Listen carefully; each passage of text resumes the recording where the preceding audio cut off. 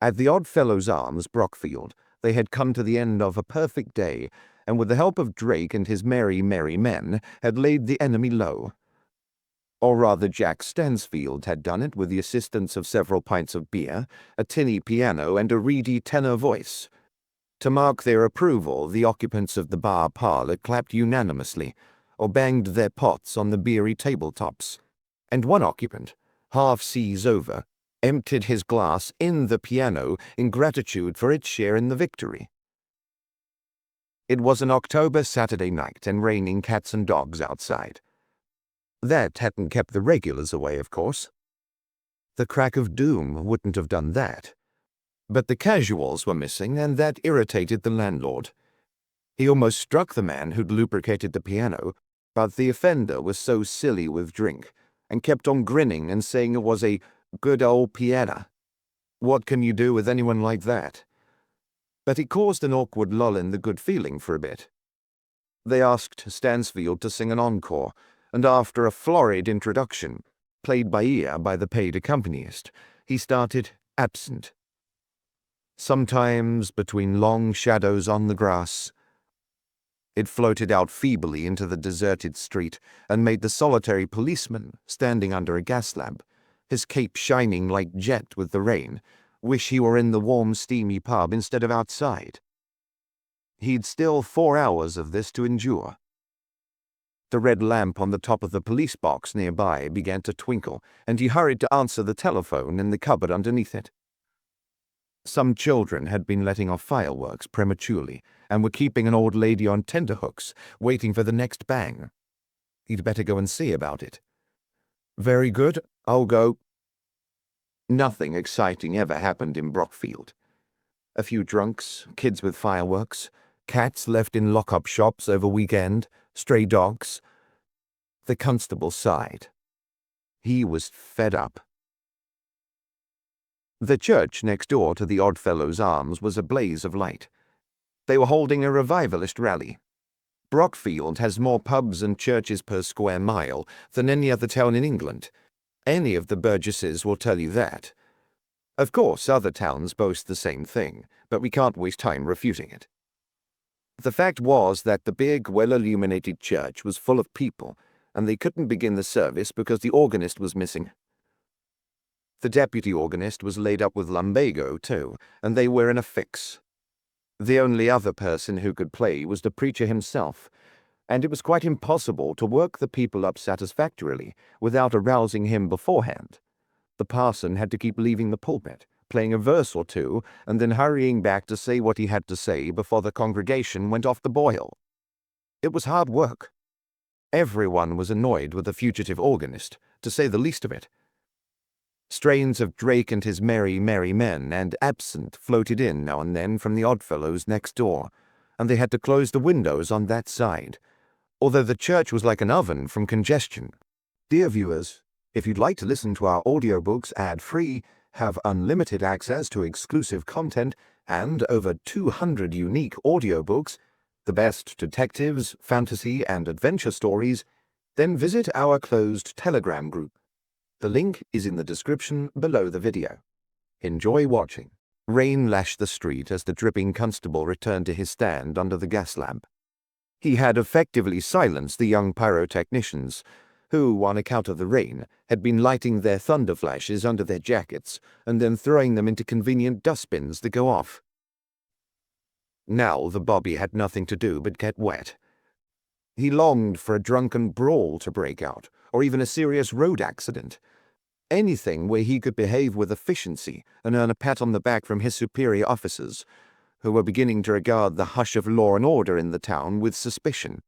The police always missing when they were wanted, so to speak. As if PC 132 could help it. Now they were singing Abide With Me in the church, and the strains having reached the Oddfellows, the occupants of the bar parlour took it up, and chapel and pub side by side echoed the same hymn. PC 132 stopped his troubled thinking to listen and said to himself it sounded very nice, and that people weren't always as pagan as you thought they were. Suddenly, like a bolt from the blue, trouble invaded the sodden, silent street. a closed van with headlamps full on, dazzling the eyes until they pained, and lighting up the floods of water rushing to the gutters, zigzagged dangerously down the incline of shining cobblestones, and pulled up with a frightful squeal of brakes in front of the Oddfellow's Arms. The door opened and was closed again with a bang, and a flying figure ran into the pub. PC-132 ponderously crossed the road and began to examine the vehicle. "Give me a double brandy," the newcomer was saying inside the inn. Unable to find anyone at the little bar at one end of the long corridor which led from the vestibule, he had opened the door to the bar parlor. At the sight of him, the occupants suddenly stopped singing. Some of them left their mouths open in surprise, the song suddenly cut off from them. "Give me a double brandy." "We haven't any," said the landlord, still in a bad temper. He had some hidden away for special occasions, but he wasn't serving it to any Tom, Dick, or Harry who had the cheek to call on the off chance and ask for a double. "Give me anything." "Only rum. For God's sake, rum, anything." The man looked in a state of collapse. He was wet through and bareheaded. His dark, long hair was so heavily oiled that the rain formed in globules on it and ran down his face and back instead of soaking in. Narrow slits of eyes, a thin, long, pointed nose, and fleshy-lipped mouth with a streak of dark moustache across the top of it. Dazzled by the light and apparently thrown into confusion by some unknown terror, he grimaced and twitched like an idiot. The rain ran from his clothes and formed a pool round his feet. The customers of the pub looked hard at him and summed him up. A cheapjack, a street corner boy, the sort who stood on the local open-air market selling odds and ends of jewelry and on the sly clothing coupons. They gave him the collective cold shoulder at once. They were all honest-to-goodness working folk, and there was no place for an easy money boy among them. They eyed his clothes with disdain. Heavy overcoat of light cloth, with high padded shoulders and waist pinched in like a pair of corsets. Limp, soaked, baggy trousers escaping from beneath the coat and falling low on a pair of long brown pointed-toed shoes. The trembling hand holding the double rum was long and mean, but the fingernails were effeminately manicured. "Give me another." The landlord reluctantly did so. The chap was so obviously all in, it seemed a kindness to do it, especially after singing a hymn.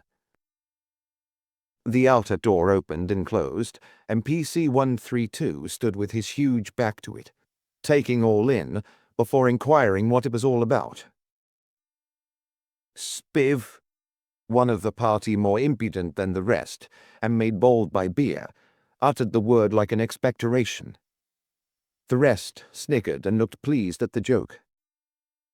The word seemed like the last straw to the strange figure in the padded coat. He removed the glass, from which he was gulping, from his mouth with a gesture so quick that it spilled the contents halfway across the room. "Spiv, did you say?" The man who had been bold braced himself against the wall behind his chair, as though expecting a sudden assault. "Spiv? Yes, I am a spiv. That's what they all say. They stop in the street and shout it after me. Well, they're right. I am a spiv. I'm a spiv. Spiv. Spiv." He shouted the word as though it pleased him, like someone who has earned a degree or received a title, mouthing it to himself with deep satisfaction. He stood there, the rain dripping from him, his slits of eyes now widened and round, terror in every line of his body. "Area, what's all this?" The huge figure of the law stood in the doorway. Everyone sighed with relief. They didn't quite know how to deal with the situation.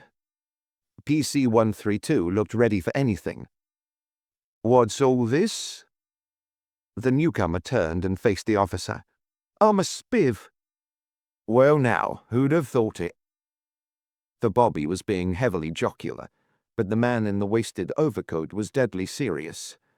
"Yes, but whatever I've done, I never killed anybody. I didn't do it. I swear I didn't." The constable stiffened and towered over the man. "Who says anybody's killed somebody?" he said in his best constabulary style. I didn't do it. He was dead when I got there." The drinkers round the fire were petrified. They all sat there like the cast of the Sleeping Beauty, struck immobile by the witch's curse. "Where've you come from and what you been doing?" "Fenning's Mill. I didn't do it." The constable placed a warning hand on the stranger's shoulder, and it seemed that was all that was needed to crack him up altogether. As though the huge paw were a ton in weight, the man crumpled under it, sank to the tiled floor, and sat there talking to himself. "He was dead, staring at me. I didn't do it. I'm not a murderer. I'm only a spiv." The embarrassed Bobby stooped with difficulty, for his cape and his paunch impeded any bending movement, and tried to raise the man. "He's got off his rocker," said someone. There was a murmur of general assent. The constable looked angrily at the figure on the floor, jerked back his helmeted head as though seeking guidance from heaven, and then rubbed his chin with the back of his hand. "I'm phoning for help," he said. "You lot look after him till I get back." And he stamped purposefully out and across to the police box. Something was happening with a vengeance now. Back at the inn, the occupants of the bar parlor, men and women, were on their feet and had gathered round the stranger, like participants in a parlor game. The man on the floor was sitting there, fully conscious, talking to himself an unintelligible gibberish, but in a tone of self-comfort and excuse. 2 more constables soon arrived, and the little posse picked up the spiv, carried him out, dumped him in his own van, and drove him to the police station, where, in due course, the surgeon, with the concurrence of a colleague, certified him as having the balance of his mind disturbed, to say the least of it, and committed him to the asylum under police guard. "Better have a look at Fenning's Mill and see what he's been at," said the inspector on duty to PC 132 after hearing his report. "Expect it's just a mad tale, but we'd better look round." Fenning's Mill was an old stone factory, chiefly engaged in weaving cotton for shirtings, and stood just behind the police station. It was approached by a maze of narrow streets, terminating in a large walled croft on which stood the mill, with dumps for coal, packing cases, warehouses, and a small reservoir for the engines surrounding it. There was no watchman on duty, but the constables found the iron gates which broke the surrounding wall wide open. "Hello?" said PC 132 gruffly. "Hello?" said his colleague, 124 in another key. "So there has been something up?" "Looks like it." There was a gas lamp burning near the gates. It threw long shadows down the alley and illuminated a few scurrying rats. Otherwise there was nobody about. The rain was still coming down in torrents. A real night for keeping people indoors. The constables turned on their torches and cautiously walked across the cobblestoned mill yard. All was still. The first building was a block of stone offices, single-storied, the lower half of its windows covered in gauze screens with W&H.J. Fenning Limited printed across them in gilt. The bobbies tried the doors, which they found locked. Next, the main entrance to the mill itself. Doors locked here, too. No signs of disturbance at all. Then the boiler house, where they fired the great furnaces to drive the engine. This was secure and safe behind its drawn steel shutters. Beyond, you could hear the crackle of the fires, damped down for the weekend. Steam hissed somewhere, gently like a distant angry snake. Otherwise, not a sound. "Ern?" said PC 132. Aye, assented 124. "Better try the warehouse. Looks like a false alarm." They tramped across the yard to the square, 2-storied block which held the raw yarn and the finished products awaiting delivery. The door was open. The 2 policemen entered shoulder to shoulder, as though expecting a massed attack of startled intruders. All was quiet, however, but on the floor, about a dozen paces from the door, lay a figure staring at the ceiling. The open eyes and the livid face gave the constables quite a turn. They groaned with surprise. "Jeepers," said 124. "What?" said 132. I always said jeepers. PC 132, his mind momentarily removed from the horror at his feet by his comrade's strange utterance, looked puzzled, and then switched back to business. Been strangled by the looks of it? Horrible. I'll say. Better ring up the station. Is there a phone in that corner over there? Whilst his colleague telephoned for help, PC 132 knelt with an effort and cautiously examined the body. We found a dead body here in Fanning's warehouse. Yes, stone dead. Strangled by the looks of things. Very good, sir. Hey, look at this, shouted PC 132 to PC 124. What? Who is he? I don't know, but look at this. With a heavy finger, the constable indicated the upper lip of the corpse. It was covered by a large dark moustache, obviously a false one. The constable touched the cheeks, too, and then looked at his finger under the light of his lamp. Theatrical paint, he murmured, as though to himself. He's disguised himself or something. Romgo, isn't it? I know that face. Seen it before somewhere. Now, the policeman pondered and then, suddenly growing impatient, bent and pulled off the false moustache. Got to come off anyhow. Might as well, he said as though excusing himself to himself. See who it is! See who it is! PC 124 was almost beside himself with the delight of discovery. Why, it's Ambrose Barrow, secretary of this here mill. Right you are, Joe.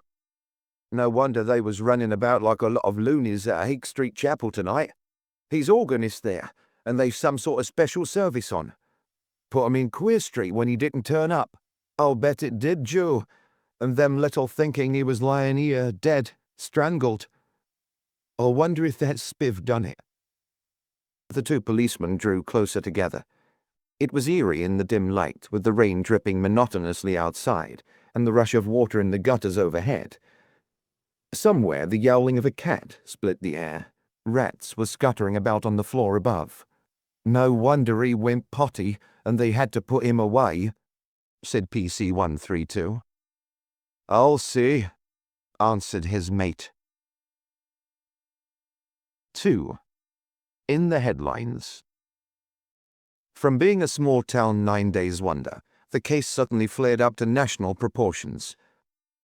The police who took the demented spiv to the asylum had a rough time with him. He thought he was being arrested for murder and grew violent.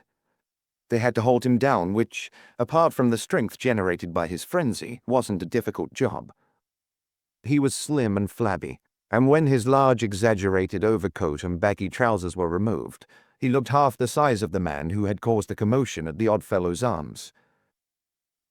Ambrose Barrow was a medium-sized, heavily built man of middle age and in good physical condition. Unassisted, the spiv, whose name appeared to be Samuel Judge, could never in his life have strangled Barrow, and the police surgeon stated that it was a case of deliberate throttling after a scuffle, and that the dead man had not otherwise been injured. No blow to knock him senseless. Cold-blooded strangling, presumably with his assailant sitting on top of him. All this puzzled Inspector Fadiman of the local police. Taking the circumstances into account, it looked as if someone had killed Barrow before Sammy Judge arrived, and that the little spiv's tale was true. What, then, was Barrow doing in the warehouse when he met his death? Why was he disguised? And what had he to do with Judge? There was no doing any good with Judge for several days. When interviewed at the asylum by the police, he could give no intelligible account of his movements in Brockfield on the day and night of the crime. All he could do was protest his innocence, shriek to be released, weep as he denied ever having murdered anyone, and then lapse into fits of silent moodiness. The police found Sammy's home address from letters in his wallet and got in touch with it. This resulted in the arrival in Brockfield of an inflated replica of Sammy Judge, padded overcoat and the rest to match, who declared he was the spiv's brother and had come to take him home.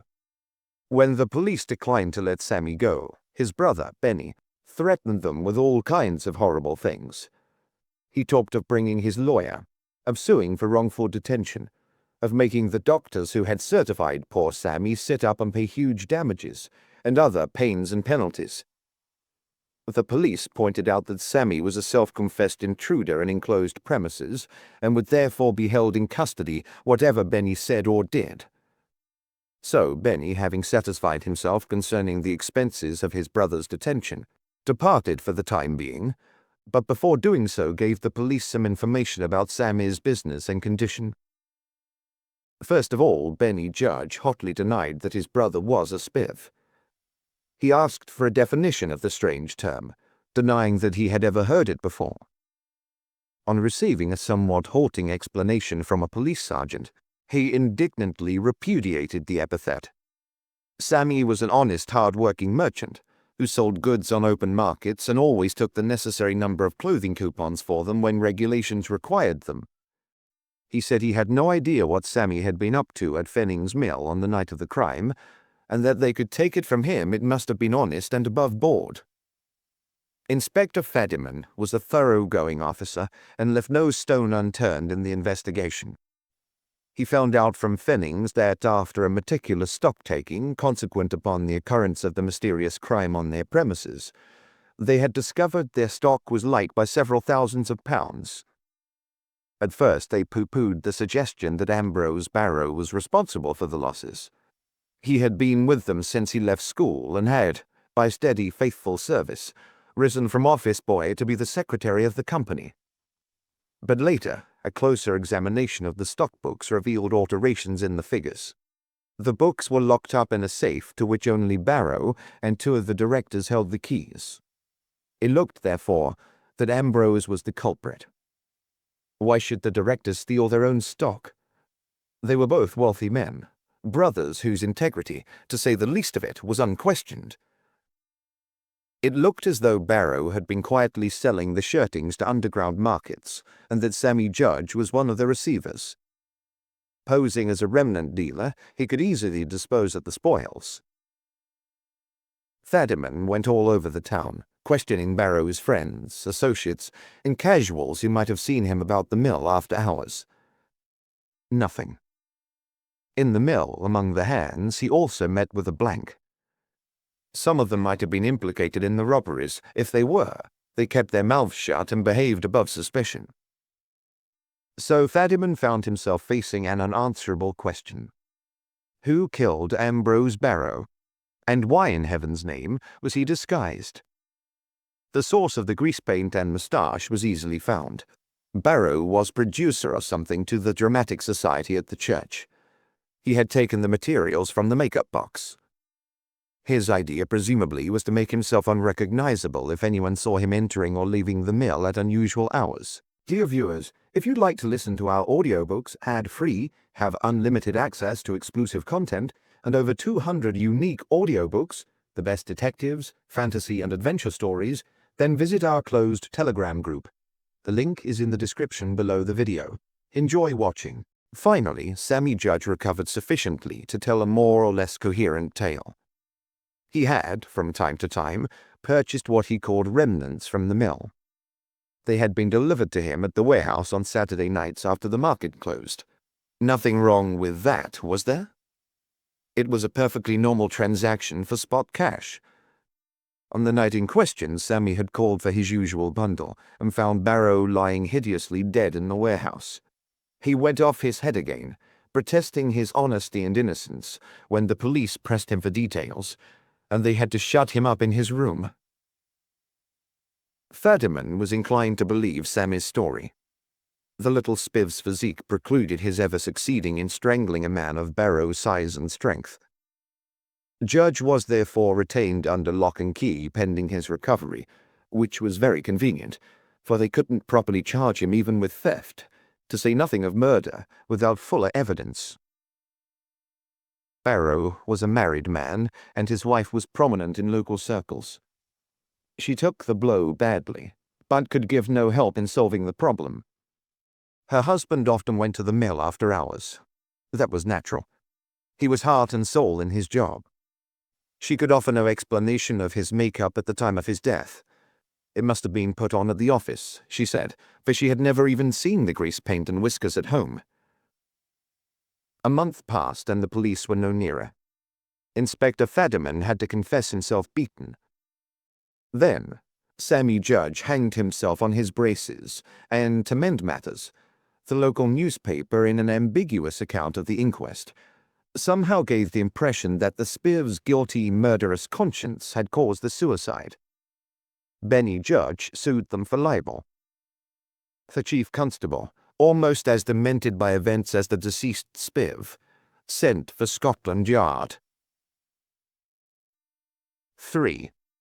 The Woman in the Pillbox Hat. "Don't look round," said Inspector Fadiman to Little John after he got out of the train and they had shaken hands. "There's a woman followed me here, and I think she's after you. Mrs. Barrow, wife of the murdered man." She was standing under the bridge leading from the up to the down line, patiently waiting, her eyes on the two officers, her long fingers screwing a handkerchief into a ball. She had a fixed purpose in mind and ignored all the bustle and noise going on around her. She was tall, dark and slim, dressed in black from head to foot. Coat and skirt, shoes, gloves, and even black stockings. Her hat was like a tall, inverted black pillbox. A good-looking woman, but pale and strained from grief and worry. Muttering to himself, Fadiman took Little John's bag, and they elbowed their way through the crowd. Mrs. Barrow followed, leaving the astonished ticket collector with his hand outstretched for her ticket, without even so much as a platform ticket or a look in his direction. Mrs. Barrow caught them up on the sloping station approach. She ignored Fadiman. "You're the man from Scotland Yard, aren't you?"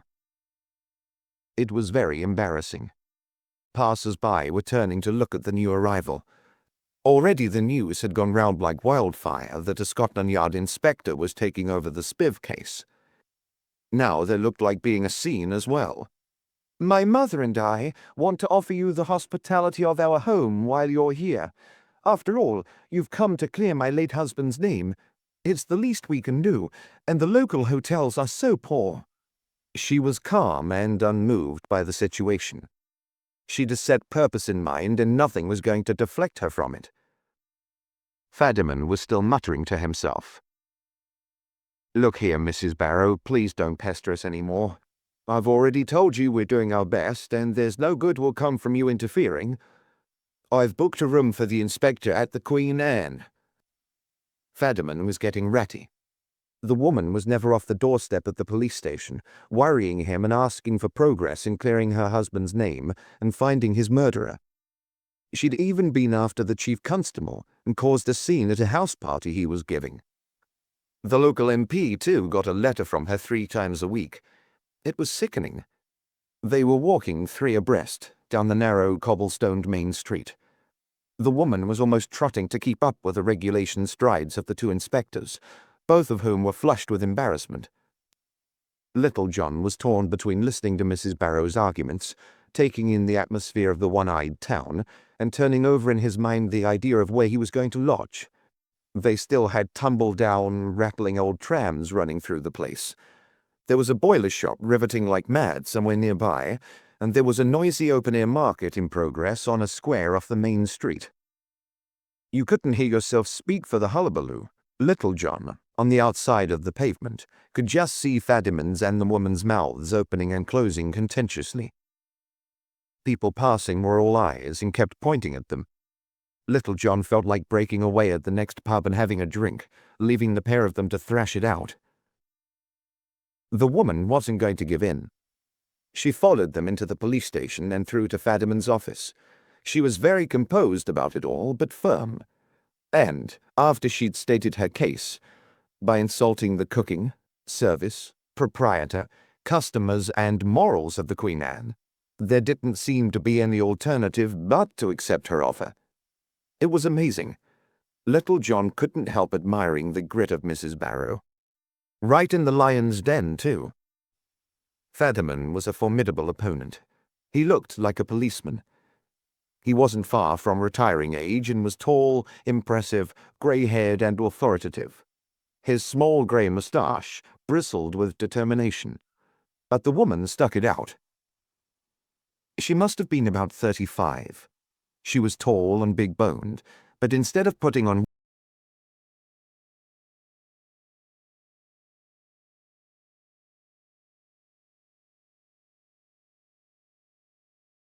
weight as such people usually do later in life, she had kept lithe and slim. Her clothes were obviously the handiwork of a small-town tailor. Morning orders within 24 hours. Properly turned out, she would have been quite distinguished and attractive, and the pillbox hat was just ridiculous. She had rather a long, delicate face, and this, topping the lot, elongated it still further to an absurd degree. Little John prided himself a bit on his taste in ladies' hats. This one took the biscuit. "Could you send the inspector's bag round, then?" She gave an address to Fadiman, who almost blew up. There was no limit to her nerve. Little John was sick of it, and thought it best to intervene. "Very good of you, Mrs. Barrow, I'm sure, but I must be independent during this investigation. I can't very well stay at the home of the murdered man, can I?" "And why not? There's every reason why you should. I could help. You are working on his side, aren't you?" This sort of thing could go on forever. "Definitely, Mrs. Barrow, but you must appreciate that I must be free to choose my own lodgings and operate as I wish. And there was a nice beefsteak for your tea, too. I got it specially from the butcher's." "I bet you did," thought Little John, and at length, finding himself alone with the now speechless Fadiman, he relieved his feelings in roars of laughter. Fadiman didn't think it funny at all. "I'm fed up with that damn woman. Never been off our doorstep since the case opened. I'm sure if she'd known your name beforehand, she'd have come up to London to fix things up before you left." "Did you want to stay at her place?" "Not on your life." All the same, it might have had its advantages. A lot of inside atmosphere and information. Freedom from the small-town commercial. And there was a nice beefsteak for his tea. But it just couldn't be done. The police constable took Little John's bag to the Queen Anne. He walked self-consciously, carrying his load with ease and looking a bit put out. He wasn't used to being a porter. The street descended sharply to the town centre. Then there was a stone bridge beneath which sped a river in spate. The water boiled and swished round the piers of the arches, carrying branches of trees and other rubbish with it. The constable's nose began to run, and he furtively wiped it on the back of his hand. People followed with their eyes the progress of the two policemen, turning round in the street and peeping from shop windows and doors. The hotel was near the centre of the town. A poor sort of place, badly in need of a coat of paint, and with a gloomy interior. The landlord, at the sight of the new arrivals, detached himself from a party of playboys drinking at the bar and greeted them. He was a small, fat, middle-aged man with a bald head, a large moustache waxed to points, and an aggressive air born of lack of confidence. He was in his shirt-sleeves. "We'll do our best to make you comfortable." He spoke from one side of his mouth as though imparting a secret. "And by the way, had Mrs. Barrow been after you, sir, trying to get you to stop with her?" "She did offer hospitality. Why?" "She's been round here, sir. Told me you weren't coming after all. Good as implied the place wasn't good enough for you. She's got a nerve. It was always good enough for her till she got married to Barrow. Then she got big ideas about herself." "What do you mean?" "She used to come here with her boyfriends regular at one time. Quite one of the girls of the town in her day was Flo. Harrison. That was her name before she wed Barrow." "What did she do in those days?" "Secretary to the mayor of the town. Corporation official. Fancied herself, too. Came across Barrow when Mr. Fenning was mayor. Barrow being secretary of the mill, and her being secretary of the mill owner, they got quite a lot together. Though why she married him I don't know. She could have done better, for she was a good looker and no mistake." "What sort of man was Barrow?" I'd describe him as a bit of a nonentity myself, though I didn't know much about him. He came here sometimes to dinners, but wasn't what you'd call a regular client like. Why were you surprised at his marrying Flo? Harrison, did you say she was called? Yes. Well, can't hardly put my finger on it. Let's say she wasn't his sort. The landlord looked uneasy and eager to get away. There seemed to be something he didn't care to say. The arrival of a customer relieved the situation. "Good afternoon, sir." The landlord was all over the man. Little John tried to size up the newcomer. He wasn't the small-town type at all. Tall, well set up, with a head of curly grey hair and a fine, aquiline, clean-shaven face. He stood out among the local ragtag and bobtail drinking round the bar, and they immediately became deferential. "Good day to you, Mr. Fenning." So this was Fenning. He moved among the crowd with ease, almost grace, compared with their own gaucheries. Neither his suit nor his accent were local products. He'd been well educated somewhere, and you could tell it as soon as he entered the place. "The usual, please, Spencer." He had a word for everyone, kindly but not familiar, the sort you wouldn't take any liberties with. "How's your mother, Mary?" That was for the barmaid. "Better, sir, thank you. She'll be about in a day or two." "I'm glad." The landlord handed Fenning a glass of sherry. Little John asked for the same. The landlord gave him a dirty look. "It's all right, Spencer. No need to keep it all for me." It was excellent sherry, too. Fenning smiled at Little John.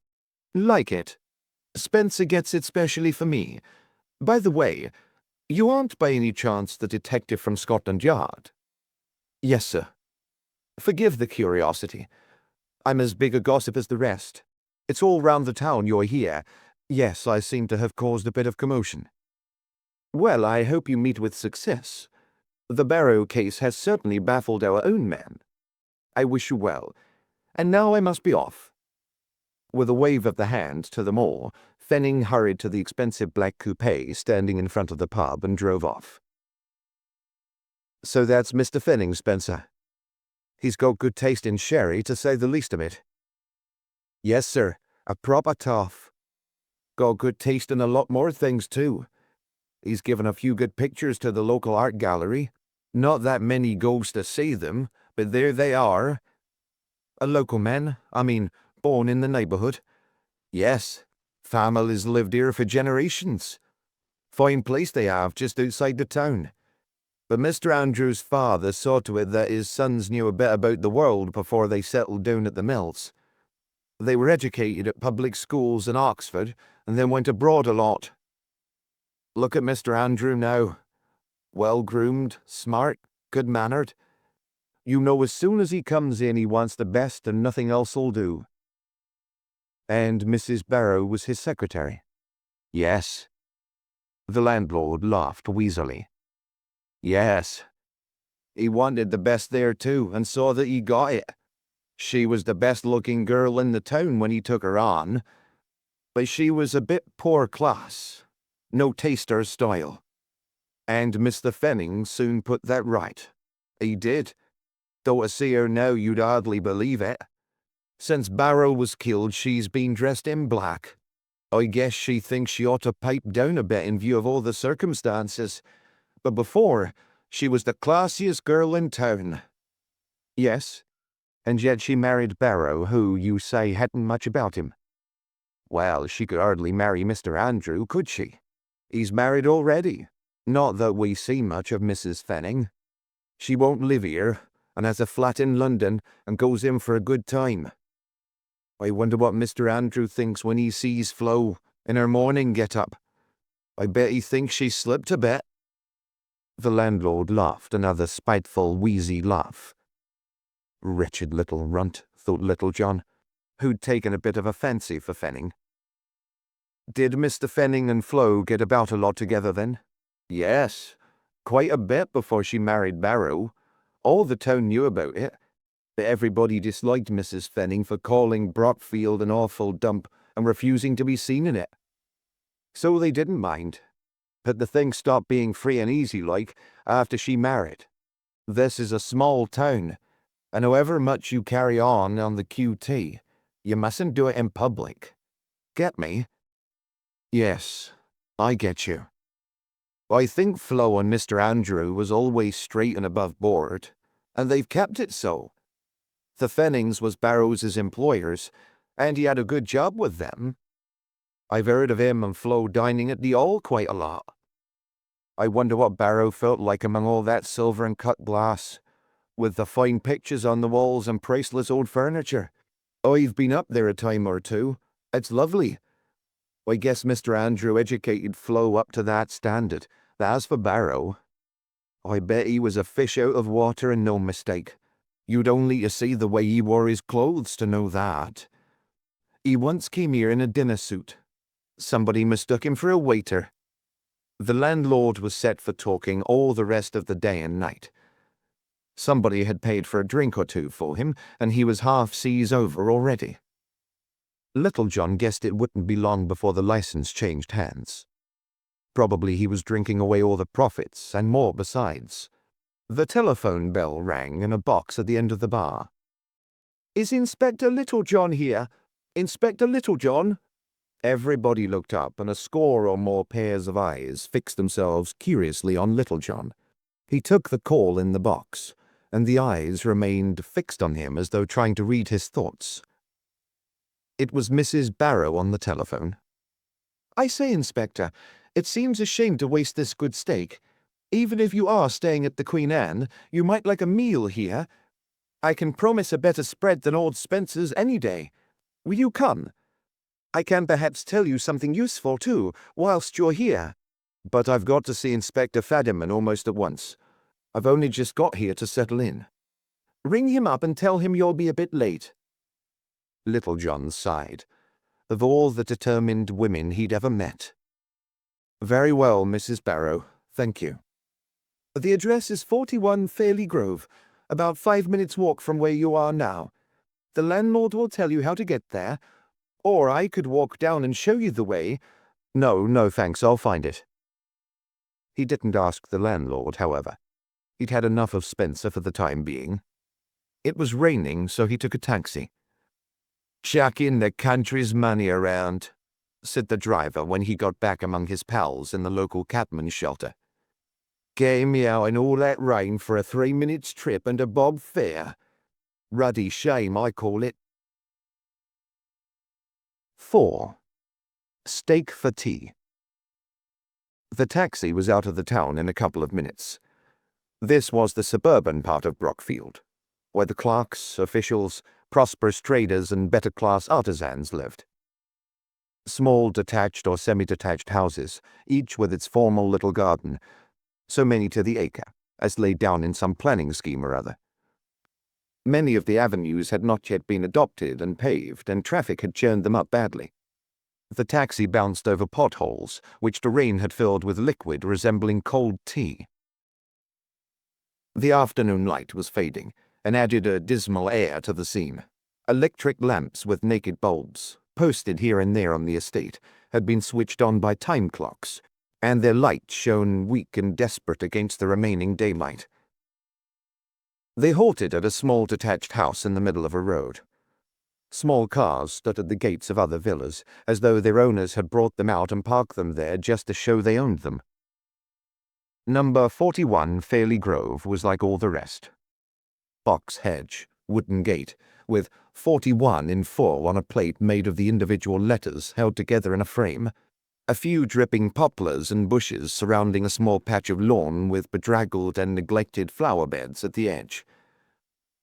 There were heavy green curtains at the windows, and on the windowsill inside, 2 glass vases of flowers with a plaster figure of a Greek athlete between.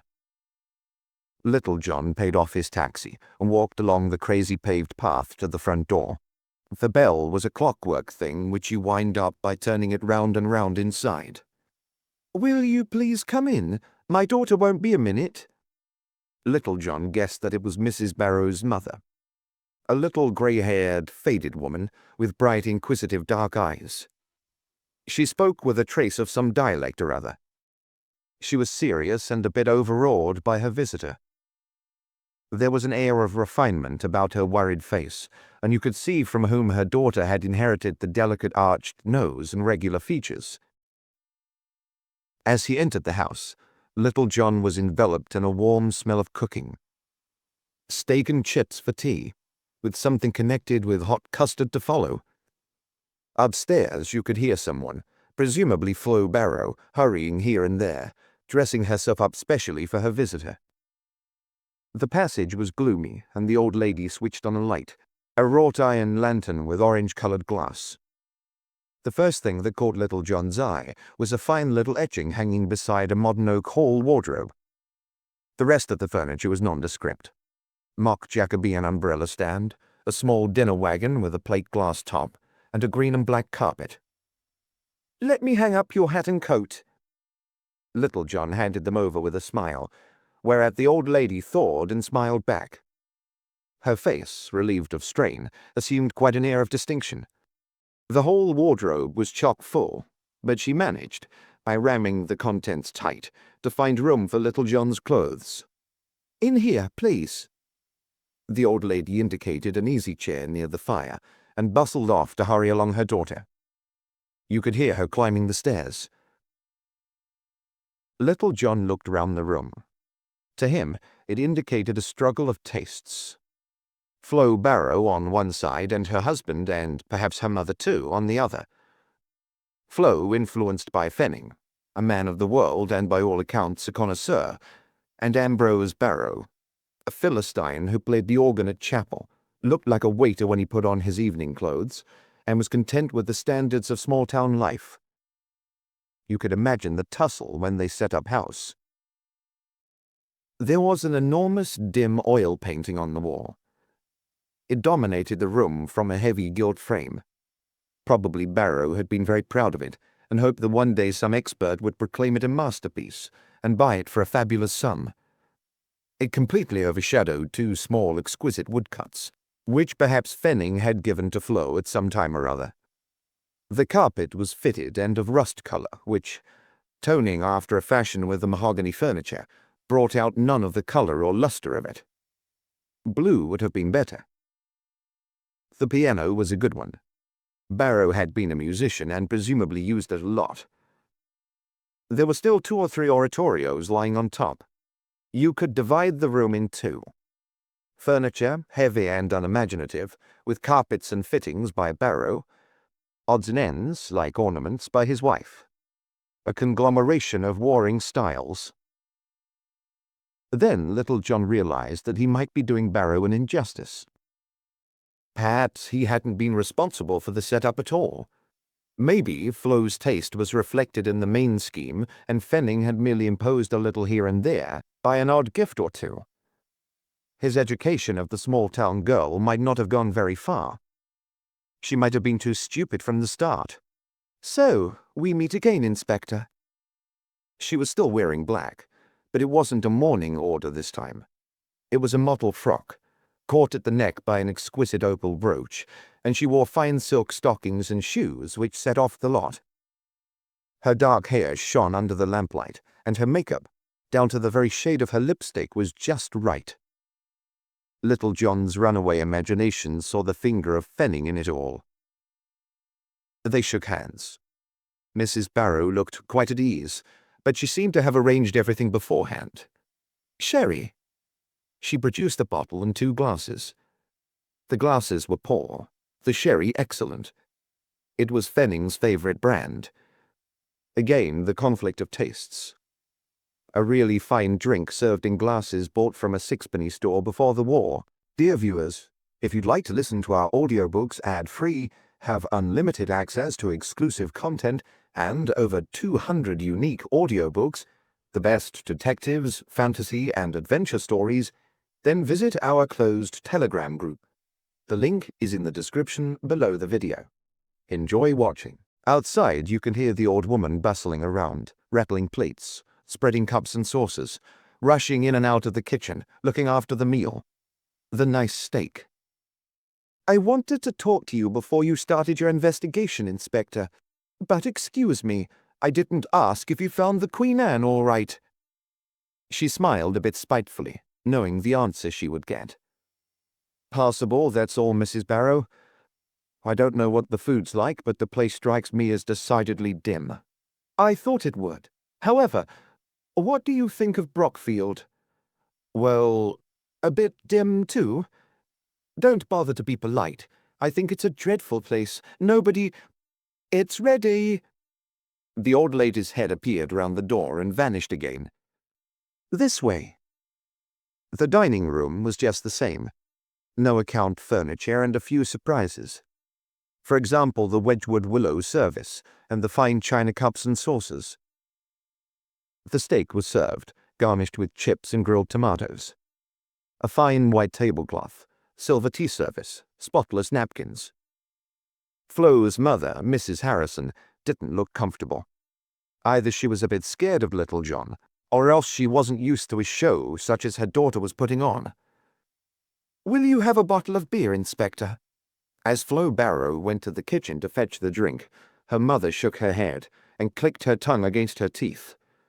"I never touch drink," she said testily. "Neither did Flo until she—" And then Mrs. Harrison stopped. They were sitting in the lounge again, taking coffee. Mrs. Barrow had offered little John brandy and cigars, but he had refused the drink and was smoking his pipe. Impossible to believe that but a short while ago the master of the place had been strangled. It was so quiet and settled. You'd have thought that trouble was safely shut outside. "Had your husband any enemies, Mrs. Barrow? Anyone who might have wished him ill or borne him any grudge?" The same old question and the same old answer. "No." She was sitting with her legs crossed, smoking a cigarette and staring in the fire. The look she gave little John as she answered was untroubled. Outside, her mother was washing up in the kitchen. What was he doing at the mill at that hour? According to the evidence at the inquest, he was there selling some oddments of cloth to the dealer who could only come for them on Saturday night. Was he in charge of that kind of thing? One would have thought the warehouseman. Yes, but with cash passing for the transaction, my husband probably wished to lock it in the safe. Only he and the directors had keys. It seems a bit strange, though. Surely Mr. Barrow wasn't in charge of the warehouse. You're thinking of the story that my husband was dishonestly selling the company's goods, aren't you? I won't believe that. There must be some satisfactory explanation. He was too honest. There wasn't a straighter man anywhere. The insinuation is scandalous, and that's why I hope you'll do better than the local police and clear his name at the same time as find his murderer." Flo Barrow's cheeks flamed, and she grew excited. But she showed no sign of grief, merely indignation. "What is this matter about his being disguised? Made up with the Dramatic Society's grease paints and false hair? Was he an actor, then?" Mrs. Barrow looked ready to laugh. "Ambrose an actor? Not at all. His association with the church dramatics was as a musician. He ran a little piano quartet which played between the acts. He couldn't have taken a part to save his life." She said it almost contemptuously. "Why?" "He wasn't that kind. Stolid, unimaginative. He was a good musician technically, but quite uninspired." Little John looked at the woman facing him.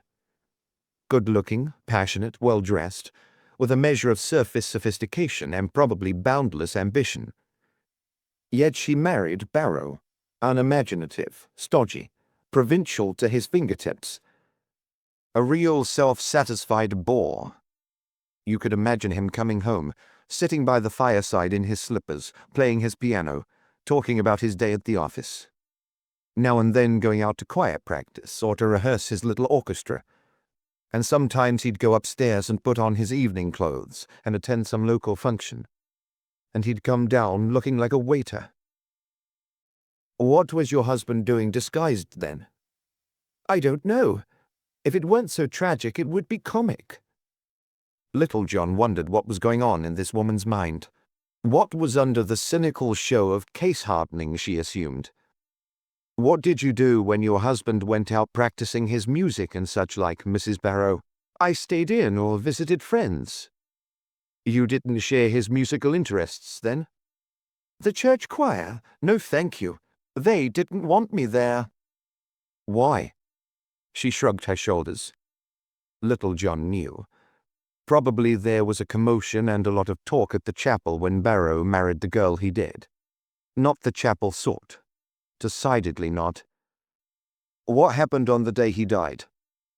We had a meal, and he went to the church to play for a special service. I had a cold, so stayed at home. Otherwise, I'd probably have called to see friends.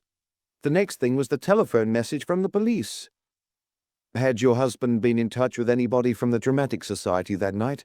I mean, could he have picked up his disguise on the way? No. That was fully gone into. There wasn't anything else on at the church but the special service. It wouldn't have done for things to clash, would it? Who's in charge of the Dramatic Society?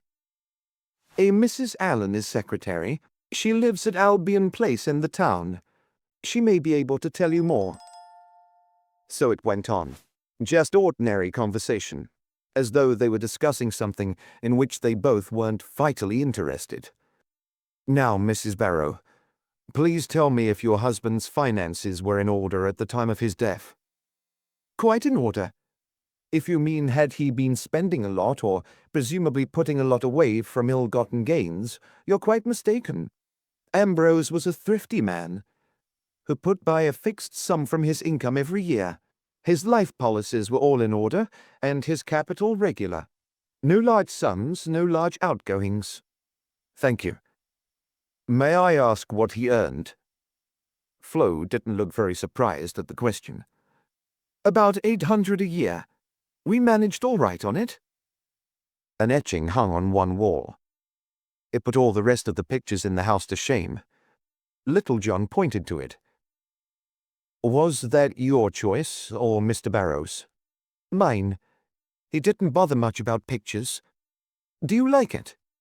Little John rose and looked carefully at it. Beautiful. I won't ask what it cost. It's a Whistler, isn't it? Yes, and it cost 5 shillings. Little John opened his eyes wide. How? Among a lot of junk at a local auction sale. A friend of mine saw it and bought it. It was among a stack of stuff which was being sold merely as wood and glass. My friend gave it to me. Did she know she was getting a Whistler? He did. No need to ask who he was.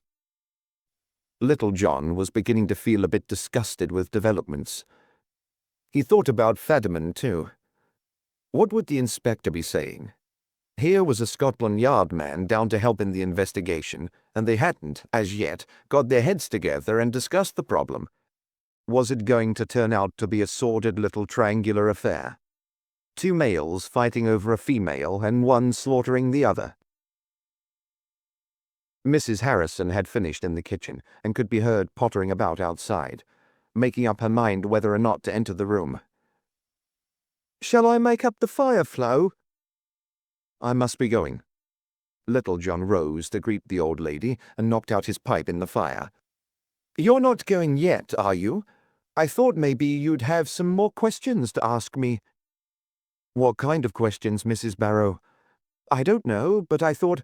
She had asked him up to size him up. That was it. Did she wish to know what kind of an ally she had? Or was it adversary? The old lady seemed to think that some apology was due for her daughter's calmness. It's been a sad blow to Flo, sir. She's not herself at all. Since Ambrose was taken...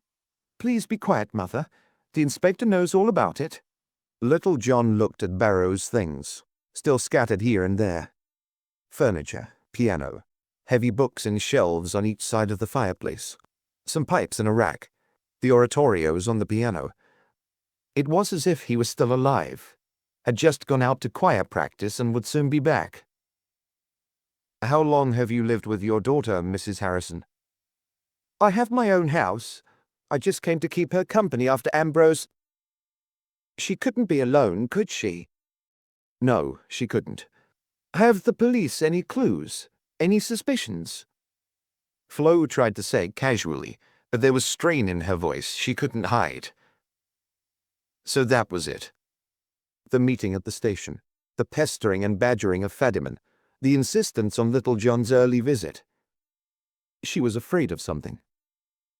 No, Mrs. Barrow, we haven't a thing to guide us. But sooner or later, we'll find what it was all about. They saw him to the door, and the pair of them stood there, framed in the hall light, until Little John had walked almost to the end of the avenue. It was still raining hard, but the inspector preferred to walk. He turned up the collar of his raincoat, pulled down the brim of his hat, and struggled against the wind and rain until he reached the police station. 5. Hamlet in modern dress. Little John found Penelope Allen attending a rehearsal of the BAPS, Brockfield Amateur Players, to give it in full. After a brief interview with Fadiman, who seemed quite resigned to the strange ways of Scotland Yard detectives, he had called at Mrs. Allen's home and been told she was at a rehearsal at the school behind the Oddfellows' Arms, of which we have already said quite a lot. The inspector was anxious to learn a bit more about the murdered man and his activities, and also, if he could, to get to the bottom of the strange affair of the disguise. The room was in darkness, except for the stage, which was brightly lit and full of activity. They were soon to give Hamlet in modern dress. A tall young man was occupied in alternately dealing with the gravediggers and quarrelling with the producer. The latter was sitting just below the stage on a chair tilted on two legs, and was in a perpetual state of convulsion, now waving his arms, now yelling abuse or instruction, or again mounting the stage in a single bound and excitedly showing them all how to do it. The gathering seemed divided into two parts. One lot of earnest actors sat silent and immersed in their art, waiting their turns. The other formed a clique of frolicking chatterers, whom the producer kept abusing and ordering to shut up without much effect. One pretty dark-haired girl, cast for Ophelia in a blonde wig, was flirting and displaying herself among a group of young bloods, some of whom pounced upon her and pawed her from time to time without being rebuffed. A sort of mass courtship. Like a lot of dogs. "What's he want?" somebody said in a loud, affected voice as Little John entered. The rehearsals were private, and the show was to be sprung as a surprise on the lucky people of Brockfield. Somebody found Penelope, who was not in the play, but busy preparing tickets, and brought her to the inspector. On her way, she gathered up a forlorn-looking man who had been sitting alone, apparently meditating in the dark. Penelope Allen had just been married, and this was Cuthbert, the lucky one. It was difficult to see properly in the dim light at the back of the hall, but Mrs. Allen was grotesquely dressed. Arty, crafty, livid jumper, with wheels across it which reminded you of astigmatism, homespun shapeless skirt, Russian boots and a belt decorated with horse brasses. The latter was her own idea. Cuthbert was taking the ghost in Hamlet, and he looked the part. He was tall and pale. He sagged from the waist, and wore a limp, thin moustache on his Slavonic face. He had glasses, too, in heavy black frames, and couldn't see a foot without them. This was a source of great anxiety to the producer, for you couldn't very well have a ghost in spectacles, and Mr. Allen's brief part, therefore, was a kind of game of blind man's buff. In his worst nightmares, Mr. Blight, the producer, saw the ghost walking right off the stage and mingling dimly with the audience on the night of the show. Penelope interviewed Little John in a corner and in whispers. Cuthbert stood patiently by, like a camel, and whether or not he was taking it all in, he alone knew. He seemed stunned, as though weeks ago somebody had knocked him on the head and he had suddenly recovered consciousness, to find himself tied to Penelope for life. "Did Mr. Barrow take an active interest in the society?" asked Little John. Mrs. Allen was a curious shape. A long body of tightly braced bones with no waistline, thin legs with huge feet, square flat face, pink and white, good complexion. and a little nose like a snout. Her eyes were blue and grew round with innocence at the time when she fired her most deadly shafts. "My husband," she said, introducing the ghost to Little John. "Yes," said Cuthbert, like a schoolboy answering roll call. "Yes, Mr. Barrow was interested, but only in the music. He ran a tiny orchestra which played between the acts. He used to call at rehearsals from time to time. Mr. Blight, that's our producer, the man on the chair there. Mr. Blight is keen on the right music, and of course they got together." The voice purred on and on. "Didn't they, darling?" "Yes," said the ghost. "Had he any particular friends here?" The purring stopped. The large blue eyes sought Little John's face. "What do you mean, Inspector?" The tone of the voice was enough. The jovial cat getting ready for the mouse. "I mean, I'm anxious to know all I can about Mr. Barrow and his interests. Had he any particular friends in this society who can tell me something about them?" Oh, yes. He was a great friend of Mr. Menstone, the tall one over there by the dark girl. She's the younger sister of Miss Lackland, who was violinist in the little orchestra. They might be able to tell you something. Eh, darling?" The ghost didn't respond. "Darling?" "Yes." There was an intermission in the rehearsal, and the chattering groups were now at it fortissimo. They spoke a language of their own. Everything was wizard, smashing, dim, lousy, or putrid. And their ways of life seemed to consist of beetling, stooging, staggering, waffling, and blowing. Like talking in code. Mr. Blight was trying to tell the first gravedigger how to do it. A tall fellow with projecting teeth shook hands over his head in approval of Hamlet and shouted, "Wizard Prang!" Mr. Barrow was very friendly with Miss Lackland, the one in the band. I mean, not our one. The purring and the large blue eyes came into operation again. "Who's in charge of the makeup here, Mrs. Allen?" "Mr. Liptrot, the one with the producer. He's good." "Where's Penelope?" bawled somebody. "Here, I'm just busy. Won't be long." Nobody seemed particularly interested in Little John and his affairs. There were so many interviews of one kind and another going on in dark corners. One, more or less, didn't make much difference. "Were you rehearsing on the night Mr. Barrow met his death?" "No, there was something on at the church and we couldn't hire the hall. Damn shame. Beastly of them. As if we wanted to go to their hymn singing." "Does Mr. Liptrot keep the makeup box himself?" "Yes." "Perhaps I'd better have a word with him. Do you mind sending him to me, please?" "Don't you want me any more?" The voice was plaintive. No doubt Mrs. Allen knew quite a lot more and could surmise even more than that. Still, that wouldn't be evidence, and maybe she was on her guard with the police. "No, thanks." "I'll tell Reggie then. Come on, dearest." "Yes." They faded out and materialized again in the middle of the group surrounding Miss Lackland. Penelope, in their own idiotic patois, told Reggie to toddle along and bow wow with Little John, and gave the rest of the gen. All eyes turned in the inspector's direction. A tall, fair-haired youngster with huge nose and a quiff over one eye detached himself with apparent reluctance and ambled, hands in pockets, to Little John. He looked like a toucan. "Do you want me, sir?" "You Mr. Menstone?" "Yes." "I'm in charge of the Barrow murder case." "Still at it?" "If you like to put it that way, yes.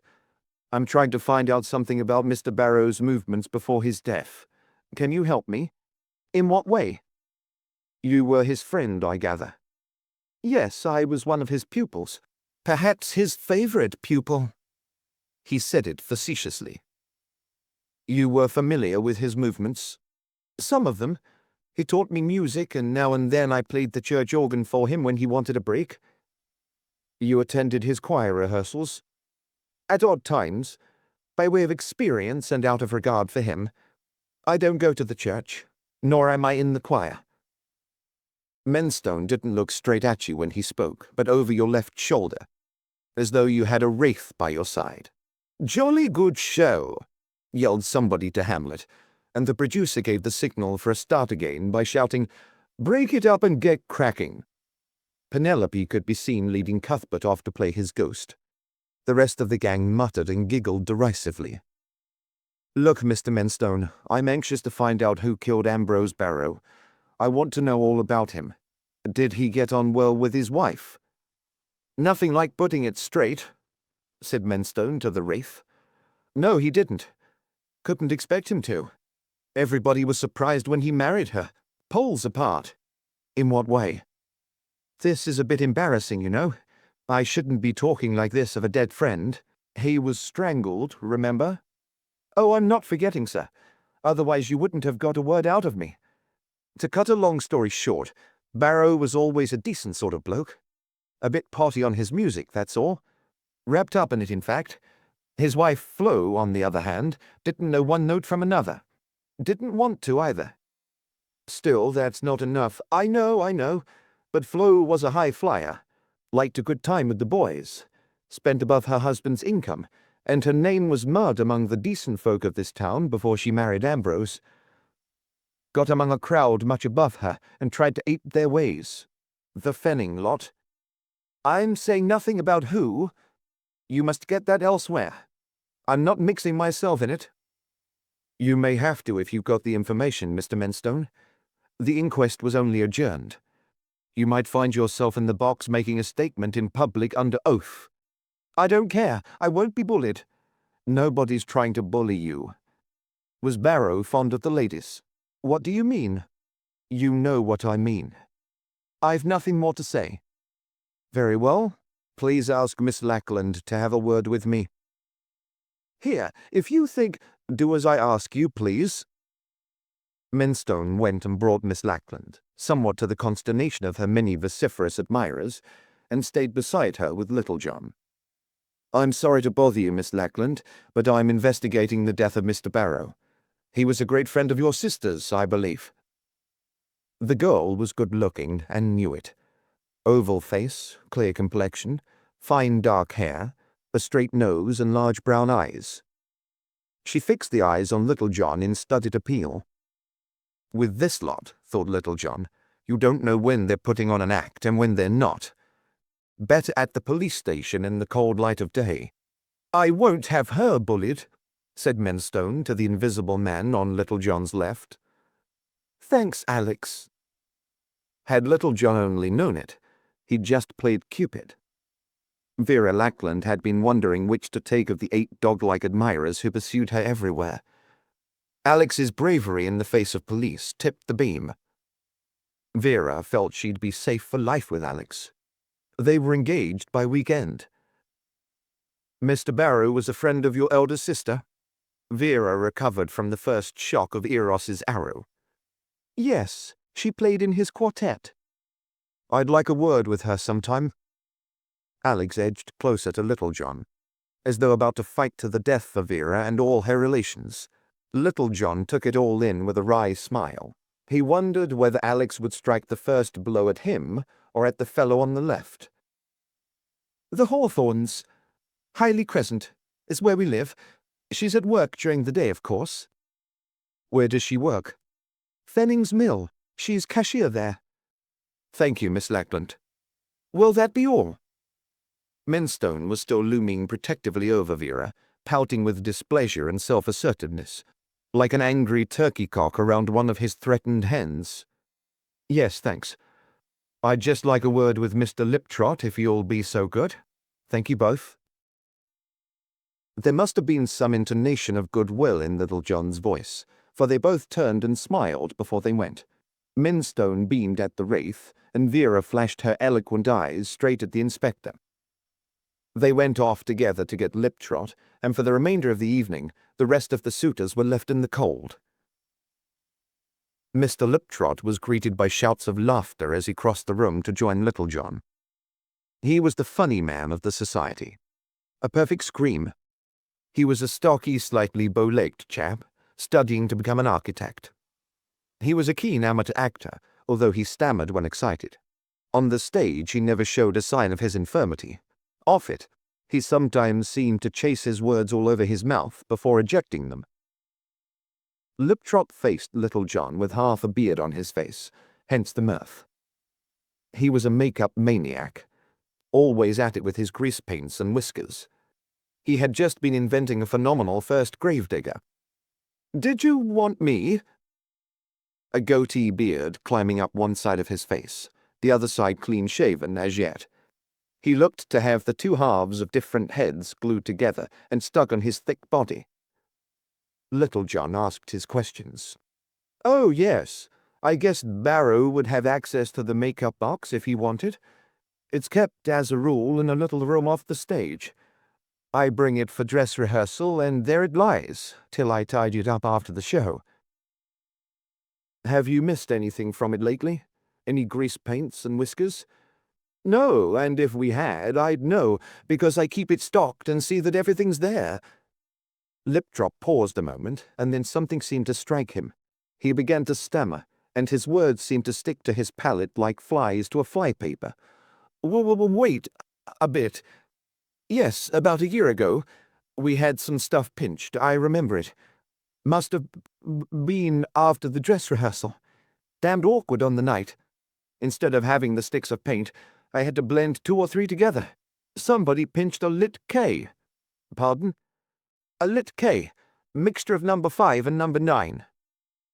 Are those the colors of the tints? I'd have thought you'd know that. Detectives often disguise themselves, don't they? Never done it in my life. Liptrot looked put out. He'd always understood from Penny Dreadfuls that... Well. It was the Penny Dreadfuls that had started his interest in makeup, and now detectives never disguise themselves. He looked hard at Little John. Must be a very poor sort of detective, or else, as a matter of policy, they didn't make a habit of owning up. So somebody took the makeup? Yes, a lit K, as I said. A stick of carmine vermilion and a chunk of black crepe hair. All we'd got. Good job we didn't need whiskers for minds a bitter, else we'd have been in a jam. That was over a year ago. Yes. Thanks very much. And now I must be going. Good luck for the show. Thanks, we'll need it. I am thy father's spirit, doomed for a certain term to walk the night, and for the day confined to fast in fires, till the foul crimes done in my days of nature are burnt and purged away. The ghost was walking and talking. Talking well, too. The best voice and style of all the lot. Little John turned to find Cuthbert Allen on the stage, voicing his lines with easy grace and skill. The inspector left the hall smiling to himself. One never knows all the lights some people hide under bushels. 6. Fennings Mill. Little John was up at 8 o'clock. As expected, the Queen Anne hadn't much to offer in the way of comfort. The bedroom was cheerless and overlooked a back street where customers park their cars. Across the way there was a brush shop, in the dim interior of which he could see an old man and a few girls fixing bristles into wooden handles. They all looked fed up with the job. There wasn't even hot and cold in the room. A large jug and basin on a painted washstand and a can of hot water outside the door. The bedstead was a heavy iron one with brass knobs. Breakfast was in keeping with the rest. Sausages, half-cold coffee, tough toast, and a splash of marmalade. The inspector lit his pipe and went out, hoping that the case would fold up quickly and release him from his temporary prison. It was still cold and wet. The town was dreary and uninteresting. Everybody looked bored and worried. Little John wandered along the main street. The river was still high and now was colored by a dirty brown dye, which some works or other higher up than the town was pouring into it. The way to Fennings Mill lay along the waterside. The factory had, at one time, been driven by water power. It towered amid the rest of the small, dirty, brick-built houses, a sharp contrast in stone. The chimney was vomiting smoke, and the racket of machinery could be heard long before you reached the mill gates. It was a compact, self-contained place, carrying on preparation in the tall, many-storied part, and weaving in low sheds flanking a central yard. The whir of the spinning frames mingled with the clack of looms. The mill was surrounded on three sides by a maze of little houses and narrow streets. The river flanked the other. There was a gatehouse at the main entrance, little better than a shed, with a desk, a fire, and a wall clock, where the workers punched their time cards. The man who opened the door in reply to Little John's knock was small and bow-legged. His face was pumpkin-shaped, and he had a hook instead of a hand on his left arm. "What do you want?" He removed his pipe and spat past the inspector into the street. Inside, on the rough wooden desk, were spread newspapers and football pool forms. The gateman had been filling in his choices for the weekend and was annoyed at the disturbance. When you stand a chance of winning £10,000, you don't want your deliberations disturbing. "Is Mr. Fenning in?" The man eyed him up and down impudently. "Which one?" "Mr. Andrew. You've got some hopes. Another hour afore he'll be here." "Is the other brother in?" "Aye, Mr. James is in th' office. You from the police?" "Yes." "I'll see if he'll see you." The pumpkin left Little John standing at the door and went to speak on a telephone to the mill. "Go over to th' office across yard there. He's in there."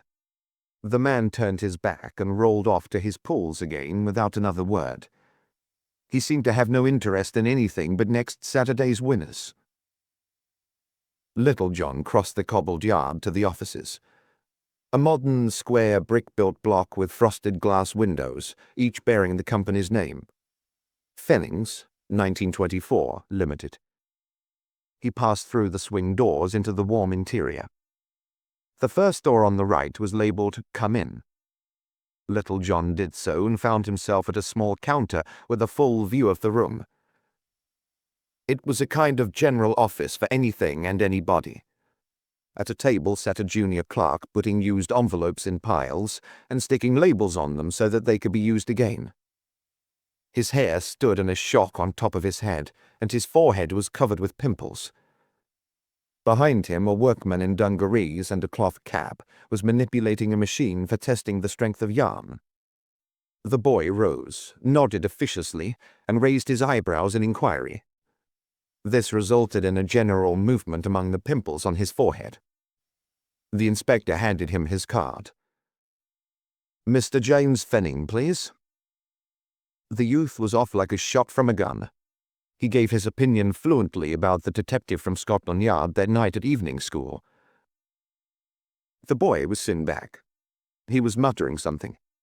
He may have been complaining or apologizing. You couldn't tell which. The room into which Little John was ushered was quite different from the rest. Thick red carpet on the floor, light oak paneling on the walls from top to bottom, a circular board table in the center with leather chairs round it, and on the walls 2 portraits in oils of old men and 2 good etchings.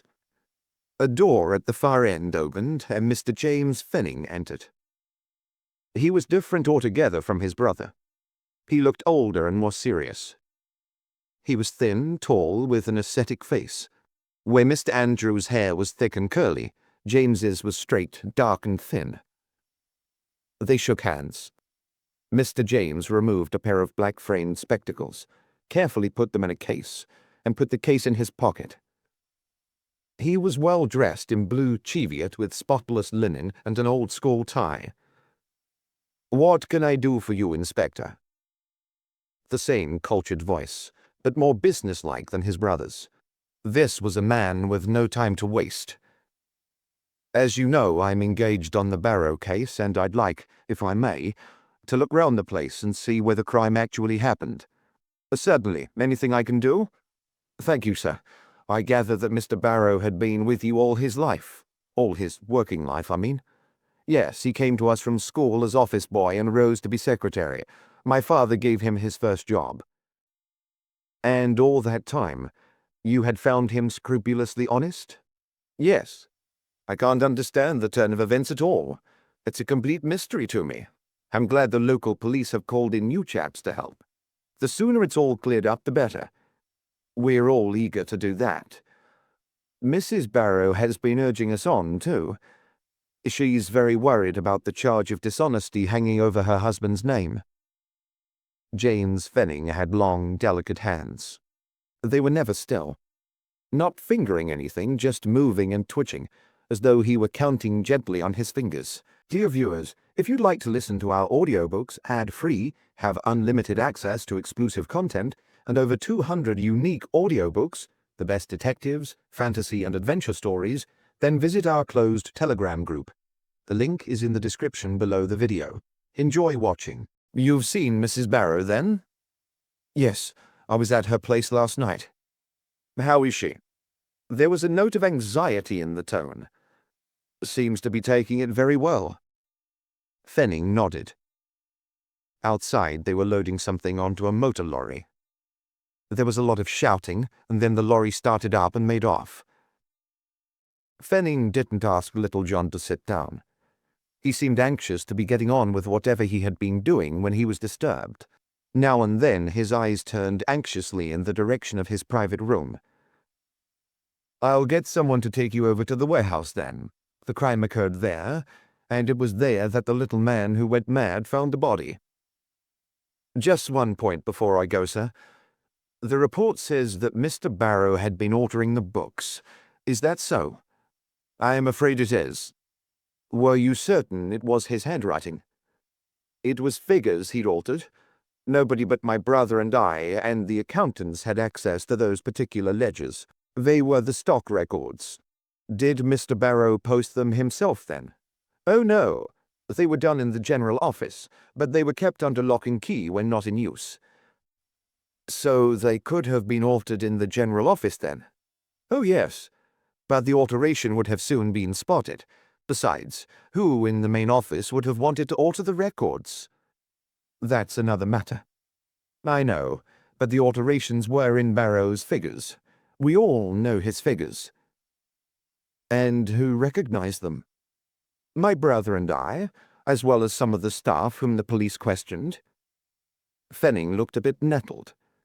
He wasn't used to being cross-questioned about statements he made. Have experts been called in about this? No, of course not. It doesn't need an expert.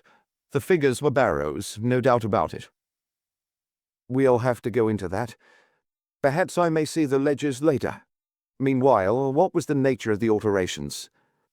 The previous figures had been carefully erased or scratched out, and new ones imposed. Was it in cash? No. Stock, as I said before. Will you please be a little more explicit, sir? James Fenning was getting rattled. He kept looking at the closed door of his room and fidgeting impatiently with his feet. Really, Inspector, I'm a busy man. I've a visitor in my room. Couldn't you call later? I'll not keep you a minute, sir. The stock records were... Briefly, it's this. The ledger contained a record of the contents of the warehouse when we took stock a month ago. The figures are used for the annual balance sheet, as you're no doubt aware. Next stock-taking, we shall check the warehouse again, and this should tally with the balance shown last time, plus additions, minus deliveries outwards. Follow? Yes, sir. Good. But what had Barrow altered? He had increased the deliveries outward figures, thereby making the stock, depleted by whatever had been stolen, tally. In other words, systematically arranged for stock to come out all right whenever we cared to check it again with the contents of the warehouse. I follow. I'm no accountant, sir, but that strikes me as rather stupid.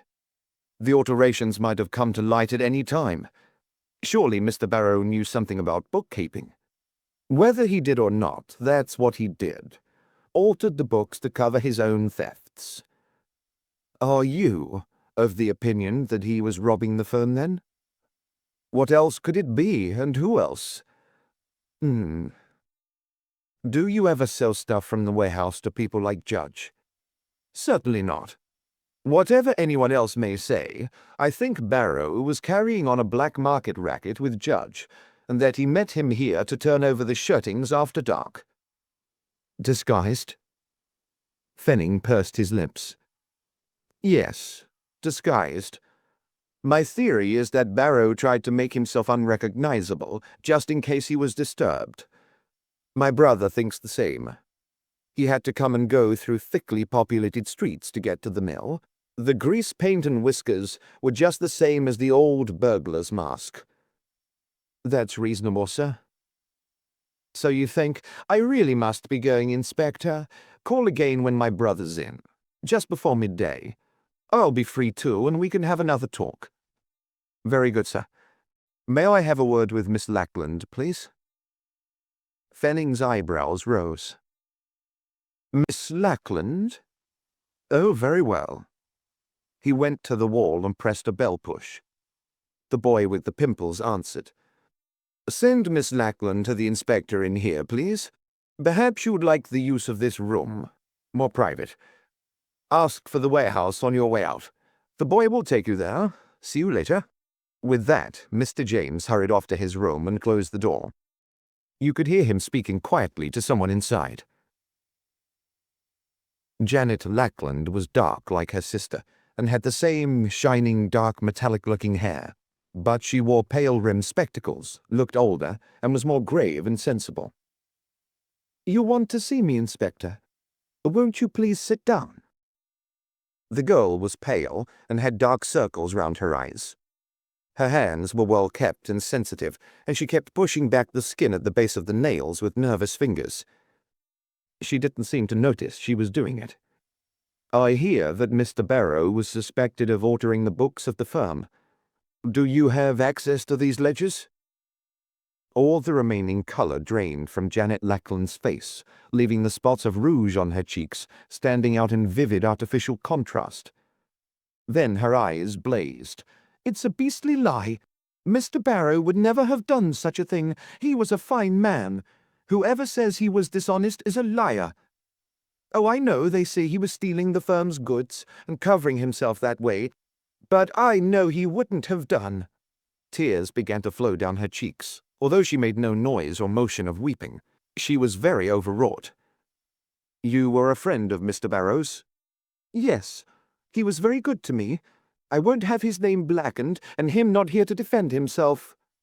And with that, she burst into tears properly. It took some time for her to recover her control, and then she sat wanly facing Littlejohn, like someone waiting sentence. "You played in Mr. Barrow's little orchestra, I believe, Miss Lackland." "Yes, I did." "Would you describe Mr. Barrow as a happy man?" Utter silence in the room. Outside, all the noises of the mill, and beyond Mr. James's door, the sound of his voice talking to his visitor. Littlejohn repeated the question. "Was Mr. Barrow happy?" The girl stared straight into Littlejohn's eyes and threw back her head. Then suddenly she gave way in a torrent of words. "You needn't think I don't know what's been said about Ambrose Barrow and me. I know it all. I was in love with him. He gave me all the things that go for happiness. He taught me music. He encouraged me in my playing. He took me in his orchestra. Yes, and he took me to concerts, and did all kinds of sweet little things to make me happy. And I tried to make up for all the misery his wife caused him. To her way of thinking, he wasn't good enough for her. The Fennings were her class. Her class indeed. Brought up in the gutter. That's her class." "Was Barrow in love with you, Miss Lackland?" "Yes. I'm not ashamed of it. Put it down in your notebook and tell everyone. I don't care. I tried to keep it secret, but now I don't care. He seems to have nobody to defend his good name now he's dead. Well, I'll defend it. I want everybody to know we were in love, and I'll tell them why and what a good man he was. Do you know why I wasn't his mistress? I would have gone any length. I loved him so much. But he wouldn't have spoiled it that way. He said so. He loved me too much. Sordid weekends in hotels, creeping here and there, debasing our love by dodging those who didn't know the meaning of love. That was Ambrose Barrow, and that's as I remember him. And I shall love him till I die. And now he's dead, strangled in grease paint and a moustache." She started to laugh, but before the hysterical fit could go far, Little John leaned over and slapped her face. She recovered and started to sob quietly. "Sorry I had to do that. But really, Miss Lackland, we can't have you advertising your feelings like that. Try to calm down a bit before you go back in the office." "I'm sorry, Inspector. I can't realize—" "I know. And now I've a suggestion to make. Say nothing to anyone about your love affair with Ambrose Barrow. The less said the better, as far as you're concerned. Leave things to me. If Barrow was innocent of the charges, I'll see that his name's cleared. No need for you to attract attention and damaging publicity by making a fuss. Don't you agree?" "Yes, Inspector." "Then you'll leave it to me. I'll defend Mr. Barrow if he deserves it." "Thank you. You're the first one who's understood. Ambrose was really a good man." "Well, don't start to upset yourself again, Miss Lackland. From now on, rely on me. And now, run along and bathe your eyes. Don't let them know in the office that you've been having a scene. And, by the way, I may want you to help me with the books Mr. Barrow is said to have tampered with. Will you? Later? Anything. And now, I'll be off to the warehouse." The pimply boy led the way, past the offices, across the yard to an old stone building of 3 stories. On the way there, Little John looked back at the window of what he judged was Mr. James Fennings's private room. There was a desk light burning behind the frosted screen which held the shadows of James and his visitor, who seemed to be standing ready to part. Just above the screen projected an object which Little John easily recognized. It was the pillbox hat. 7. Whiskers and paint. Benjamin Ewell was head warehouseman at Fennings. A little fat rolling man, dressed in dungarees, wearing a cloth cap and full of his own importance. Fate had not dealt kindly with Ben. Once he'd been in business on his own, and brought back a wife to a flourishing little shop. A multiple store had immediately opened opposite. The child they'd planned the future for had been stillborn, and his wife, Cora, had grown into a nag and a scold. Ben had had to find a job, a menial one too, and he was just contemplating throwing himself in the reservoir, which provided water for Fennings' engines, when Mrs. Cooper Cantrell came to the rescue. It was long-distance redemption, for Mrs. Cooper Cantrell was the leader of a new sect, the First Pentecostals, in Iowa somewhere. Ben was caught up in the crusade which swept through Brockfield, and now he was the leader of one of the meetings. So sure was he that all the truths contained in Mrs. Cooper Cantrell's testament were correct, that he took on a new lease of life, faced his troubles foursquare and routed them, Cora included. Soon he had his wife bellowing hymns of joy and praise above all the rest, and they appointed him head warehouseman at the mill, because the Cooper Cantrell authority, which covered him like an impervious cloak, made him a leader of men. Ben took Little John's measure by eyeing him up and down. The inspector probably hadn't yet received the message, C&C, Testament, page 46. But Ben liked him. He decided to cooperate. He showed the inspector exactly where the body had been found. Not that that did much good, for the place had been swirled out and scrubbed since the crime. Reader Ewell. Ben had a title in the sect and was proud of it, did, however, spring a surprise on Little John. He produced the broken top of a stick of grease paint and asked if that was any use to him. "That any use to you?" he asked. "Where did you get this from, Mr. Ewell?" said Little John. "On the window bottom the day after the murder." "Why didn't you hand it to the police then?" "I didn't know what it was at first. I called here on my way to meeting that Sunday morning. I always do, just to see as all's well. It's on me way. The police were here when I arrived. They was so busy talking to the 2 Mr. Fennings that they didn't notice me.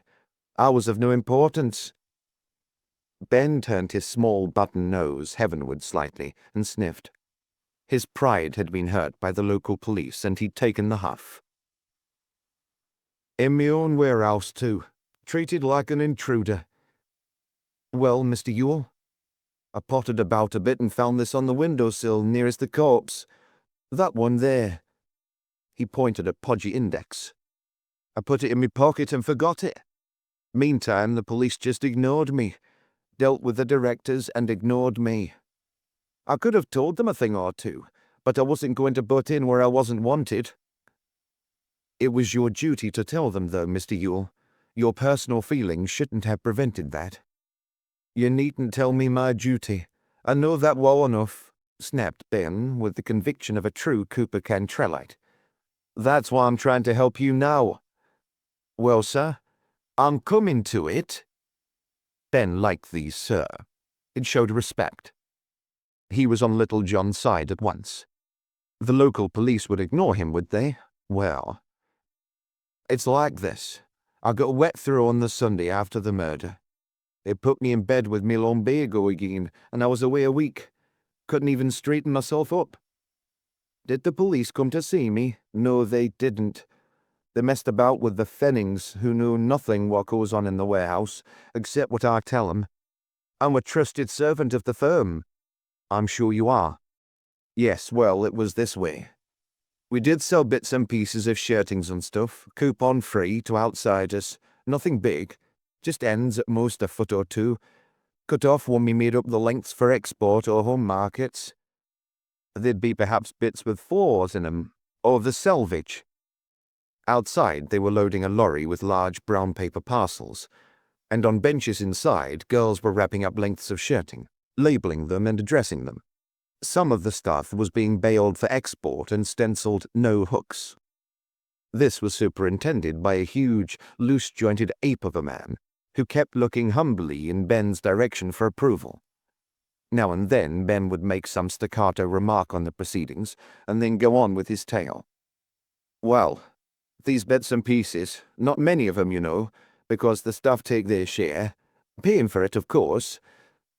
As I was saying, these bits and pieces is sold to fent dealers. Judge was one of them. He paid for what he got. Nothing underhand. There's no dishonesty in my warehouse, mister.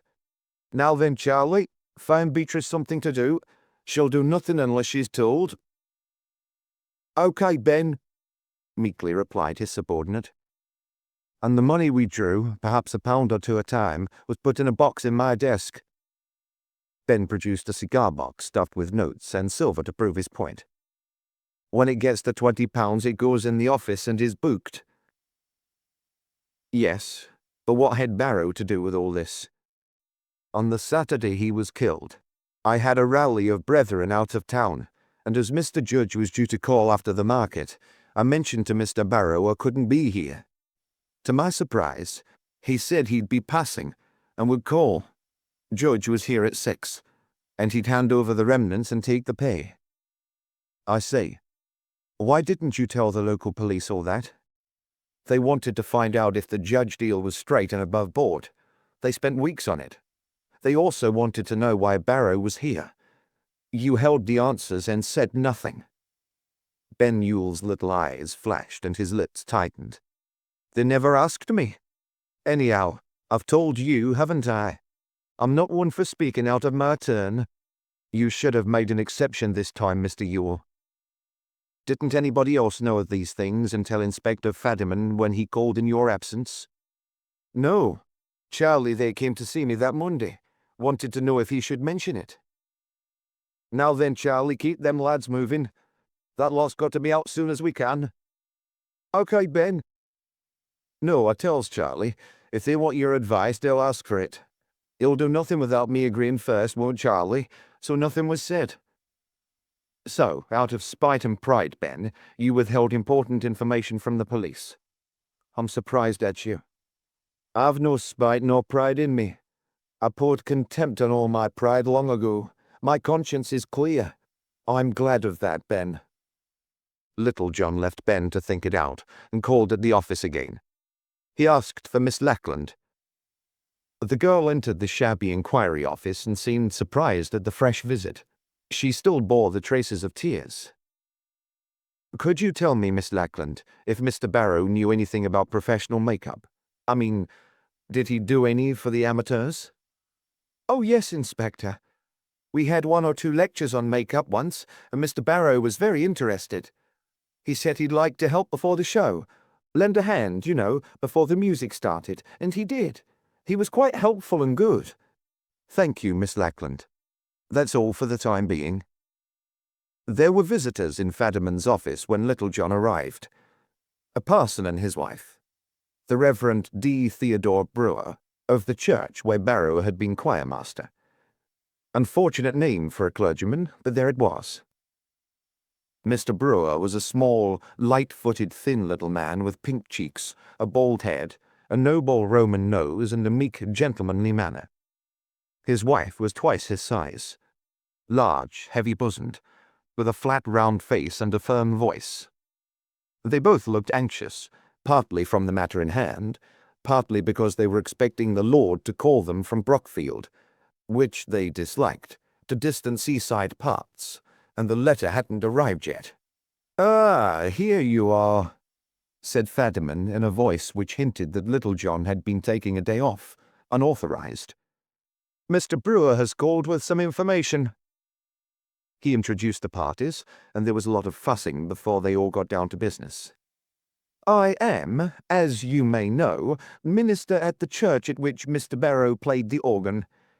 It was a very sad loss and a great pity, for he was a good man." "Yes, sir."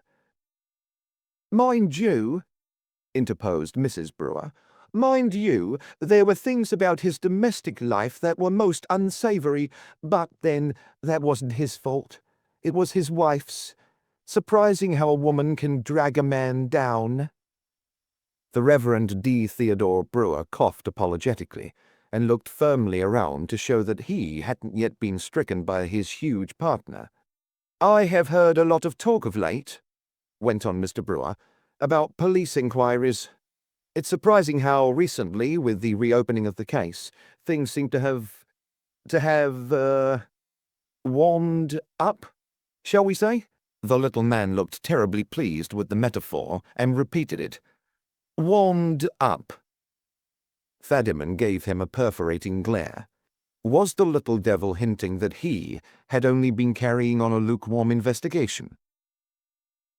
"That is hardly fair, my dear," boomed Mrs. Brewer. Her husband was always putting his innocent foot in it. They were wanting to leave the Brockfield church because of a split he had caused by mixing up the names of the deacons at the opening of a bazaar. Everybody had laughed except the deacons and their retinues. After all, when you forget the names of men you've known for a dozen years. He'd called Rainrider and Heathcote, Heathrider and Raincoat. "That is hardly fair, my dear. Mr. Fadiman certainly did his best, but then Scotland Yard is trained to capture murderers. You can't expect the local police, who only get a murder now and then, to know how to do it." Mrs. Brewer always made matters worse. Fadiman was furious. Little John didn't know where to look to hide his smile. "Well?" asked Fadiman acidly. The parson looked up suddenly. He couldn't understand what he'd done to deserve all this. "I only thought it my duty to call and say that I saw Mr. Barrow entering Fenning's mill on the night of the crime." "Did you indeed, sir? And why haven't you brought this information earlier? The case has been open for months. It has never been closed, or off the boil, as you seem to think." Mrs. Brewer opened and shut her mouth several times like a fish out of water. "I didn't think it important. After all, he must have entered the mill to get murdered, mustn't he?" Mr. Brewer smiled benevolently at his powers of logic. "Yes, but the time was important. You should have called before this. It's most annoying," Little John intervened. Fadiman's spleen was holding up the interview. "What time would there be, sir?" Mr. Brewer took out a gold hunter watch, a present from his former church, and carefully consulted it, as though the time in question were perpetually recorded there. "About 5:45, Inspector, as near as I can say." "How came you there, sir?" "I was sick visiting. One of my congregation, since dead, poor fellow." "Mr. Heading," added Mrs. Brewer helpfully. Yes, my dear. He lived in one of a row of houses opposite the main gates of the mill. I remember the time because I had to be sure to meet Dr. Hornblower at the station. He was conducting a special service for me that evening. A good thing he could play the organ too, for with Mr. Barrow dead and unable to be with us, we were in a dreadful fix. However, Dr. Hornblower— Never mind, Dr. Hornblower, Mr. Brewer, snapped Fadiman. Please get on with Barrow. Really, Mr. Fadiman? Boomed Mrs. Brewer. Only she was allowed to bully her meek little partner. I'm sorry, sir, but our time is valuable and I'm anxious. Of course you are. We all are. Well, as I was telling your colleague, it was 5:45 when I left the Headings. He was at death's door then, by the way. As I closed the door and put up my umbrella, for it was raining hard, as you know, I saw Mr. Barrow enter the mill yard by the iron gate. Are you sure it was Barrow? Asked Little John. Fadiman looked hard at the inspector, and the parson and his wife looked as pained as though he'd called the little man a liar. Well, they did say the police found poor Barrow in a cloth cap. Most unusual for him. He always wore a grey trilby and with a moustache on. The man I saw had such a cap, and I saw his moustache under the lamp near the gate. Did you make out his features, sir? Nothing more, I'm afraid. So it might have been anyone else with a cap and moustache. Yes, I suppose it might. But who could it have been? Mr. Barrow was there and was killed. Oh, dear me, it might have been the murderer. I never thought of that. Mr. Brewer clicked his tongue against his teeth and looked utterly dismayed at the thought. So you're not sure, sir? It was about Barrow's height. Did the man let himself in with a key? No, I'm sure he didn't. He was approaching the gate when I saw him, pushed it gently, found it open and went in. Thank you very much, sir. The clerical party left with many expressions of farewell and goodwill. Fadiman blew out his cheeks. Well, he said, I'm beginning to wonder whether the murderer didn't make up Barrow and put on the whiskers after the crime. Whatever for? Suppose he wanted to get in the mill without disclosing his identity. He could make himself up like we found Barrow. Then kill Barrow and put the disguise on him. Remember, Mr. Brewer surprised the fellow, Barrow, or whoever it was, entering the mill. The man knew he'd been spotted and inquiries would be made. He'd arranged to meet Barrow, or knew Barrow would be there, and intended to kill Barrow. To make it look that the man Brewer saw had been the one killed, the murderer transferred his disguise to his victim. Seems rather a tall tale to me. Just surmise, but a likely explanation. We'll make another test. Which policeman found and brought in the body? 132 and 124, Meads and Harris. Either of them handy? Fadiman rang for an officer. PC 124 was on point duty in the town centre. They soon had him there. A well-set-up man with a red nose and soft brown eyes like a spaniel's. Harris, do you know anything about theatrical makeup? No, sir, but Meads does. He was in the police amateur operatics at the last place he was at. Did he say anything about the makeup on the body the pair of you found at Fennings? Yes, sir. Said it was a rotten job. Showed me. Paint put on without any ground, as he called it. Just daubed straight on from the stack. There, said Little John. Somebody put it on for Barrow. Somebody who didn't know a thing about it and was in a hurry. Barrow knew how to make up properly, and if he wanted to get off the grease paint without a lot of fuss, which he did want to do, he would certainly have used a cold cream or similar ground. Yes, I think the poor chap was disguised after he was strangled. 8. The Cloth Cap. It was turned noon when Little John got back to Fennings Mill from the police station. He found neither of the directors there. James had left early on a business appointment, and Andrew had called and gone off to lunch at the Queen Anne.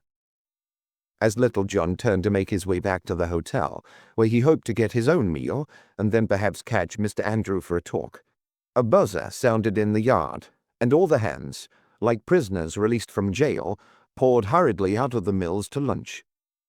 There was a canteen on the premises, but more than half of the personnel worked near enough to their homes to go there for their meal. Scores of them, men, women, and young lads and girls, crowded out, and many of them mounted bicycles and pedaled off. Little John soon found himself in a throng of factory hands. Some of them knew him. News travels fast. One and another nodded familiarly. Others, particularly the young, started and pointed him out to one another. The man from Scotland Yard was quite an event. The yard and neighbouring streets had been quiet and almost deserted before the siren blew. Now, after the workers had made their rush for food, a silence descended again. Facing the warehouse stood the tall engine house, through the high glass windows of which could be seen, from where Little John was standing, the whole length of the bright piston of the huge engine. The crankshaft, driving the flywheel with rhythmic ease, looked like a great shining claw, reaching out and then withdrawing. The whole place shook with vibration, a steady thud, thud, which might have been the percussion of a symphony of machines, looms, carding engines, winding and spinning frames, each with its own particular note. Then the strokes of the shaft slowly grew slower. The flywheel and governors gradually came to rest. The shrill whir and clack of the machinery all over the mill changed and faded away. All that could be heard, at length, was the escape of steam somewhere and the movement of the factory hands. Beneath the engine house was the fire hole, where two great boilers, each with its roaring furnace, supplied the steam. Two fire beaters scrambled here and there, opening the furnace doors to feed them, shoveling the coal from the stacks nearby with almost graceful ease into the flames. The whole place was spick and span, a well-kept, prosperous concern. As Little John stood there taking it all in, a window in the engine house opened, and a bald head was thrust out. Impossible to make out the features, for the window was a small one, and the owner seemed only to be able to reach high enough to get his head through it. A hand came round the side of the jaw. Two fingers were inserted in the mouth, and Bald Head managed to blow a shrill blast on them. Little John looked up. "Hey, can you come up? Or can't come down to you. Have me engines to see to." Little John waved and climbed up to the metal door of the engine room by means of the iron staircase from the yard. The heat of the atmosphere caught the inspector by the throat as he entered the place. The faint panic of choking and the unpleasant smell of hot oil. There were two men there, the engineer and his assistant, each dressed in blue overalls, with little else on underneath. Both seemed to thrive in their semi-tropical atmosphere, for they were flabbily fat and cheerful. The chief was a head taller than his mate and apparently provided the technical knowledge and supervision, whilst his mate did the heavier work. The younger man was busy with an oil can, lubricating the bearings whilst the engine was at rest. The great machinery, looming with mighty harnessed energy, was beautifully well kept, like a well-behaved animal, yet full of savage power. The two attendants looked dwarfed beside it. The chief welcomed Little John with a smile which disclosed a mouthful of very even white false teeth. He was a jovial fellow, and whenever he beamed on you, you saw nothing but the teeth. The face was smooth, oily and etiolated from the equatorial temperatures he worked in, and his blue eyes protruded so much that it seemed a strain to keep the eyeballs in their sockets. "I just wanted a word with you," said the engineer, wiping his hands over and over again from force of habit on a piece of oily waste. "My name's Walker, and I'm the engineer here." "Glad to meet you, Mr. Walker." His assistant stopped working and stood beside the controls, watching Little John with great interest. By degrees he shuffled nearer and nearer in the hope of overhearing what the conversation might be about. He was in his 20s, and looked as though, once having chosen the right size of overall, he had then inflated himself, for his uniform was skin-tight and bulging from the flesh beneath. "Get on with thy dinner, Seth," shouted Mr. Walker. Them long ears of thine'll hear nowt good of thyself from listening. Seth somewhat sheepishly sought and opened a large tin lunchbox, from which he lifted enormous cheese sandwiches. These he stuffed in his mouth like a man feeding or packing a machine, and his swollen jaws began to rotate rhythmically as he tried to look as though he weren't interested in his boss and his works. A small apprentice, also in overalls, arrived with 2 cans of tea and handed them to the engineers. He smiled cheekily at Walker and seemed disposed to stay and lark. "Thee be off, I'm busy," said Walker. Okay, Sandy, I'll remember that next time you want your tea. None of thy lip. Be off with thee. Scram.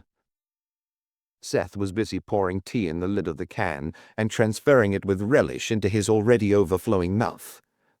He masticated vigorously. Walker, having helped himself to a swig of tea and lubricated his vocal cords, now turned to attend to Little John. "You're the chap from Scotland Yard, aren't you? Yes. On the lookout for clues, I guess." His face looked all teeth and eyeballs. "Well, that's part of our business, Mr. Walker. I've got a clue here for you, then." Followed by the eyes of his assistant, which glinted with curiosity over his food-swollen cheeks, Walker walked to the wall and from a nail above a number of gauges took a dirty cloth cap. "There you are," he said, handing it with great satisfaction to the inspector. Little John smiled. "What's this?" Seth made noises through his food, and finding he could not properly articulate, masticated more furiously than ever to empty his mouth. "Thee shut up and get on with thy dinner. This is my business." "Yeah, but Dad—" So they were father and son. They looked it. "Shut up, I said." The cap was an ordinary tweed one, now quite dry, but bearing evidence of immersion in water.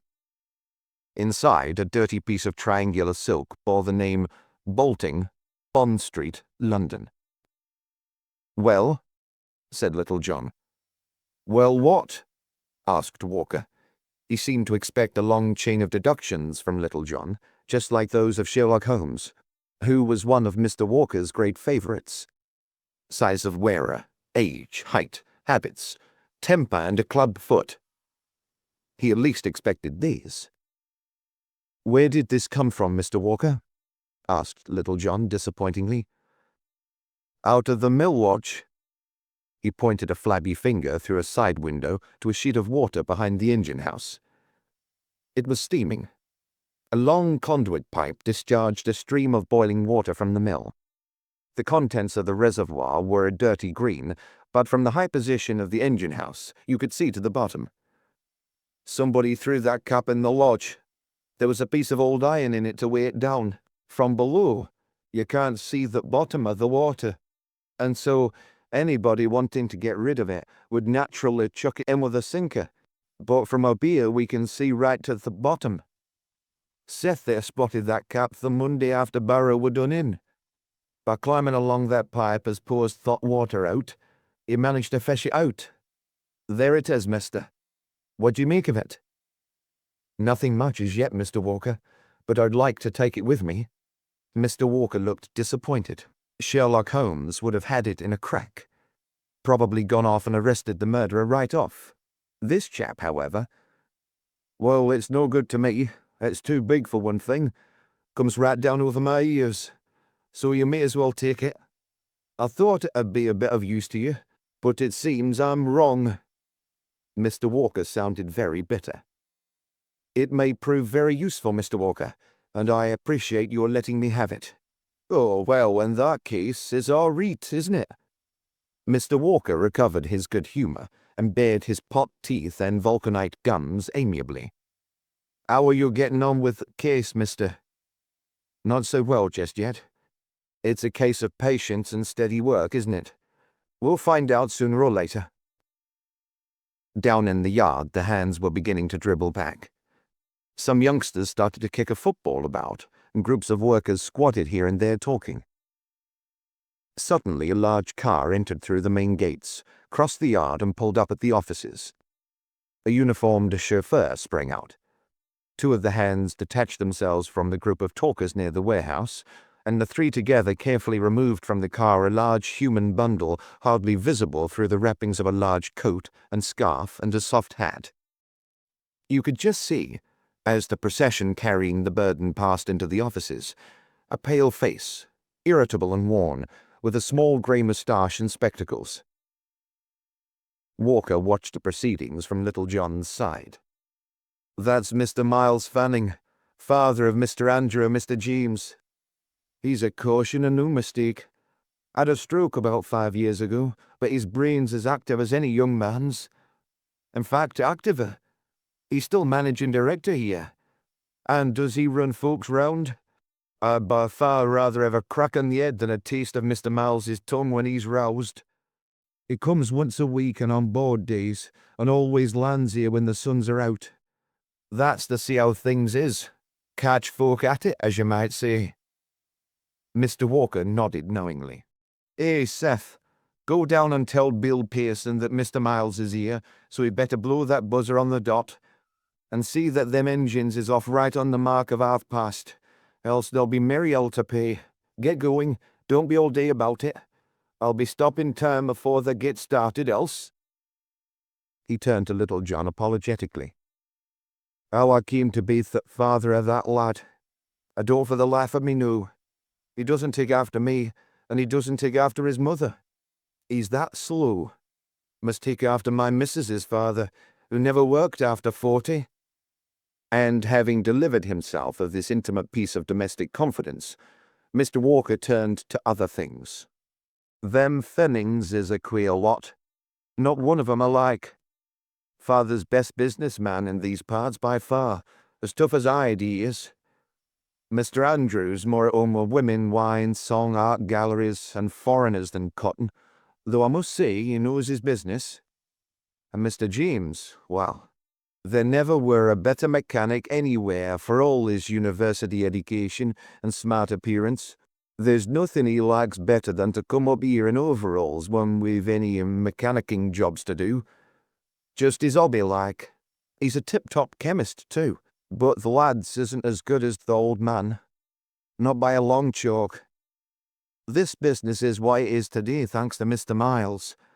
I'll bet he's running somebody around in th' office, just like him to call and shorten their dinner hours." "Are there any more in the family?" "No. Old Mrs. Fenning had 2 other sons died years ago. They live uptown at the old hall. 3 men with servants and the widow of one of the dead sons to look after 'em. Mr. Andrews married, but his wife can't stick these parts. I guess she doesn't get on too well with old man Fenning either. Spends most of her time in London." "How long have the family been here, Mr. Walker?" "Oh, generations. It's a queer history. The old halls always belonged to the Fenning family. They were country gentry before there was any mills here. They do say that the old hall once had miles of open country round it, but as the town grew it got built up. Till now there's just a bit of a park left. It's hundreds of years old. People come from miles to see it." "And what about the family? How did they come to own this mill?" "Built it, of course. Mr. Miles's grandfather. They had their wits about 'em, them Fennings. They saw that the new gentry would be those who made their money in mills and such like, instead of on the land their fathers left 'em. So they built this mill and kept their fortunes alive when the landed gentry had died out." "Are they a good lot to work for?" "Oh yes, very good. The old man would skin a flint, though he's fair enough is Mr. Miles, I'll say that for him. But the sons are easy enough. Mr. Andrew especially. He's more a man of the world and broad-minded. Mr. James is suffer and prouder than the others. Very proud of his family is Mr. James. Almost a mania with him. Coats of arms, mottos, family tree back to the year 1066. Right up his street. Proud as punch of the family. And yet, he can strip out and take a hand in taking down this engine with anybody. Queer mixture. There's nowt queerer than folks, is there, mister?" "No." "Is Mr. James married?" "He's not, though it's not for want of that lass's trying. He'd be a good catch for anybody as could put up with him." Plenty of brass and steady with it. I will say this for the family, they're steady. Not too much drink. Quiet living as far as that sort go. And not so fond of the women as a lot I could mention in this town. Of course, they've had a bit of a fling now and then. There was talk about Mr. Andrew and Barrow's wife. A widow she is now. But it all blowed over. Not Flo's doing, I should imagine. She was one for a good time, and hardly likely to let a catch like Mr. Andrew go of her own free will. I suppose he got fed up with her. I don't blame him. Perhaps he was like me, preferred blondes after all.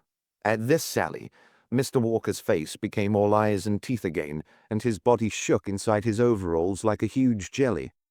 I could tell you a thing or two about goings-on in this town, but Mr. Walker's sudden Rabelaisian mood was cut short by a shrill outbreak from the mill siren. Lunchtime was over. Mr. Walker consulted his watch, nodded approval, and shouted for Seth. "Hey, Seth, stand to. The buzzer's gone. I heard it, Dad. Don't back answer me." Mr. Walker turned a wheel near the cylinder head.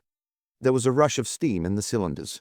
With the engineer gripping the control lever, the great shaft began gently to move. The flywheel gathered speed. The wire ropes of the driving gear slowly started to travel. The beat of the engine accelerated, and soon the whole beautiful machine was smoothly and efficiently doing its work. Mr. Walker surveyed his engine with pride. "She's a beauty, isn't she, mister?" Little John agreed she was a beauty.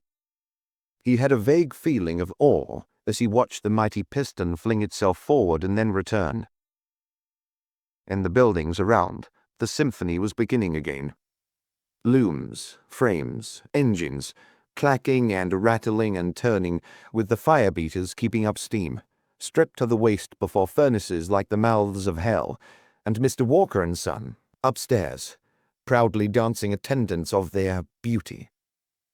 And all of them making money for the Fennings.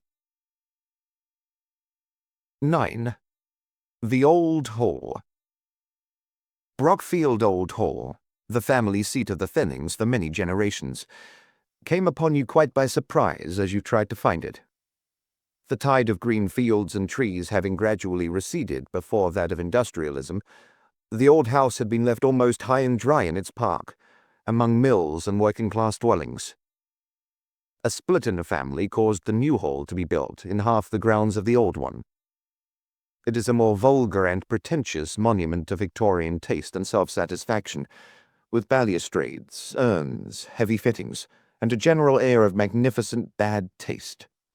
It need not concern us here, for it has been converted into flats, occupied by 4 prolific tenants whose total of 16 children caused the trustees who run the estate to curse the day it was ever built. The old hall is entirely different. It is said that John of Gaunt, Lambert Simnel, Cardinal Wolsey, Queen Elizabeth, and Titus Oates all slept there at one time or another, that there are priest holes in it, that Shakespeare once was there, for Alice Fenning, then Fenning, was the dark lady of the sonnets, and that Cromwell's troopers stabled their horses in the private chapel, now a garage. Certainly the place is very old. The keystone of the graceful stone front door frame bears the date 1587. The small-paned, leaded windows look genuine, and the glass in most of them was made by craftsmen of a past age. The rooms are low and cool, and their beams are rough and show the marks of the adze. The Fenning ghost is reputed to walk there on occasion. Little John approached the hall from the main road. There was a short gravel carriage drive leading to the front door, and as he strode along it, he heard someone playing the piano, and playing it well. Nothing pretty or sentimental, but good, solid, honest-to-goodness Bach for well-tempered clavier, tackled with the self-confidence and gusto of an experienced player. He stopped to listen. Listening to Mary doing her daily dozen? Little John turned to find Andrew Fenning at his elbow. He looked taller and more striking than on the night they had first met in the Queen Anne, for he was wearing loose tweeds with a blue shirt. He might have known Little John all his life. He shook hands and took the inspector by the arm. "You called about the murder, Inspector. Come along in." The interior of the hall had been altered from the original. The heavy staircase of past years had been removed to give more light and air and replaced by a lighter structure, with shallow steps and a beautiful slender curving handrail. The furniture consisted of collector's pieces. Venetian mirrors and old prints livened the walls, and deep carpets softened the tread. "Come in here, Inspector." They entered the room where preludes and fugues were being played, and as soon as they opened the door, the music ceased. "Sorry, Mary, coal shortage, you know. This is the only warm room in the place." "Don't worry, Andrew, I've finished." Little John had never seen a more beautiful woman than the one who approached them from the piano. She was tall and well-built, with the grace of movement of a panther, but with none of its furtiveness. She had a pale complexion, yet the slight pink of healthy blood under the skin saved her from looking delicate. She was wearing a plain, excellently tailored blue serge costume and a cream jumper. She had kept on her costume coat, probably through the chill of the large room, and by the way the collar was cut, her exquisite white neck emerged like a tulip from its sheath of foliage. The mouth was small, with finely molded lips. The nose high-arched and delicate, with sensitive fine nostrils. The eyes grey and straight, wide-set, under a clean, intelligent forehead. The face reminded you of a well-cut cameo. As the girl rose, she tossed back a mass of fair hair, shining with the tender tints of amber. There was good breeding and taste in every line of her. The Fenning family certainly had an eye for beauty. "This is Mary, my late brother's wife. She's the chatelaine of this place, except when she's not wandering round the country playing at concerts." She offered her hand to Little John. It was rather large, yet not out of proportion with the build of the girl, with long, tapering, delicate fingers. Little John noticed at once how gracefully and fastidiously she used her hands. He always noticed people's hands. The room was large and gloomy at the end where there were no windows. The piano stood by the leaded casements, which were set in stone frames of great age. There was a fire of logs and coal in the large open hearth. This spread warmth in the immediate vicinity, but the rest was cold and damp. Little John wondered how Mary kept her fingers warm enough for her practicing.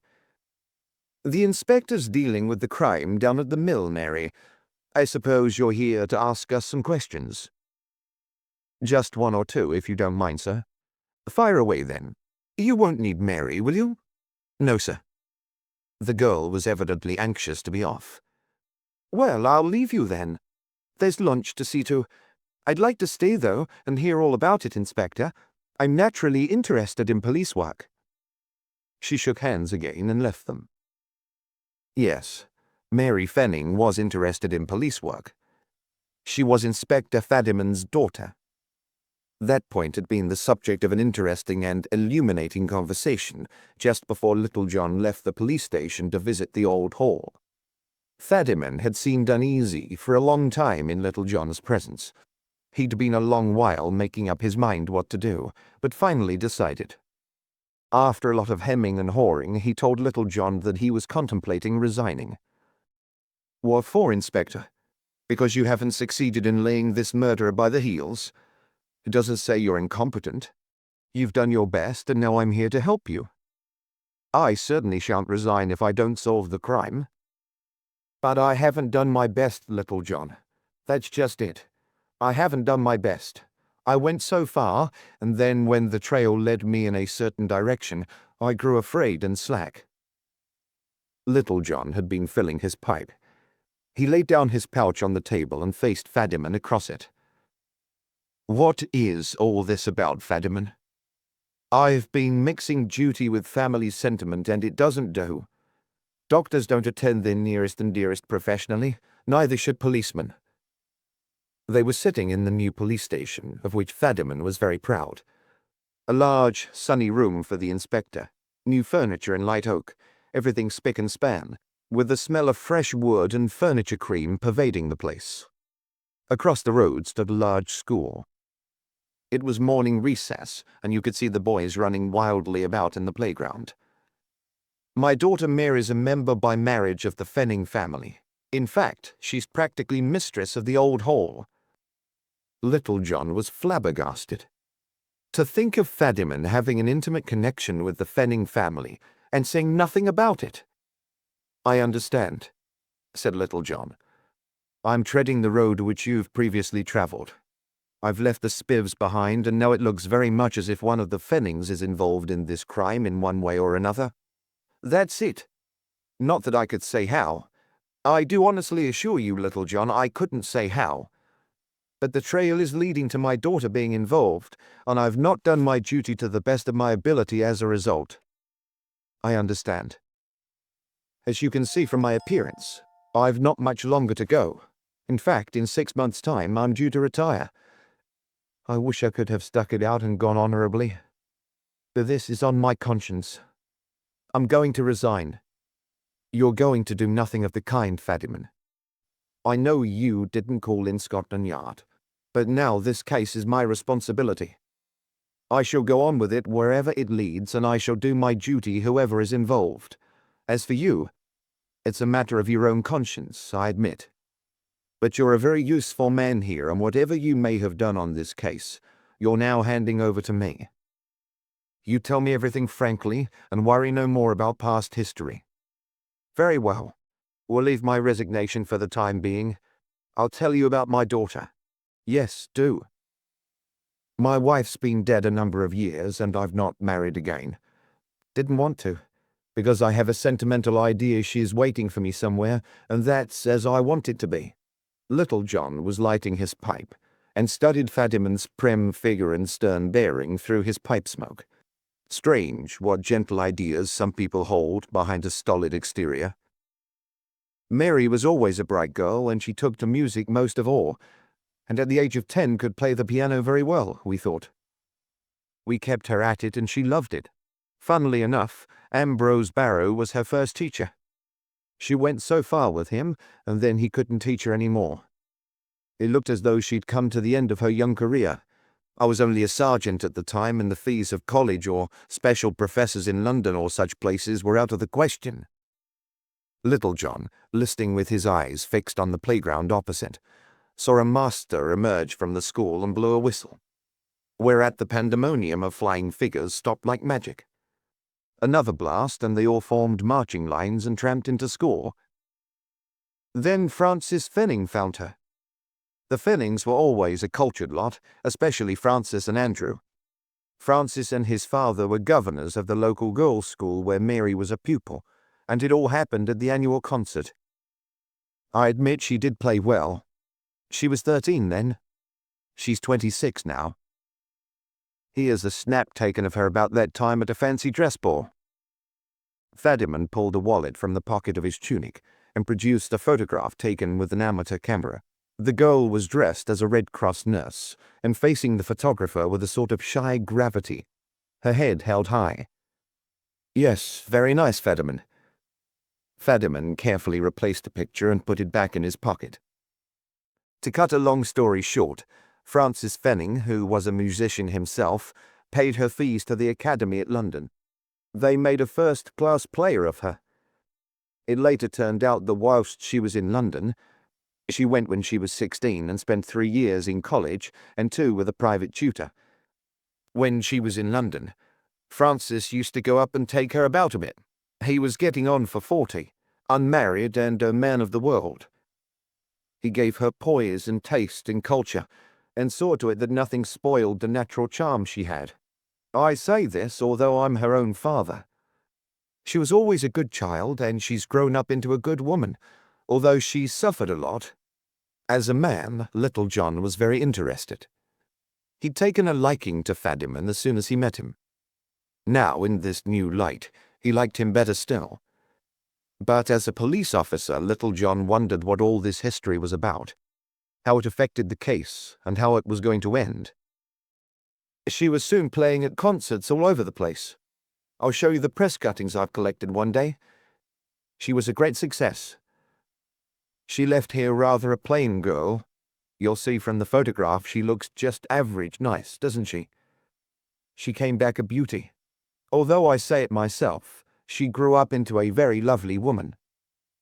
Francis Fenning fell in love with her and asked me if he could marry her. There's no doubt about it, she was in love with him. You knew it when you saw them together, not by the fuss they made or any undue show of affection, but there was a sort of oneness about them, a tranquility they had in each other's presence, as though they thought the same thoughts and saw everything with the same eyes.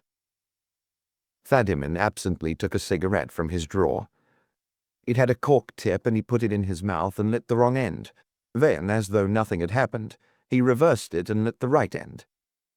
I was very put out. The 20 years between them bothered me a lot, but my wife didn't seem to mind. Happiness of their kind doesn't grow on trees for the gathering, she said, and rarely comes to anybody. Let them take it. She was right. They got engaged. I always remember the pair of them. She was so very proud of Francis. As well as loving him, she sort of looked up to him as the one who had given her real life and happiness. And he was proud of her beauty and talent, and relied on her. He was a bit of an impulsive and temperamental chap, prone to rashness. She kept him right, for she had a good fund of native wisdom, tact and shrewdness. Francis was always telling me that. He was killed in a hoist accident at the mill just before the wedding day. I'm sorry. What happened to Mary? She married Oscar Fenning, the youngest son, about her own age. He'd been in love with her, but they all knew she was Francis's girl.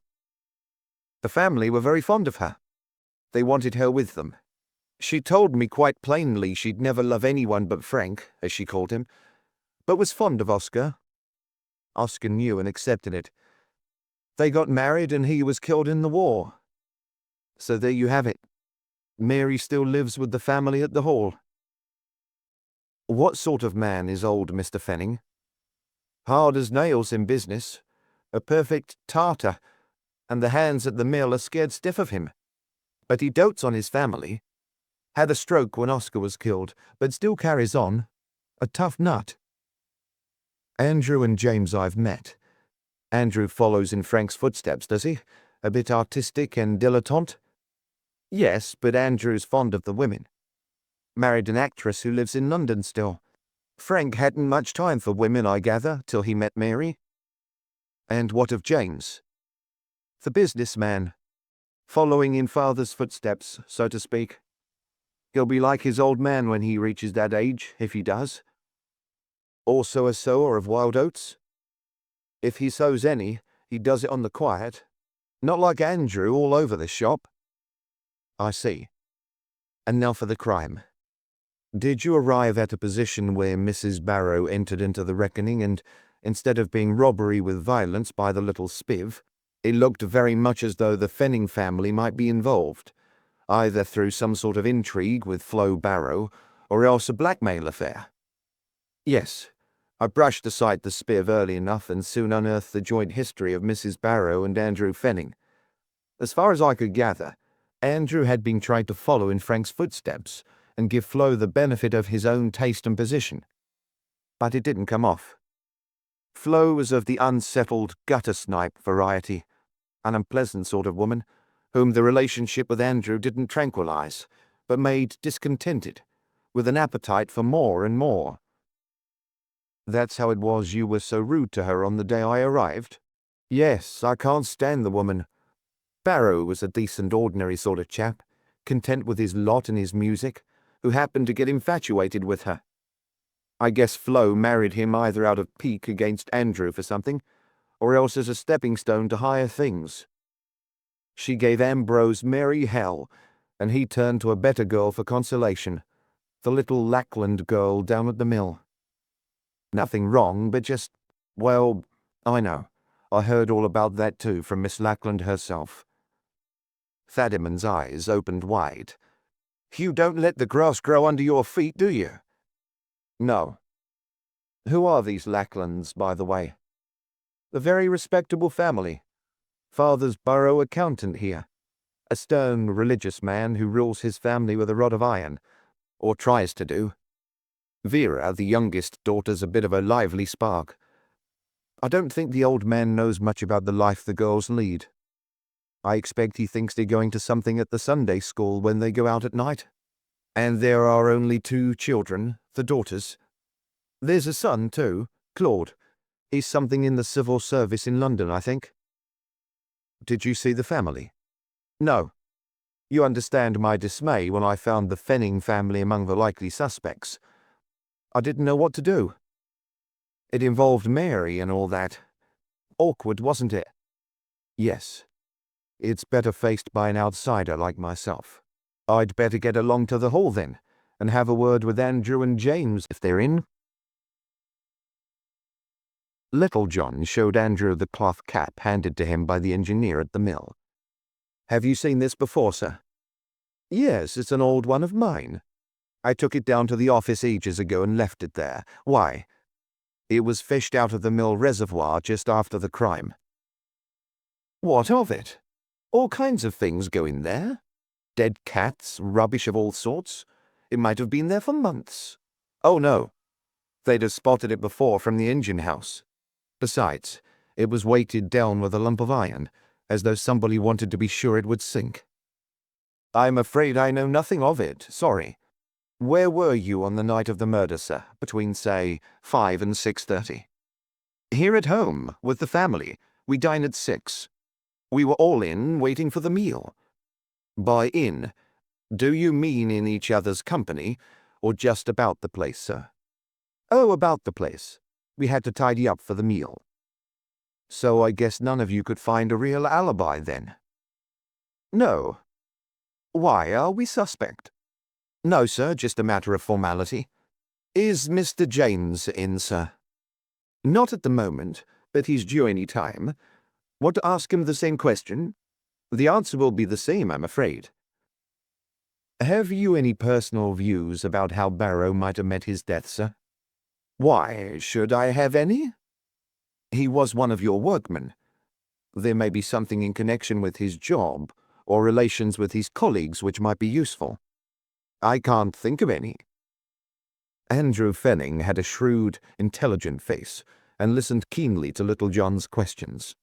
The inspector soon formed the opinion that here was a man who would be quick to spot the relation of cause and effect, and find intellectual enjoyment in doing it.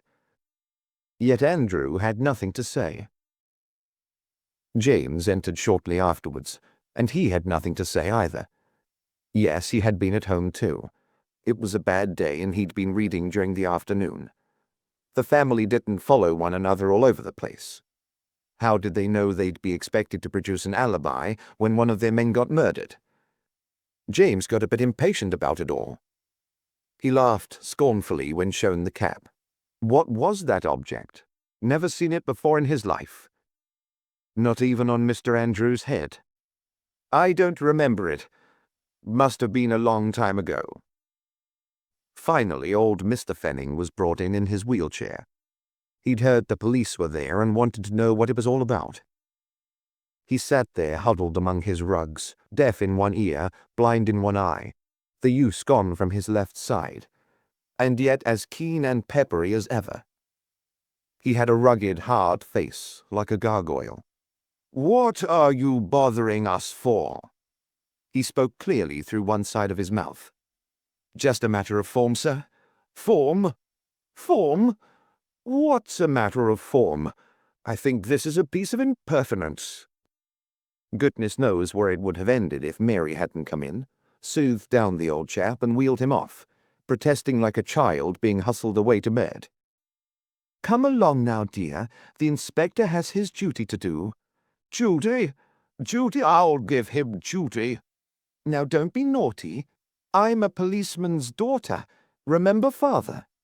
Old Penning was still protesting and storming as his small tumbril was pushed off to a place where he had been told his medicine was waiting for him.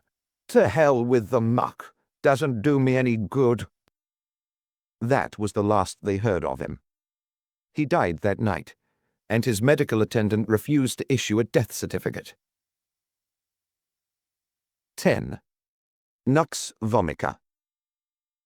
Old Mr. Fenning was a very independent and stubborn man.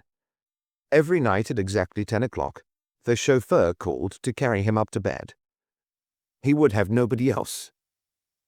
He couldn't negotiate the stairs under his own power, but once in his room he insisted on washing and undressing himself, operations which he performed slowly and with clenched teeth sometimes.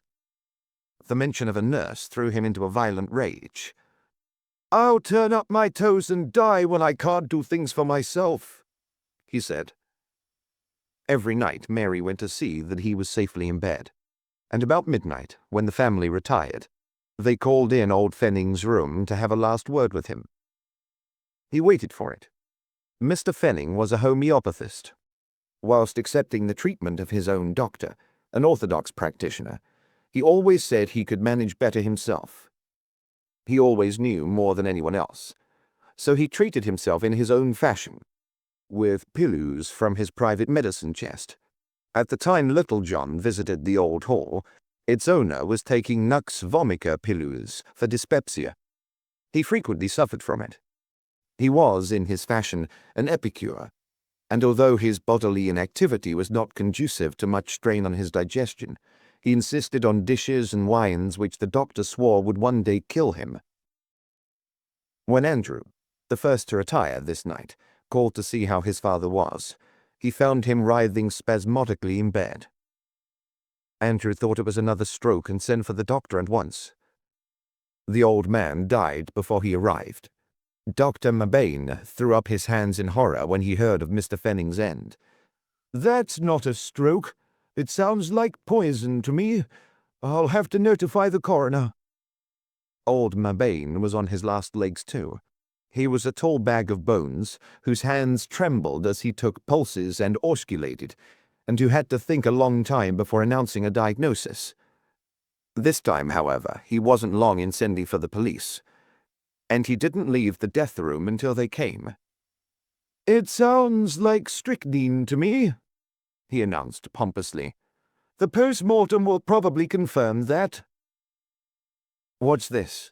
said Little John, picking up from the bedside table a small bottle half full of pills. "This is labelled nux vomica. Has he taken it himself, and where did it come from?" "Tut, tut," croaked Mabane. "Those are only homeopathic things.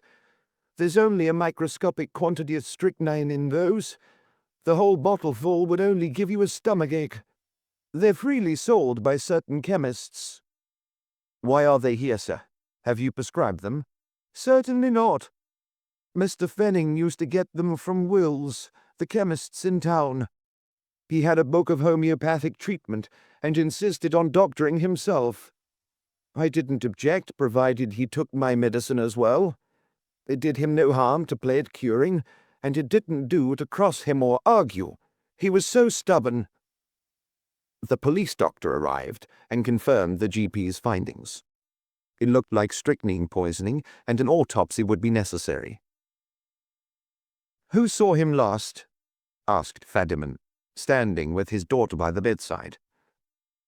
"I found him in the throes, so to speak," answered Andrew.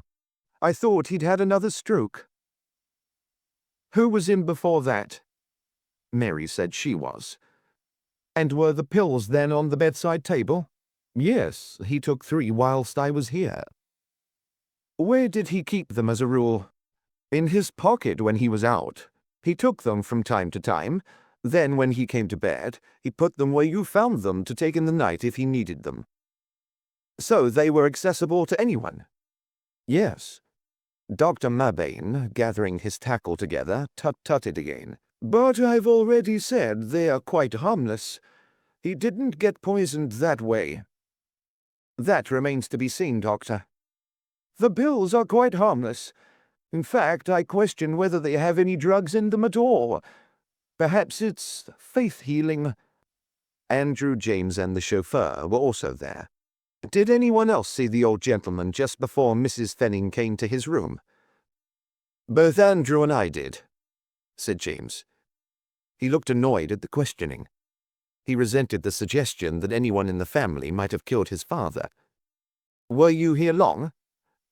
"I called for 5 minutes, and Andrew was up for about the same time afterwards. He always liked a bit of a chat on the day's affairs."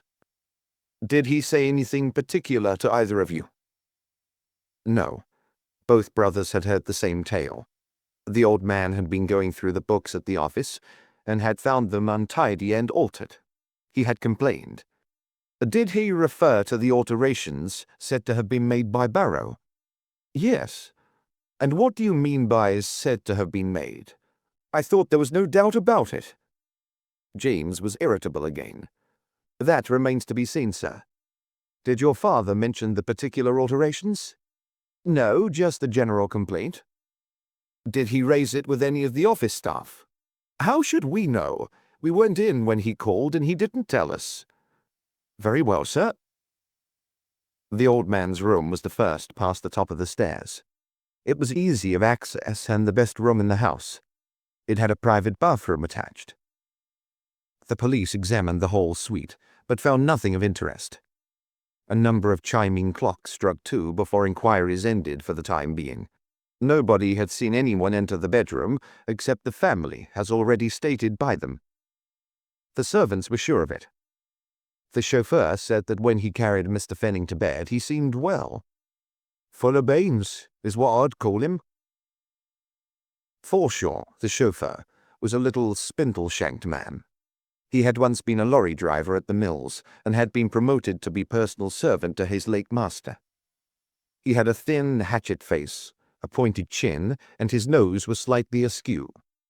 His little eyes missed nothing. You were very much attached to Mr. Fenning? Yes. Just that. Yes, with a wealth of meaning. Nobody seemed particularly stricken by the event. After all, the old man had been at death's door several times, and had returned, if possible, more obstreperous and stubborn than ever. It was almost as though they expected his resurrection again with the usual unruly and sarcastic commentary, but this time the body was removed to the local morgue. Little John pocketed the bottle of pills, too. Did Mr. Fenning have his supper in bed? Yes, said Mary. I gave it to him and sat by him as he ate it. What was it, please? Chicken sandwiches and a glass of malted milk. Queer combination. Did he enjoy them? Yes. Tell me, please, where they came from and who prepared them. Cook had gone. She doesn't live in, so I made them just before I took them up. I cut the breast from the chicken and made the sandwiches. I got the milk for his drink from an unopened bottle and the malted milk from a jar in the kitchen cabinet. And brought them straight here? Yes. Nobody but I touched them. What's the meaning of all this? You're not suggesting that one of us did this thing? James thrust his face close to Little John's. Don't be fussy, Jim. The inspector has to ask these questions. It won't mend matters to be obstructive.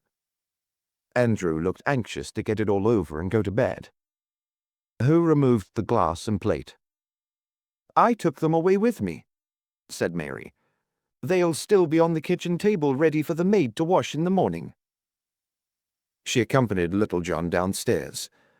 The dishes were where Mary had said they would be, and they brought them back with them. The next day, the flags in the town were half-mast. The autopsy revealed strychnine poisoning. The homeopathic pills were analyzed, and among half a bottleful of innocuous ones, a solitary pilule of 5 grains was discovered.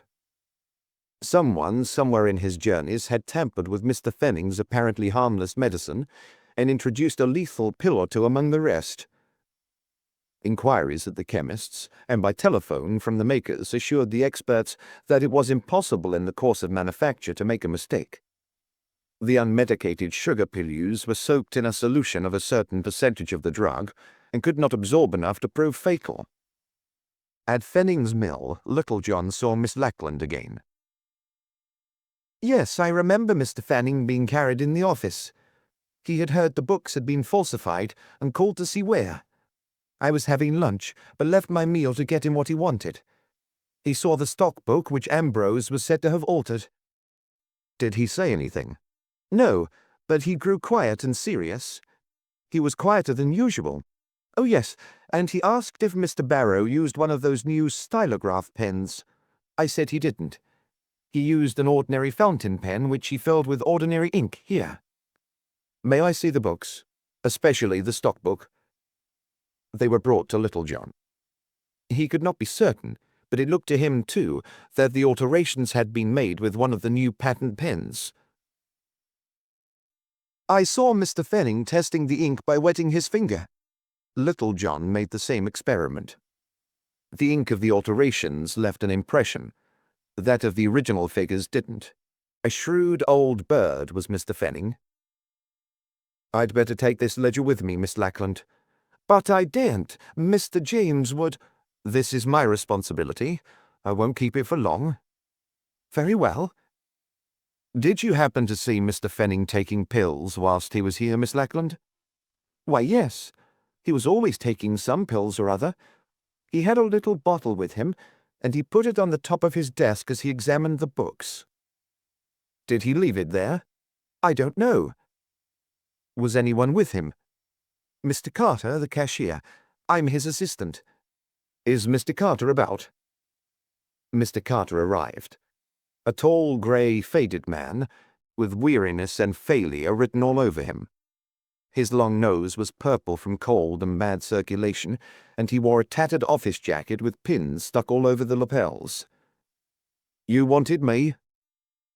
Carter kept screwing up his nose, as though it itched violently, and with each twitch he would close his eyes tightly. In time, you felt like doing the same thing yourself, and had to fight against the inclination. Mr. Carter, were you in with Mr. Fenning Sr. when he examined the books yesterday?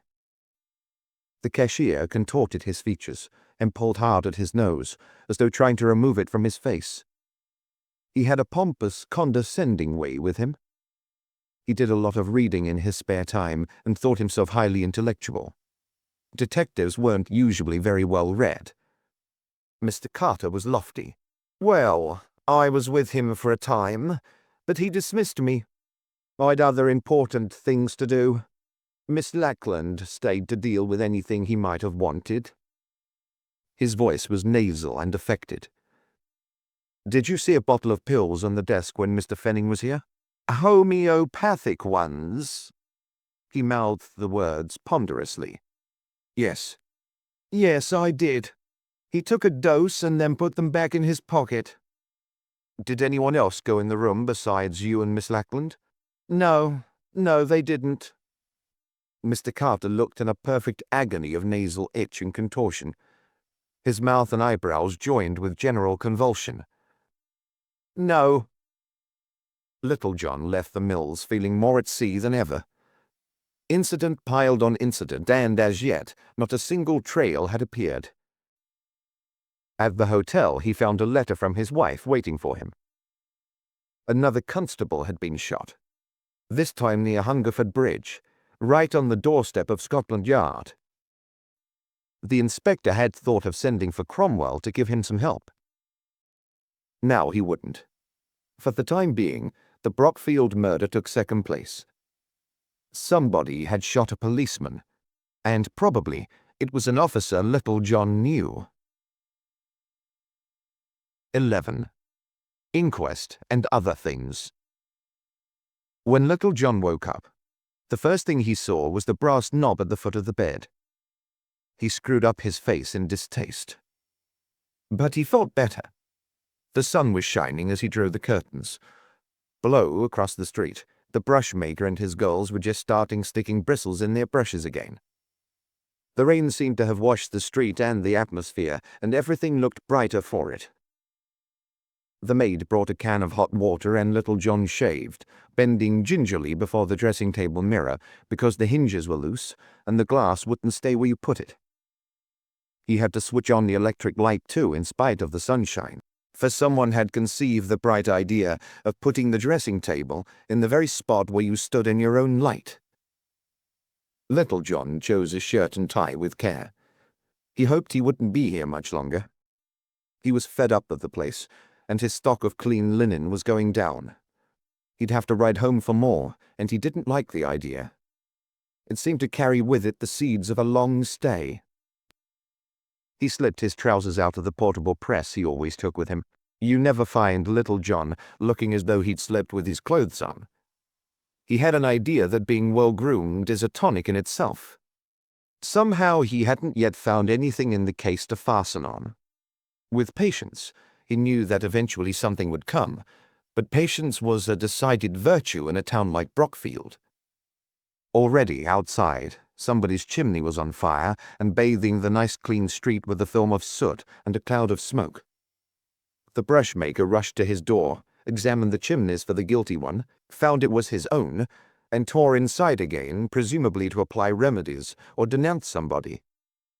All his assistants came into the street to look at the phenomenon, held a meeting and were called to book by their employer who, shovel and rake in hand, was probably trying to get up the chimney before the police arrived. He was too late, however. A young constable, book in hand, was already on the trail. Ambrose Barrow is strangled whilst selling cloth to a spiv on Saturday night.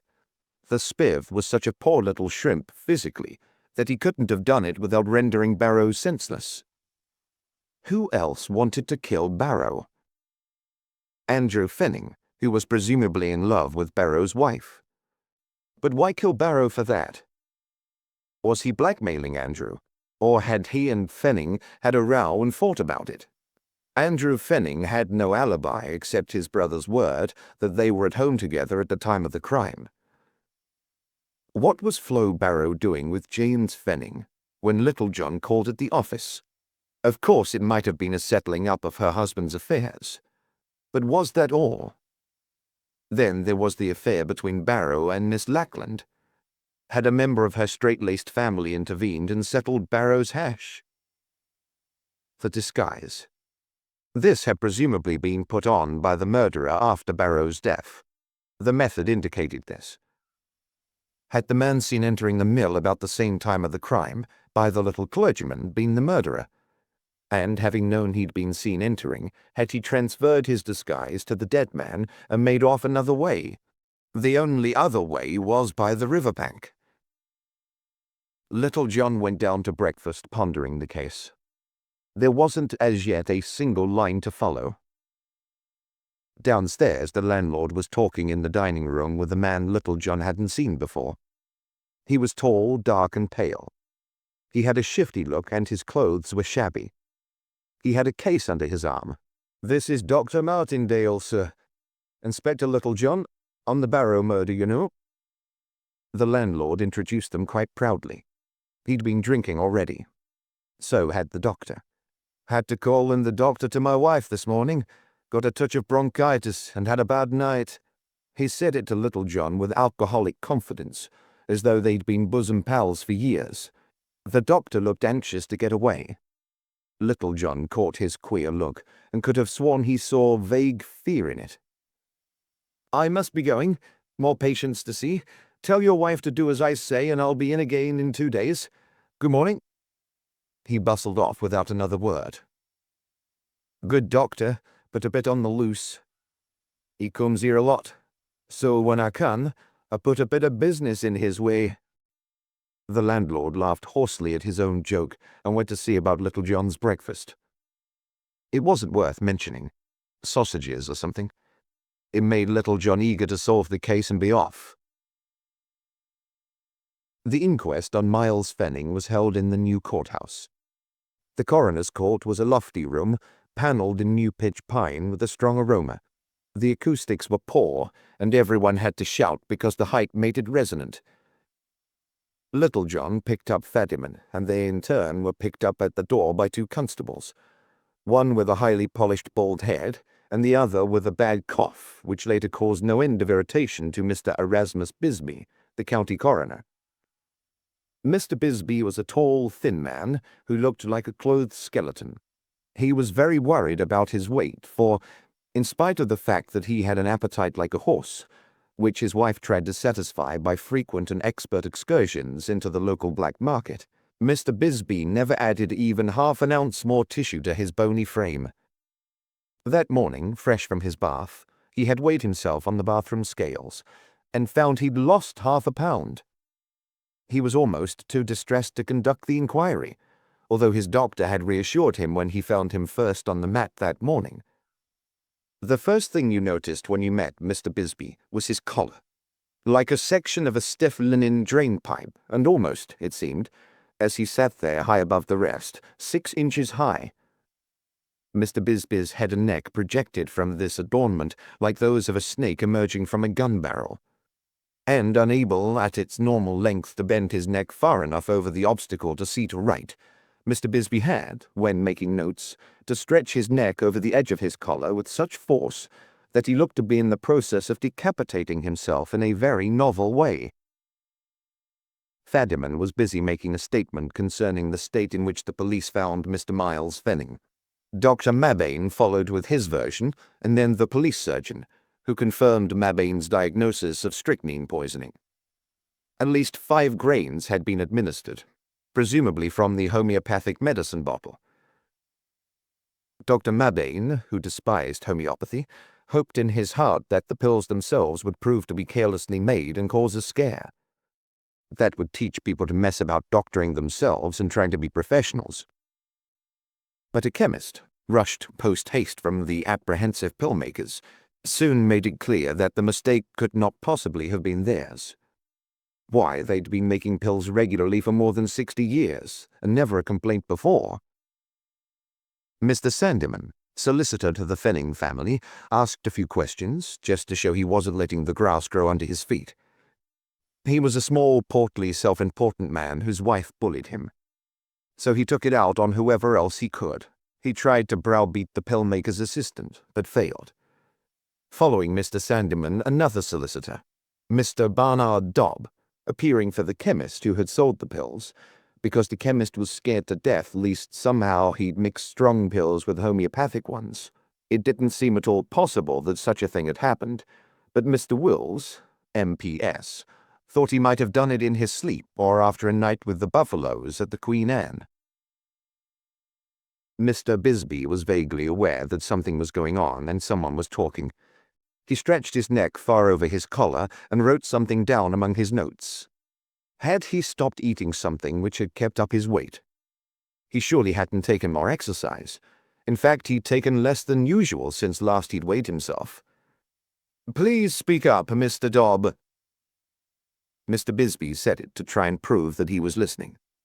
He was vaguely aware that neither Fadiman, the pill-makers, Mr. Wills, Mr. Sandeman, nor Mr. Dobb had administered poison. He had been asked by the police to adjourn sine die for inquiry. He'd give a certificate for burial and then pack up. Maybe this was his last inquest. If he'd lost that £5 from some internal complaint, perhaps a malignant one, he'd soon be turning up his toes. Funny if they had to have an inquest on him. Mr. Bisbee smiled a hopeless, wintry smile, just as Mr. Dobb was saying that Mr. Wills couldn't possibly have done it. Mr. Wills, MPS, who was sitting in court in a state of dread, noted the coroner's expression and put it down to skepticism. He therefore expected arrest as he left. He said his prayers, for he was a religious man. The attendant constable kept coughing. His noise rang round the lofty room, until now and then it sounded like the feeding time for the sea lions at the zoo. In the end, Fadiman himself went and sent him home, and told him to stay there till his cough was cured. It was a smoker's cough, as it happened, and the man was away 3 weeks. How was Mr. Bisbee to know that his young grandson had been pulling his bathroom weighing machine to pieces and putting it together again, and that, allowing for that, he'd put on 3 ounces in the last fortnight? He just couldn't bring his mind to Mr. Miles Fenning. First Barrow, then Fenning, and then... Mr. Bisbee saw in imagination his own cortege passing through the town centre on its way to the cemetery. And in my opinion, the pills of strychnine must have been introduced into the bottle after purchase. They could not have been put in before. Speak up, Mr. Dobb. Mr. Bisbee looked over his collar like a tortoise suddenly awakening from long hibernation, and wrote down a few hieroglyphics. He alone knew what they meant. 9 stone 3½ pounds. The coroner's jury had been listening portentously. They were local tradesmen for the most part. They kept looking at Mr. Bisbee for enlightenment and guidance, but like hungry sheep, returned unfed. One of them, a local barber, was against the rest, because none of them ever patronized him for a haircut or a shave. Even Mr. Bisbee went to a rival. And yet they'd had the cheek to call him up for the jury.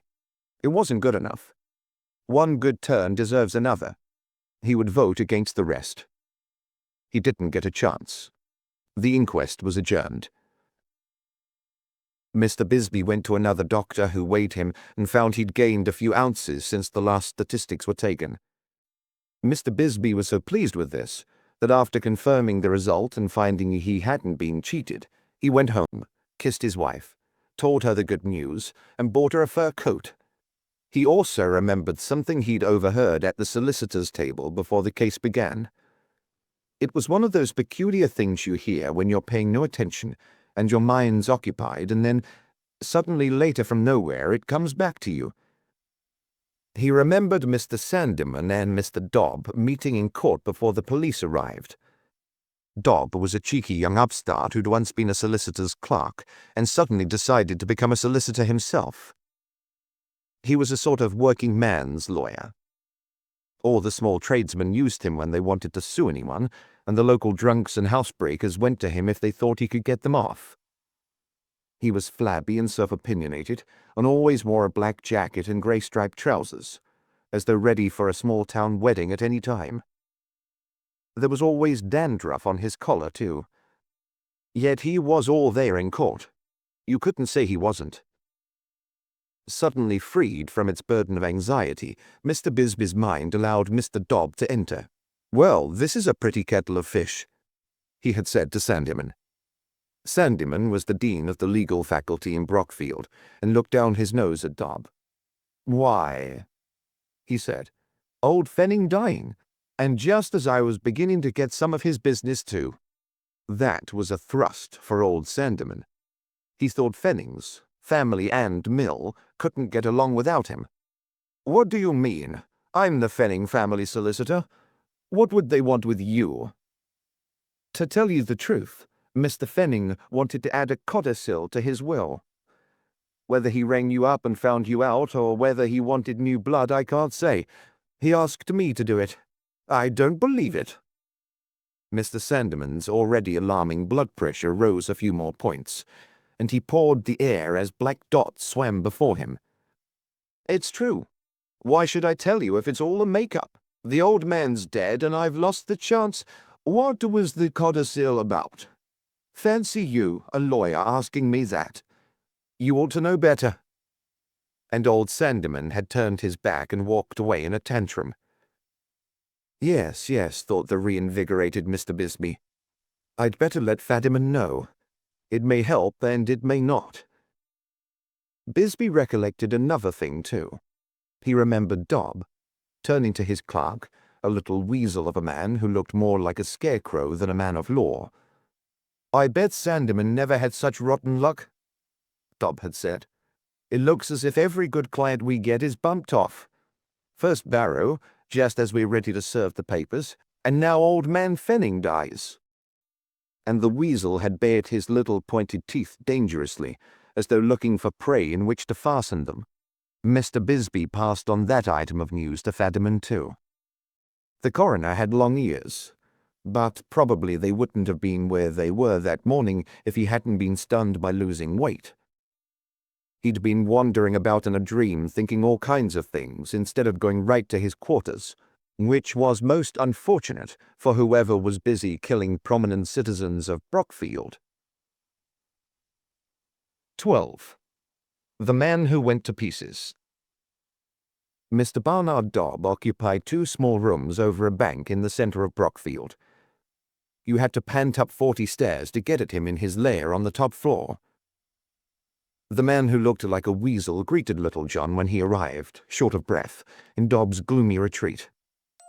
The staircase was dark and painted a dismal brown. The treads of the stairs were bare, and there was a smell of dust and decay. Mr. Dobb had done his best. After all, he was a beginner and had to make his way. Judging from the growth of his practice, he wouldn't be long either. Some of the older solicitors in the town raised their hands at his behavior, but found it cost them business. "Good morning, sir. Inspector Littlejohn, is it?" The weasel bared his predatory teeth. He was sitting in a little office with a callow urchin for company. 2 cheap new chairs, a plain table, and an enormous press for copying letters filled the room. You had to walk sideways to get about it all. Yes. Is Mr. Dobb in, please? Yes, sir. Engaged with a client, but won't be long. Can I do anything? No, thanks, I'll wait. The weasel smiled and nodded.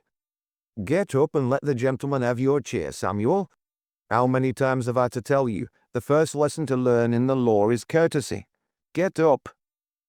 The lad, looking like a scared rabbit, rose and brought the chair for Little John. His hitherto unshaven face glistened with down. He looked hard at Little John and then smiled a thin smile. He was a follower of Sexton Blake, and had the weasel not been so aggressive, would have asked Little John for his autograph. As it was, he grew tongue-tied, made gurgling noises, and sniffed heavily. How many times have I told you not to sniff? Use your handkerchief, Samuel, and go see the doctor for a bottle for that guitar. You'll never make a lawyer with manners like that. Sorry, Mr. Nathaniel. Mr. Nathaniel looked ready to hit the boy. Little John took an instant dislike to the weasel. How long will Mr. Dobb be? As if in answer, Mr. Barnard Dobb's small room suddenly became animated. The whispering voices inside grew louder and finally audible. Well, pay up by Friday or it'll be a court case. That's my last word. But Mr. Dobb, I'm busy. The lawyer emerged, thrusting before him one of those poor little shopmen who never seemed able to make ends meet, but would rather struggle along from hand to mouth than throw up the sponge and work for somebody else. Good morning, Inspector. I thought you'd be calling. The departing client looked hard at Little John and took to his heels. You could hear him stumbling down the wretched stairs. Why did you think I'd call? Old Bisbee happened to be there when I passed a few indiscreet remarks to my clerk in court yesterday. I knew he'd tell the police. Then I needn't say what I've called for. Will you tell me, please, what all this Barrow divorce was about? No objection? Mr. Dobb picked his teeth with a quill, offered Little John a chair, and sat himself down at a new desk already crowded with conveyances, writs, abstracts of title, and ledgers. He looked to be doing all the work himself. What do you want to know? I suppose Barrow was suing? Yes. Who was the correspondent? You've already made up your mind on the grounds? Yes. Am I right? Yes. The correspondent was Dr. Martindale. Phew. How many more men in Mrs. Barrow's life? What do you mean, Inspector? You know very well what I mean. Mr. Dobb bared his teeth in an awful grin. It was the expression he used when things were going well for his client in court, and an alien witness was caving in. Who did you think he'd cite? What about Mr. Andrew Fenning? Oh, come, Inspector, surely not that. Will you stop fencing, Mr. Dobb, and come into the open? You know all that goes on in this town, I've no doubt. You've heard of the relations between Mrs. Barrow and Fenning? Yes, but surely. Mr. Fenning was Barrow's employer. At Barrow's age, jobs aren't easy to change. Whatever Mr. Andrew did, he found Barrow complacent. When it came to a tumble-down doctor, the boot was on the other foot. He hit back then, just to teach Flossie a lesson. How long has this Martindale affair been going on? 6 months, according to our reports. Now it's all solved by the death of Barrow. They can do as they like now. What do you mean? Get married if they want. Will they? No. The affair's gone off the boil. Flossie's now the sorrowing widow. Another point. The codicil Mr. Fenning was going to add to his will before he died. What was it about? So you're onto that too. Well, I guess as an officer of the courts I ought to tell you. Though it's not up to me to do so. I do this without prejudice and in confidence. Of course. Well, it provided a legacy of $500 for Mrs. Ambrose Barrow. Yes, I thought that'd take the wind from your sails. A bit of a corker, eh? Perhaps not as much as you'd expect. All the same, it's a bit of a surprise. Looks as if the old man was trying to make amends for something, doesn't it? Perhaps he'd got some information which cost him his life before he could make recompense for what had happened. What do you mean, Mr. Dobb? Now those are my private thoughts and not for publication. It's up to you to do your own thinking, sir. Where does Dr. Martindale live? Across the square there, the big house with the stone curb round it. They took the iron railings away for the salvage drive, and they've since laid in the town's refuse dump. Little John rang the bell at the doctor's, and the maid took him straight in, although there was a thin crowd of patients waiting for morning surgery. Surprising that a doctor so besotted by drink and his own misery should retain so many, but he often forgot to send the bill and, in his sober moments, was kind and sympathetic. He had suffered enough misery himself and understood that of others. Shortly after arriving in Brockfield, Martindale had lost the wife to whom he was devoted. All his skill, and that of the best of his colleagues, had been unavailing, and watching her suffering and knowing, from the curse of an over-vivid imagination, the slow progress of the disease eating her life away had, when the end came, almost demented him. He had turned to drink. Then, years later, had arrived what seemed a cure for his despair. A young girl assistant had joined him. She had pulled him together. He had fallen in love with her and looked like starting a new life. But the effort of redeeming him, working for him as well as herself during the long period of salvation, had undermined the girl's health. She had died in an influenza epidemic. After that, Martindale never stopped drinking. He looked awful when little John met him. He'd been at the whiskey bottle at that early hour. Tall, thin, swarthy, and just past 40, Martindale had the lined face and grey hair of a man of 60. "What do you want?" he said. "I understand that you are a friend of Mrs. Barrow, Doctor," said little John. He thought he'd better come to the point. "What the hell's that to do with you? Think I killed her husband?" "No, sir. I'm after all the information I can get about the dead man's family, friends, and background." "You'd hardly call me a friend, would you? As for information, you'll get nothing from me. I know nothing." Yet, had he not died, Barrow would have instituted proceedings for divorce against his wife and named you as co-respondent. The doctor reeled to his feet. He had been sitting at a desk in the surgery. The desk light was on, although it was clear daylight, and the sun was streaming in through the windows. He pointed a long, well-cared-for hand at little John, spreading out the fingers as he did so. "Clear off. I've nothing to say, and that's final.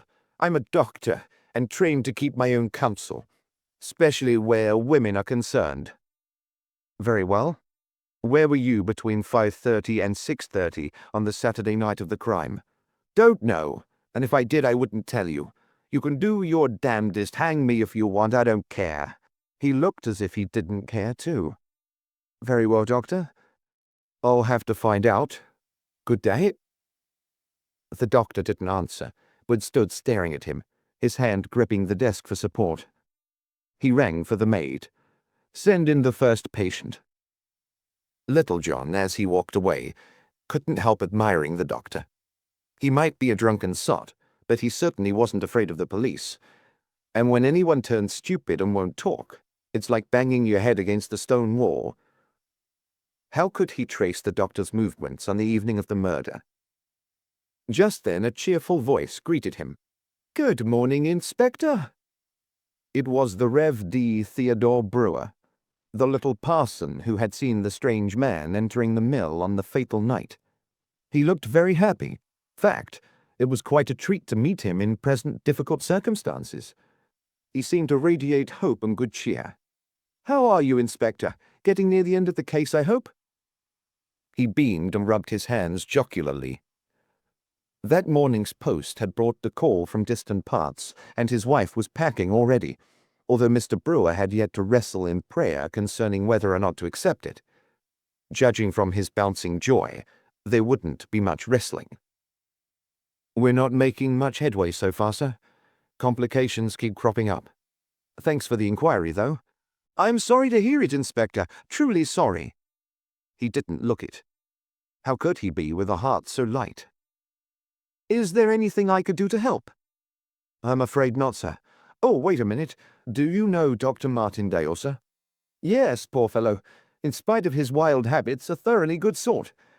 All the people of the town swear by him, and if gratitude and prayers were of any use—" "Oh." He realized that perhaps he had made a heretical statement, and coughed and blushed furiously. "If gratitude and human desires were effective, he would be a happier and better man. Nobody in want ever gets a bill from him, and I've known him, where a poor old man had no help and was bedridden, to tidy up the house, cook him a meal, and then get him an attendant at his own expense, though I know he can't afford it. Between you and me, Inspector, the poor chap owes money all over the town." The little clergyman gave the last bit of information in a hushed whisper, and beamed as though the news were good. Then, in a lower voice still, he added, "Drink and betting." "And women?" Mr. Brewer threw up his hands in horror, as though the inspector were suggesting some new and diabolical way of sinning. "Dear me, no. I've never heard of that, never." The smile vanished, as if Mr. D. Theodore Brewer realized things were serious, and he must gird up his loins for the fray. "Never," he said firmly, and stamped his foot to show he meant it. "I heard so. Oh, no, no, no, dear me, no. At that rate, they were going to be at it all morning." "Was he friendly with Mrs. Barrow?" "Not that I know, and I would know if it were so." Then, the penny dropping, Mr. Brewer realized the implication of the question, and blushed. He looked around, too, as though somebody might be watching, and go straight away and tell Mrs. Brewer he was talking scandal. "No," he said in anguish. "He wasn't even their doctor. He doesn't go much to that part of the town." "Could you tell me, sir, where anyone who wished to celebrate or spend an evening out would be likely to go from here? After all, there's not much here, is there, in the way of entertainment or even dining out?" Mr. Brewer beamed. He'd every cause to want a jollification after the news he'd heard that morning. A good steak and some chips, followed by ice cream. He was very fond of ice cream. And a nice little bit of cheese, with perhaps a bottle of Grave to wash it down. "Where would you suggest, sir?" Mr. Brewer woke from his joyful daydream and wiped his lips with his handkerchief. "Bursted," he said. "A market town, and the local centre for shopping and the like. A very pleasant town with many conveniences." "I see. Why?" The little minister looked hopefully into Little John's face. "I just wondered. Another thing, sir, between you and me, I'm trying to find out where Dr. Martindale happened to be at the time of the crime." Mr. Brewer didn't even ask why. He hadn't got so far yet in his slow-moving reaction time. "I know. Funnily enough, I know. I saw him." "Where, sir?" "You recollect my call at the police station the time Mr. Fadiman was in such a bad humor? I said I was at Mr. Heading's when the crime, or just before the crime occurred." "Yes." "Well, I left Dr. Martindale there. He was their doctor, and the poor man was dying then. He stayed to do what he could. Heading died that night." "And you left Martindale there, sir?" "Yes." "Right opposite Fenning's mill?" "Yes." "I'm much obliged, sir. Very much so. Always ready to help.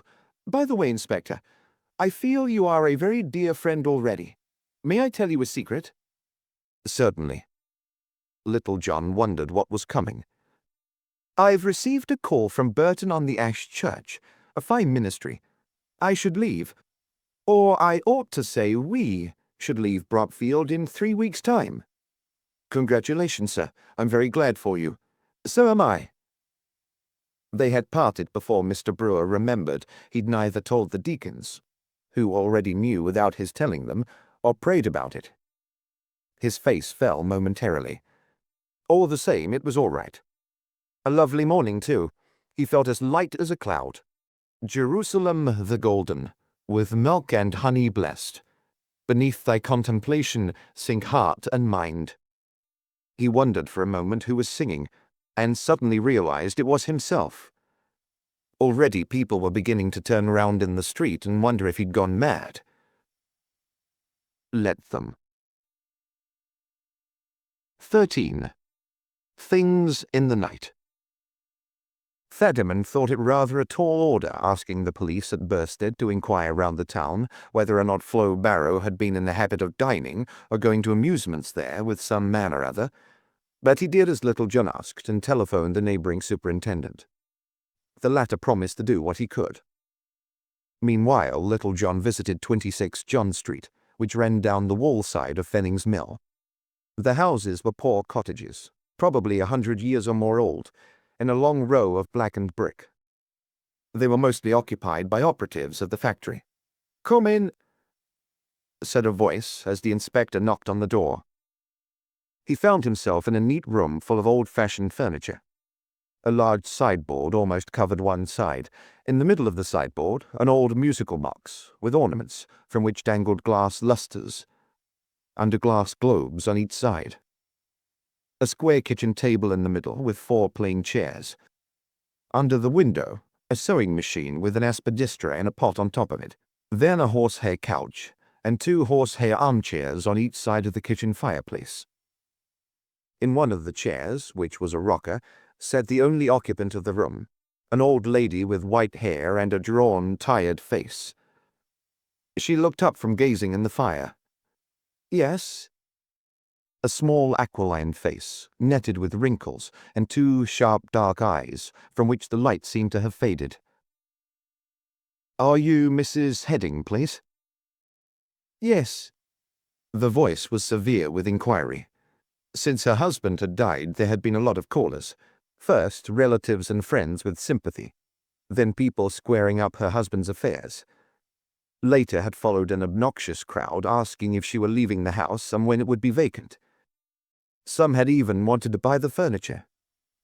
She desired only to be left alone to think about past days, which had been happy, and in her solitude, live them over again. "I wonder if you could spare me 5 minutes of your time. I'm a police officer on the Barrow murder case." The old lady perked up at once. The one exciting event in the town for years was good enough to take her mind from her own troubles and get her busy on someone else's. "Come in and sit you down." Little John took the chair on the other side of the fireplace. There was a teapot on the hob and an empty cup on the table. Brockfield people are very hospitable. To them, a welcome includes a drink and a bite of something. Mrs. Heading was glad the policeman hadn't come after the house. Some of the callers had argued and bullied about her remaining there alone. Even her daughter said she ought to go and live with them and let Cousin Fred, who was getting married for the 2nd time, have it. The old lady poured out a cup of tea and brought a cake, which she cut and passed to Little John. "It's a bought one and isn't up to much. Once I made my own, but nowadays you can't get the stuff." "This is very nice, thank you, Mrs. Heading." It was very quiet and remote, in spite of being in a row near a mill.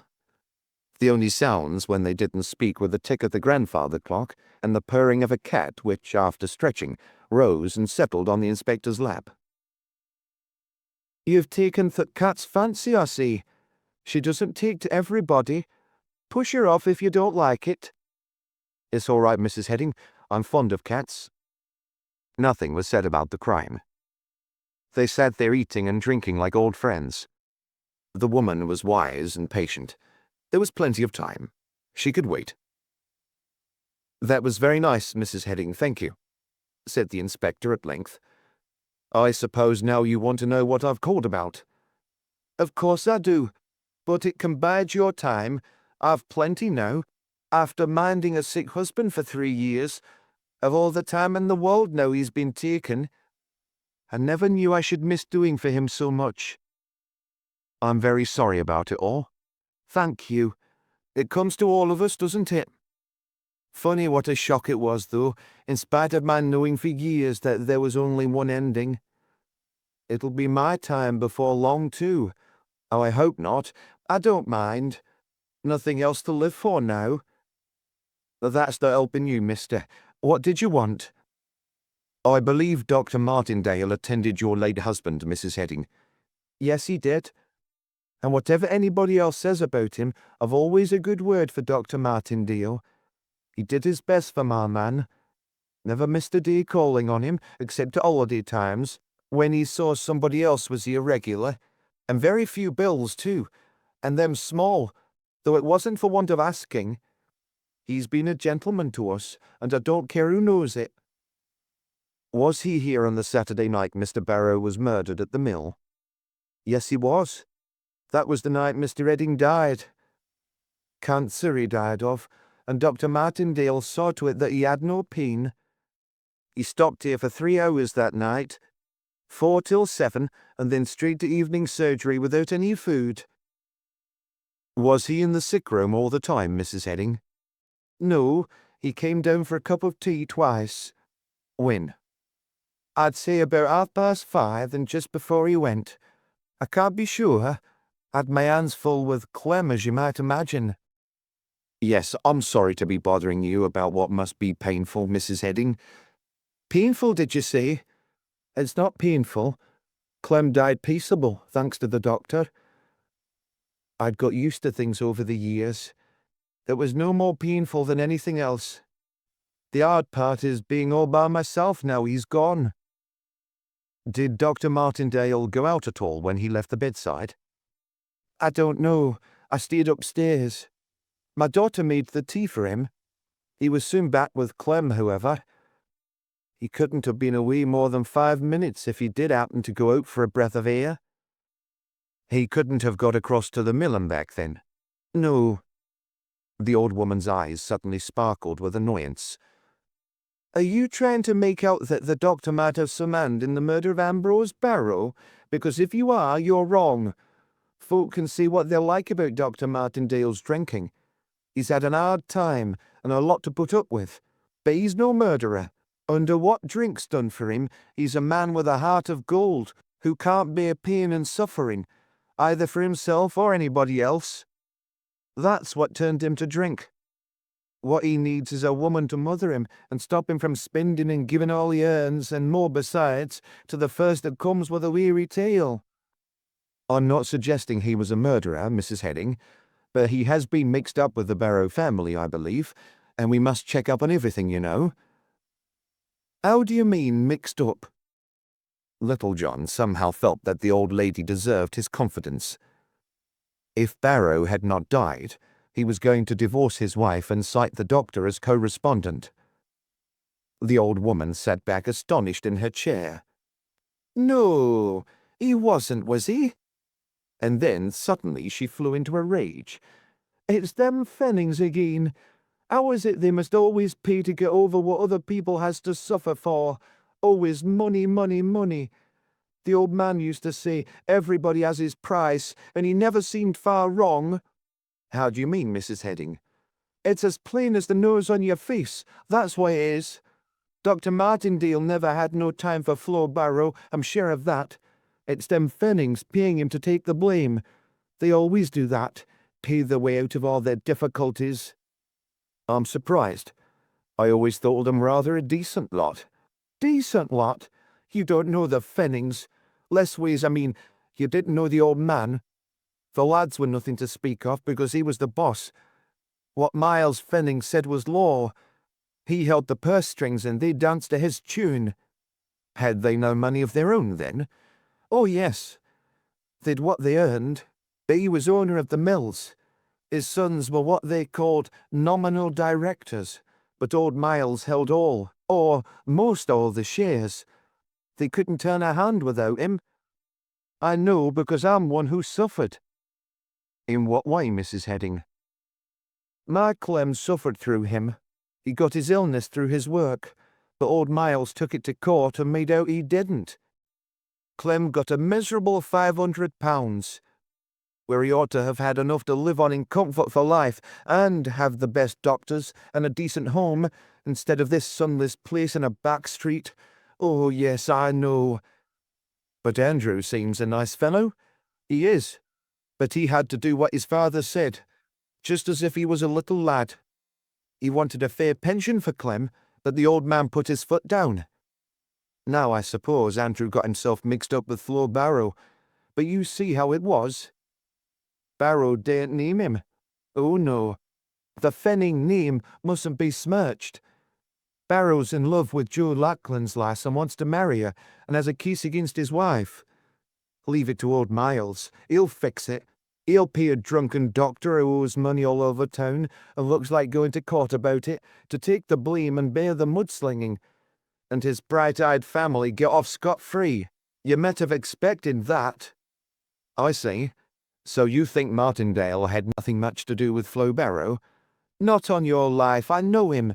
He might get drunk, but he's particular. Comes from as good a family as Fenning's any day. Better, in fact. Besides, Flo wouldn't look at a penniless doctor. She's higher flying than that. It's all a put-up job, I say. What do you think about this murder, then, Mrs. Heading? Whose? Both, for that matter. All I can see is there's been funny things going on at that mill for a while now. I've been up at all hours of the night tending my Clem, and somebody else has been up at all hours too in that mill. What do you mean? Mean is the term I've just walked out into the night here to freshen myself. I like the stillness and the quiet of the stars. Makes your sorrow seem less and your troubles smaller to see them stars and hear the quietness. But there've been folk about in that mill yard. Soft footsteps, torches flashing on and off. And sometimes, yes sometimes, they've quietly pushed out a motor lorry without engine going on, or lights on, and let it glide down the hill, and you'd hear the engine start a long way off. How long ago was that? Not so long since. In fact, it only stopped proper when Barrow died. Do you think Barrow had anything to do with it? If it was anything crooked, he hadn't.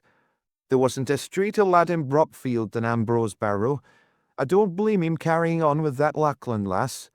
He'd had enough to put up with from that wife of his. A man must have a woman to love and tend him. Sometimes he gets the wrong un first time, then I don't blame him if he seeks another. Who was at the bottom of it then? Don't ask me. I never crossed the road to see. And what about the death of Mr. Miles? I reckon he was so long dying and stopping making himself a nuisance to all and sundry. And that somebody got fed up and helped him along. Don't ask me who. I'm no good at guessing either. Outside, footsteps began to pass the door, and then a stream of workers went by on their midday break. The buzzer had sounded, but Little John hadn't noticed it. He was getting used to Brockfield, and now the hooter was part of the general make-up. The door opened, and a middle-aged woman carrying a pie dish walked in. "Here's your dinner, Mother." "Thank you, Emma. Put it in the oven. I'm just busy." Emma gave her mother a queer look. She expected to be told at once who the visitor was, and Mrs. Heading wasn't obliging. Emma was a busy, thin little body with sharp eyes like her mother's, and a curious way of holding her head as though listening for something. She put the pie dish in the oven sulkily, using her small, mean hands nervously. "You remember the night your dad died, Emma? You gave the doctor a cup of tea about 6-ish. Did you go out at front door?" "I'm sure I don't remember." Emma was peevish and unhelpful. "This is a police detective and he wants to know, so you'd better make up your mind quick." The younger woman's jaw dropped, and she looked ready to take to her heels. "Come on now, don't be so soft. It's not like you not to know all that goes on." "Well, he did go out, if you must know. Wanted a smoke and said he'd take a breather along street." "How long was he out?" 5 minutes or so." "Right. That'll be all, Emma. This talk's private." Emma sniffed. "I don't stay where I'm not wanted," she said huffily. "Don't let that pie shrivel up and then blame me. Some folks is that stubborn." And with that, she left. "Emma lives next door but one, and if I didn't keep her in her place, she'd run my house. Nobody's running my house while I can move hand or foot. And don't you think I'm like Miles Fenning because I'm not. My child'd do as they're told because I'm their mother, not because I hold all the brass." She smiled at Little John, and they understood one another. He decided to go a step further. "Did you know, when he died, old Fenning was planning to leave a legacy to Flo Barrow?" The old lady didn't seem surprised. I reckon that settles what I've been telling you. He cooked the business about the divorce and Flo's share was something in the old man's will. Unless, of course, there was nothing else on his conscience about her. I wouldn't be surprised at that. Perhaps even in his dotage, he took a fancy to her too. You never know, do you? Well, I've had quite a profitable talk with you, Mrs. Heading. You've helped me a lot. Have you anything else useful to tell me? No. I could keep you here a week and tell you nothing good of old Miles and his affairs, but you find out all about him and what he was at, and what went on in Mill after dark.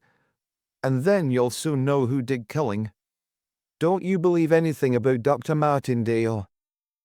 The cat jumped from Little John's knees, strolled to the oven and started to meow. She wants her dinner. Will you stop and have a bite with me? No thanks, Mrs. Heading.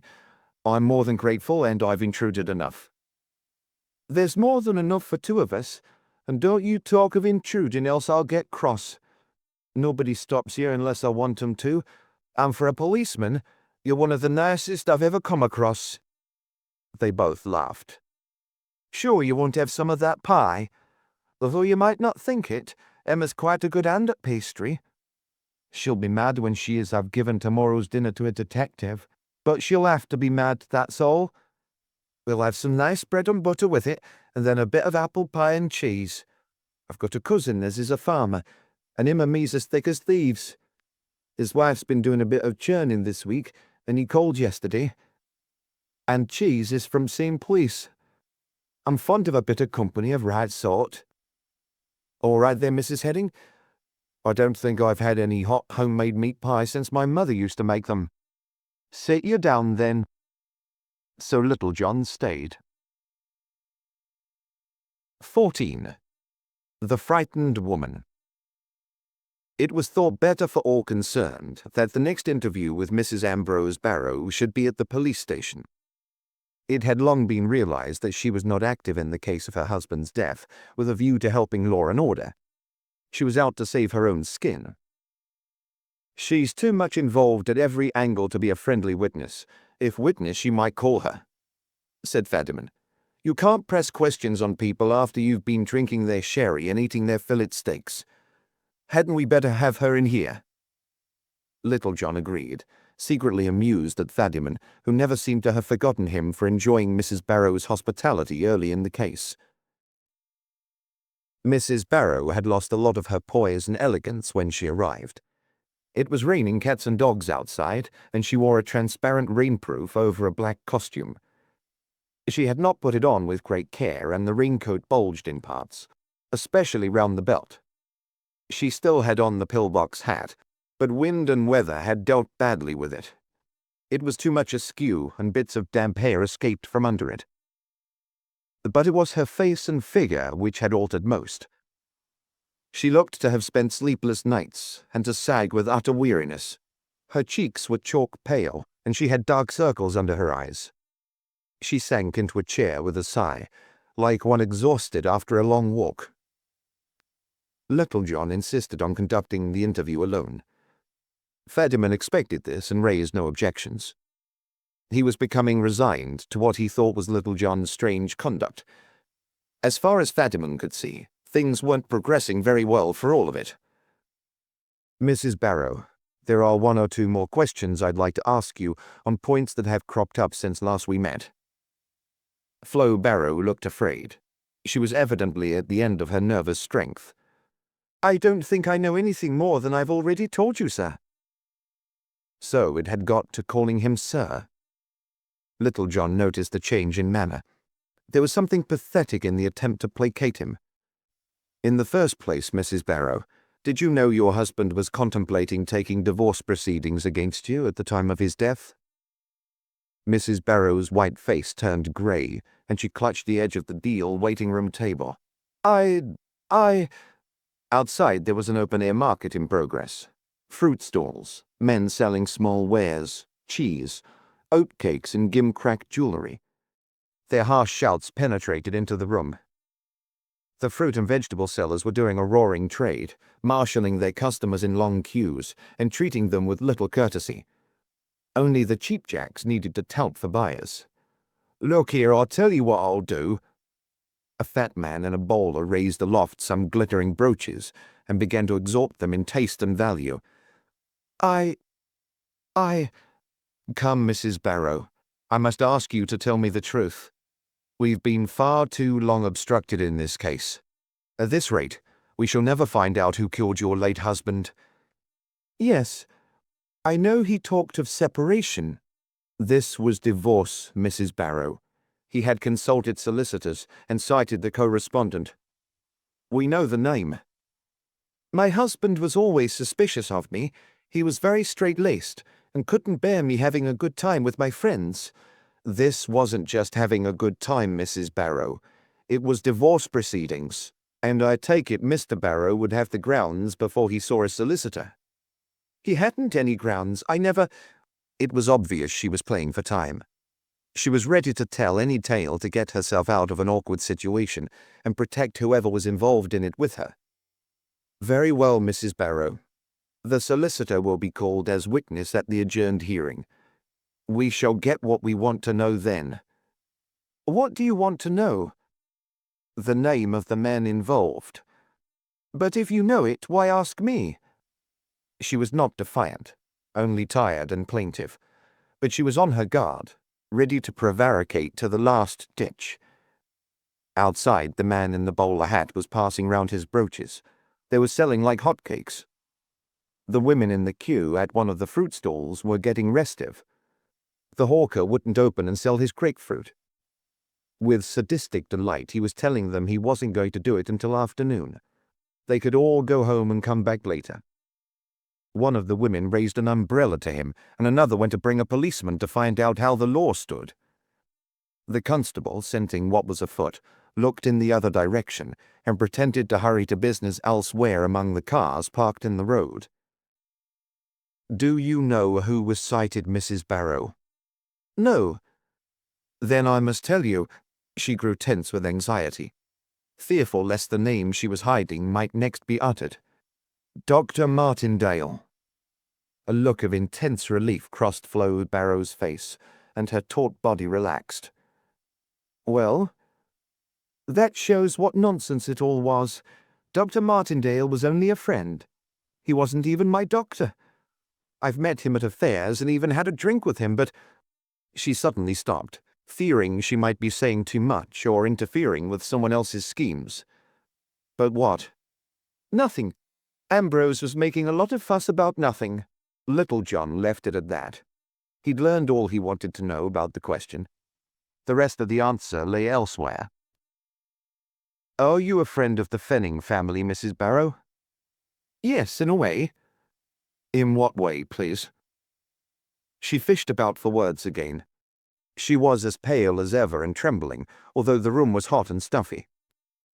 The whole business was depressing. Wringing a tale out of a woman who didn't want to tell it, and a place with one deal table and 2 rickety chairs, and an atmosphere which seemed to have been sealed in the room since the day the building was put up. There was a gas fire in the fireplace which kept making plopping noises. Finally, the thing backlit and hissed out a lot of half-consumed gas. Little John got up and turned it out. "Well, Mrs. Barrow?" "The Fenning family was interested in all its workpeople, especially in people like Ambrose, who'd served them since he was a boy and risen to high rank." "But I believe you were a particular friend of Mr. Andrew Fenning. Is that so?" "I was his secretary when he was mayor of the town, and kept on with him till I married Ambrose." "Is that all?" "What do you mean?"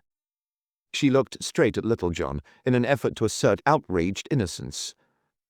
"You were seen about the place with him very frequently. In fact, the regulars at the Queen Anne's still talk about it." "They would. I was his secretary. Naturally, he took me to tea and home, too, when we worked late. In a small town like this, they've nothing to do but concoct scandal." Judging from the scenes outside, the women at least had plenty to keep them busy. They were like a swarm of bees round the stalls. A pot stall had now opened up, and you could see the crowd sorting out cups and saucers, asking the prices and recoiling in horror at the answers, then buying them. Let me ask you another question then, Mrs. Barrow. Were you such a friend of the late Mr. Miles Fenning as to merit his leaving you a considerable sum in his will? That did it. Mrs. Barrow just slid from her chair in a dead faint. The weak spot had been struck, and Little John felt a bully for doing it. He rang the bell and a policeman appeared. The bobby's eyes opened wide and looked ready to roll down his cheeks with surprise. "What's up, sir?" The ladies fainted. "Have you any brandy?" Little John left the rank and file to deal with Flo Barrow. They were slapping her hands, tried to force a few drops of brandy between her teeth, generally rendering first aid as taught in the regulations.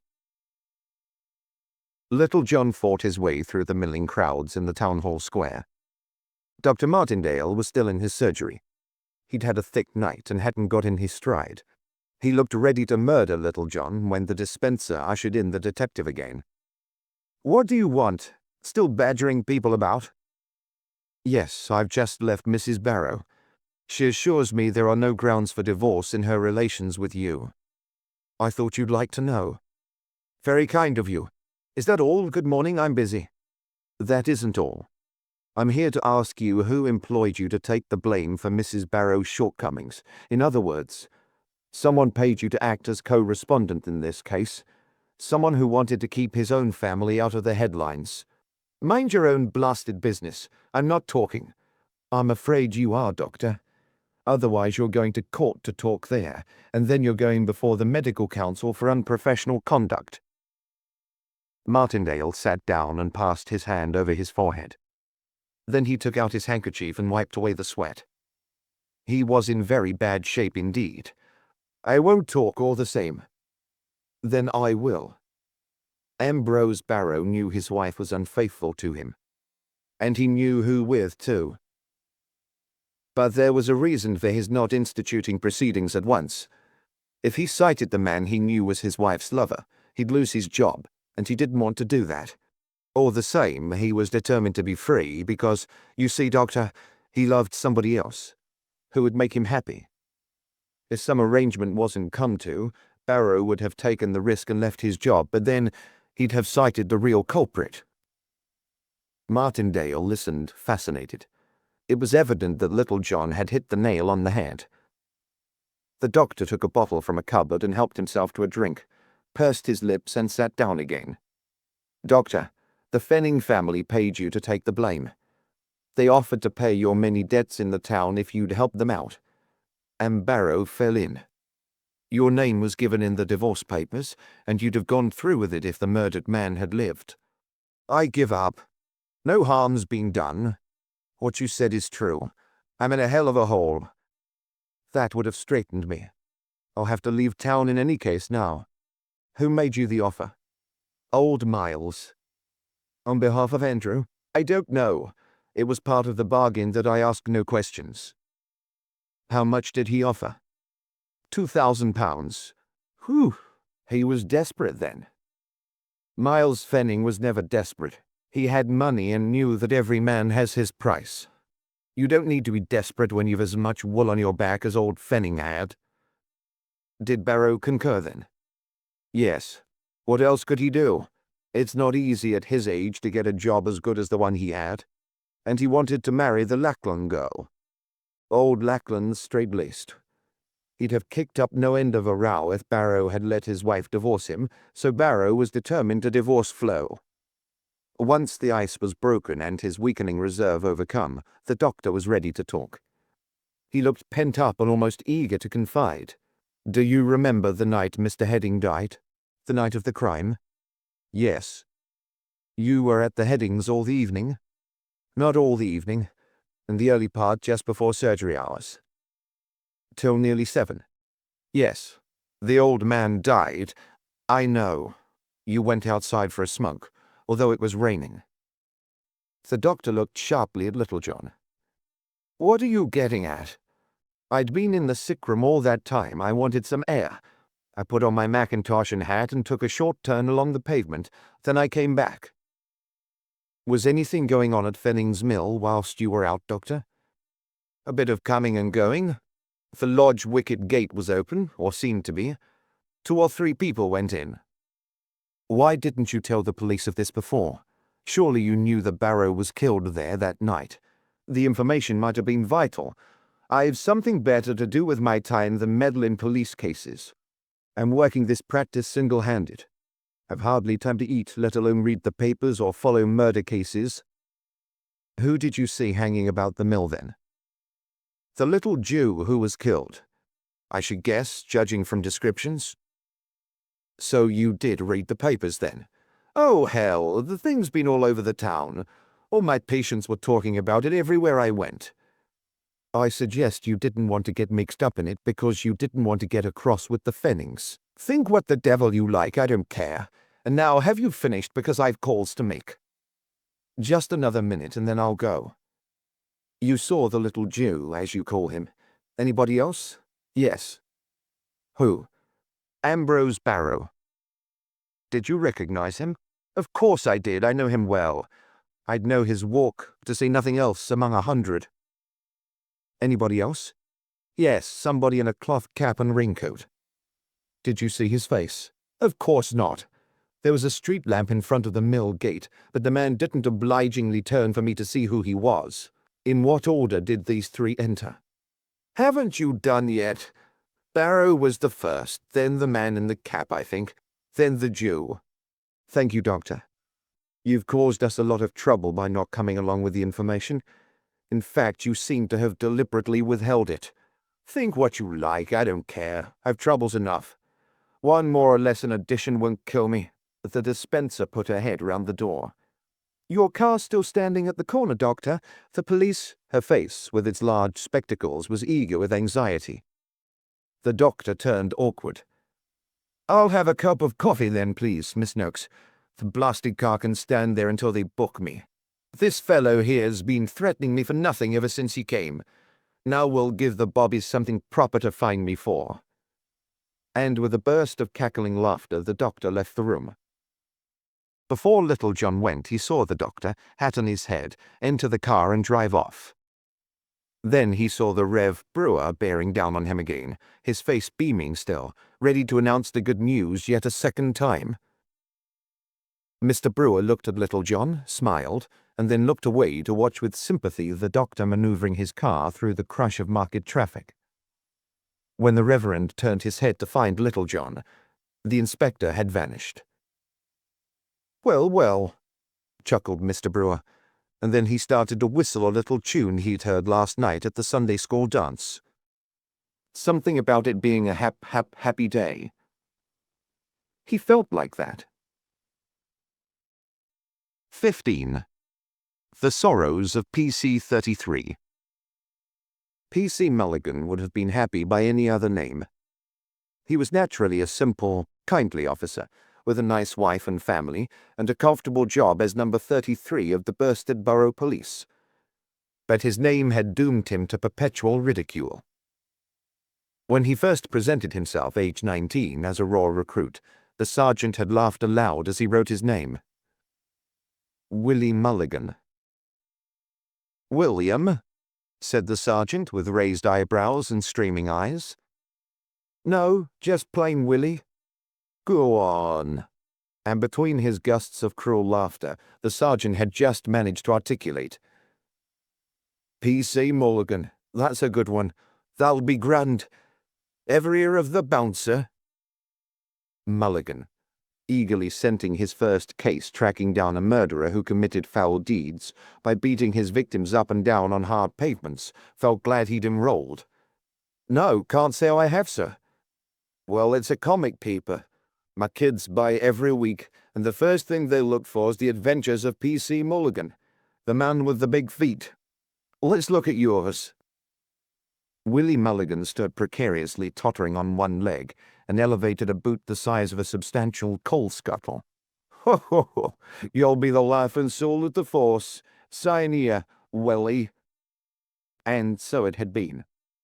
All the youngsters in Bursted had been after him when he appeared on duty, bearing copies of the Bouncer comic, and comparing the pictures of their favourite buffoon with the living mountain of flesh as it watched the cars in the high street, or flailed the air at the traffic crossing. The chairman of the bench, who had a large family of bouncer-reading grandchildren, actually sniggered when Mulligan made his first appearance on a case of shoplifting in court. To mend matters, Mulligan's first number was 49. PC 49. The grown-ups thus shared the mirth of the youngsters, who'd never even heard the comic song. Thank God he'd now been changed to 33. But after years of haunting him, PC Mulligan's adventures, cuddling cooks and chasing burglars, still held the field in the bouncer. Distracted, PC 49, now 33, had written a protest to the editor and given a popular daily a scoop. PC Mulligan in the flesh. Pounding the beat in the pretty country town of Bursted as the youngster's favorite cop, PC Mulligan, exists there in the flesh. And a photograph wheedled out of his wife by a wily newshawk.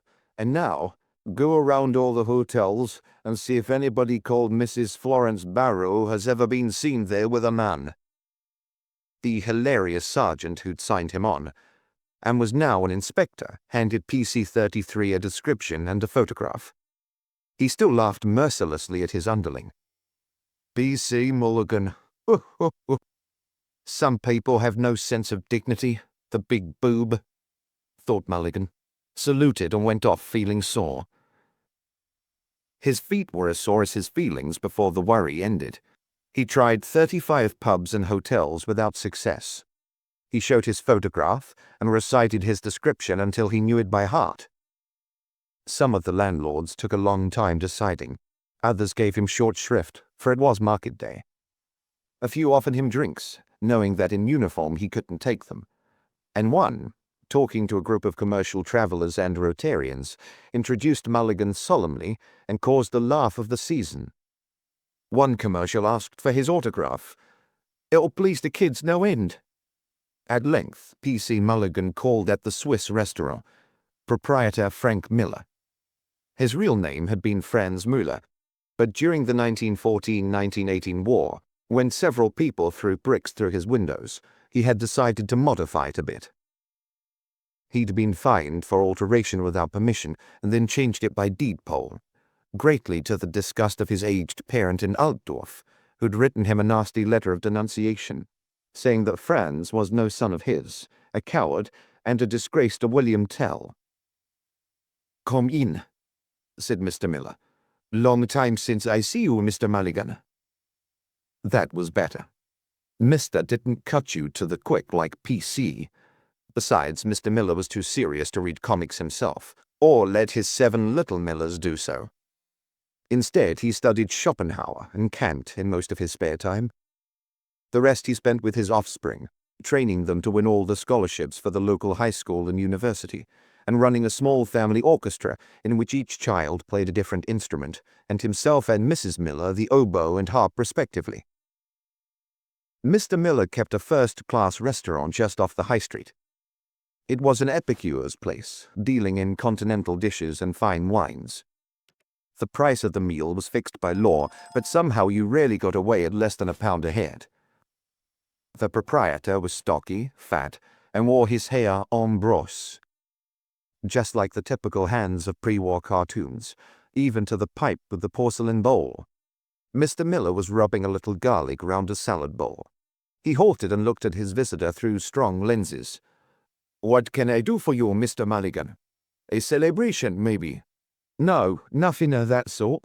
Just a few inquiries."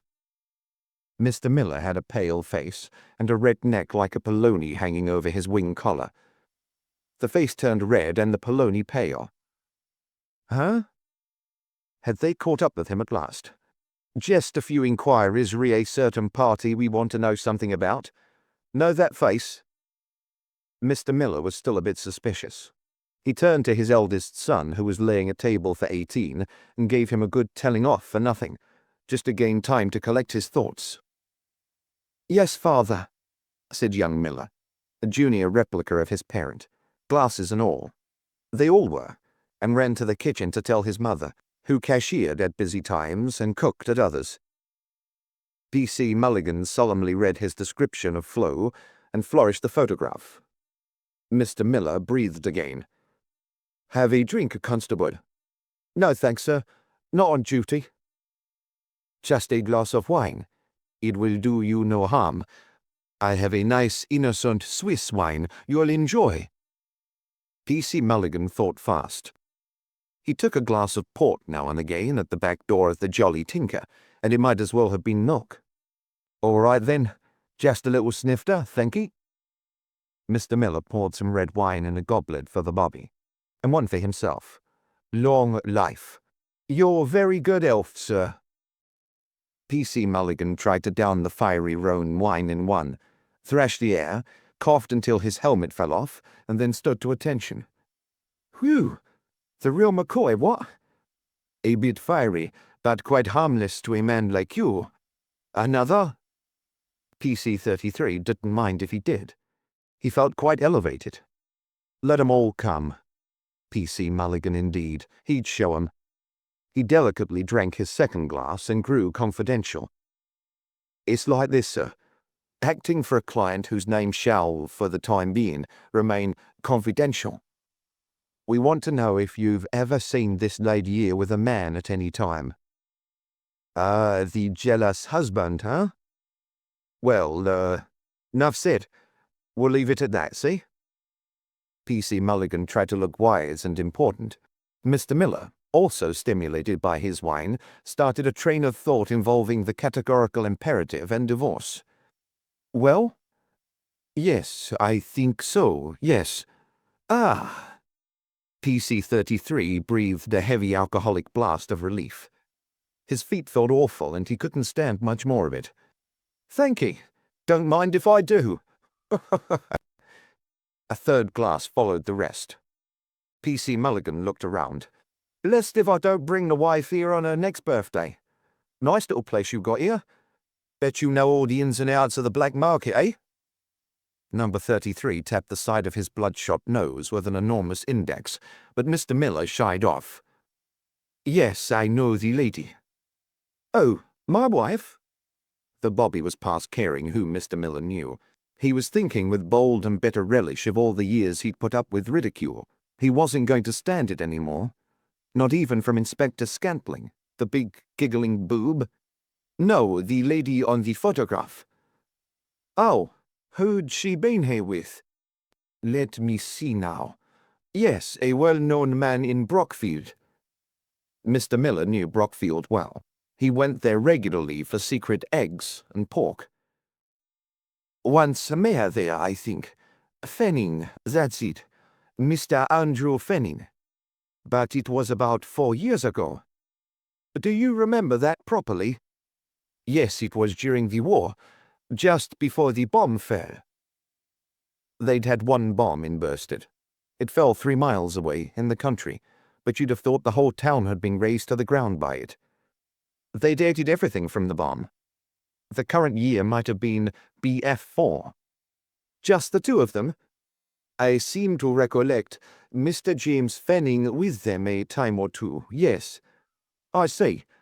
What did they do when they came here, eh? The constable's voice grew supple. Eat. What else, except drink? The wine was emboldening Mr. Miller, too. Any private rooms? Mr. Miller was outraged. A good family man and a devout Lutheran, he recoiled at the thought. Certainly not. This is a respectable place. I have my license and reputation to respect. Nobody said you hadn't. And don't get shirty. I've got my duty to do and make inquiries. But not to cast reflections on my place of business. The wine and the ire rose in PC-33's breast. Here, obstruction in the discharge of duties, eh? You'll hear about this, Mr. Miller, or is it Moolah? How dare you? Let me see your identity card. Mulligan couldn't think of anything more humiliating for the present. It's at home. And by what right? Right of an officer of the law. I'll be in again to see that card. Meantime, we'll just have a look at the kitchens, if you please. I protest, you have no right. But emboldened by the potent, quarrelsome wine, PC-33 wasn't standing on ceremony. He strode purposefully through the service door and caught Mrs. Miller red-handed, breaking eggs for a caramel custard and with enough pork for 50 ready for the ovens. "What's all this?" The outcry of Mrs. Miller, uttered in harsh German, was swelled by reinforcements from the other 4 of her family present. They looked like patriots swearing on Nirutli, and their oaths were so loud that it brought in police help from the nearby traffic post. Mr. Miller accused PC-33 of being drunk on duty, but Willie Mulligan, lubricated by strong red wine, had already finished a glib report on Mrs. Barrow and Mr. Miller. The former was telephoned to the Brockfield police. The latter resulted in a fine of £400. Sometime later, P.C. Mulligan was put out of what had seemed a lifetime's misery by his sergeant's stripes. Sergeant Mulligan. Nothing funny in that until someone wrote a thriller in which a Sergeant Mulligan was a boob and a stooge for a Greater Scotland Yard chief inspector. Then, as the book was a bestseller, all the trouble started again. "So, it's more than 4 years ago," said Little John when he heard the news. "Andrew Fenning must have tired. But why did Barrow wait to cite him, and why did the old man pay him off and want a recompense flow for something?" Fadiman shrugged. He wasn't a magician, and he certainly didn't know. "And why did anybody want to kill Ambrose Barrow?" added Fadiman, repeating the question no amount of inquiries seemed to answer. Little John frowned. "I wonder," he said. Fadiman shrugged again. The local man spent all his time wondering when the case was going to finish and Scotland Yard go home. 16. The Missing Laundry.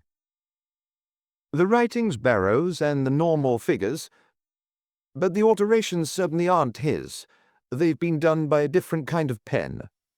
The handwriting expert from county headquarters had studied the stockbooks borrowed from Fenning's mill by Little John, and was in the police station returning them and making his report. He was a man with an international reputation as an engineer and held a chair in engineering at a nearby university. His hobby was handwriting, and the police used him quite a lot. You've seen the specimens of writing and figures of the directors and office staff. Could any of them have done the alterations, sir? The expert, a bad-tempered little fat man, looked over his glasses. He seemed angry at the question, but that was his natural expression. It could, but it might not be. Figures aren't like handwriting, especially when the person altering them is trying to imitate the originals and taking pains to minimize the alteration. I wouldn't be prepared to say with any precision who had done the alteration. And that was that. Another blank. Fadiman thrust his hands deep in his jacket pockets. He looked sadly through the windows of his room, which overlooked the town hall square. The mayor, a solicitor, was going briskly to his office. A roadman was sweeping dust from the gutter and, because he thought nobody was looking, pushing it down a grid instead of shoveling it into his cart.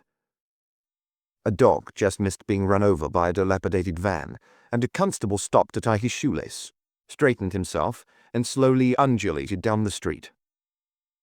At a large confectioner's opposite, a long queue of women was holding its morning session. "Will this thing never end? Will we never get a break?" Fadiman said it almost to himself.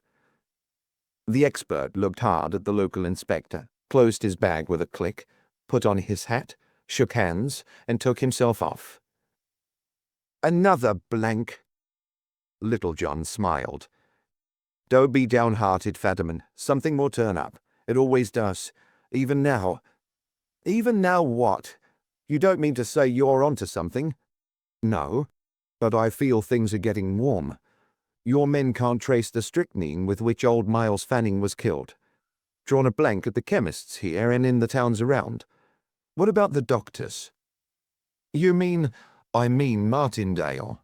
"But surely—" "No, not Martindale as killer, but maybe a supplier, all unknown to himself." "But how?" "I'm just going to see."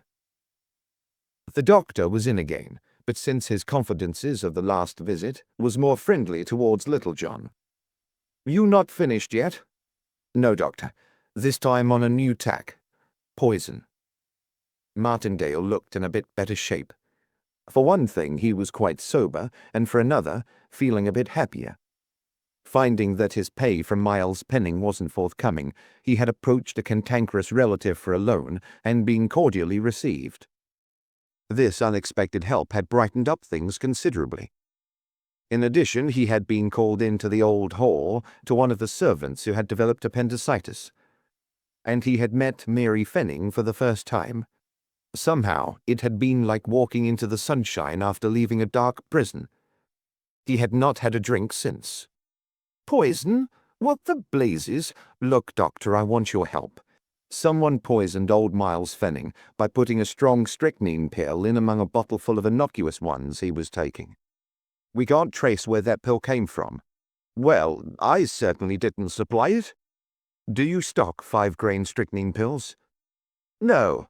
Who'd use a 5-grain pill? That's nonsense. I keep it in powder and liquid form, but I haven't given any away. I control it myself." "Do you keep a check on it?" "My dispenser does." "Before we go any farther, where were the negotiations for your part in the divorce carried on?" "Here. Old Fenning phoned me about it, but didn't say what he wanted. I was a bit off color and ill-tempered. I said I couldn't call at the hall on a wild goose chase. It wasn't a professional call, he said, so I told him to tell me over the phone or I was too busy." "What happened?" "The old man actually came down and had himself carried in. He told me what he wanted, and I said I'd consider it. He also said he didn't want me seen about the hall, just in case people put 2 and 2 together. Nonsense, I thought, but it was his queer way of thinking. He said he'd let me have instructions, and he made Mr. Andrew bring them, like a little messenger boy." "So Andrew Fenning called here?" "Yes, and later James.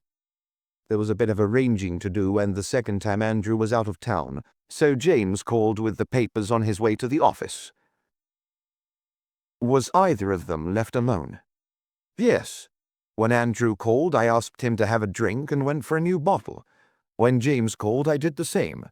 I used rather a lot of whiskey in those days." "But not now?" "No, that's over."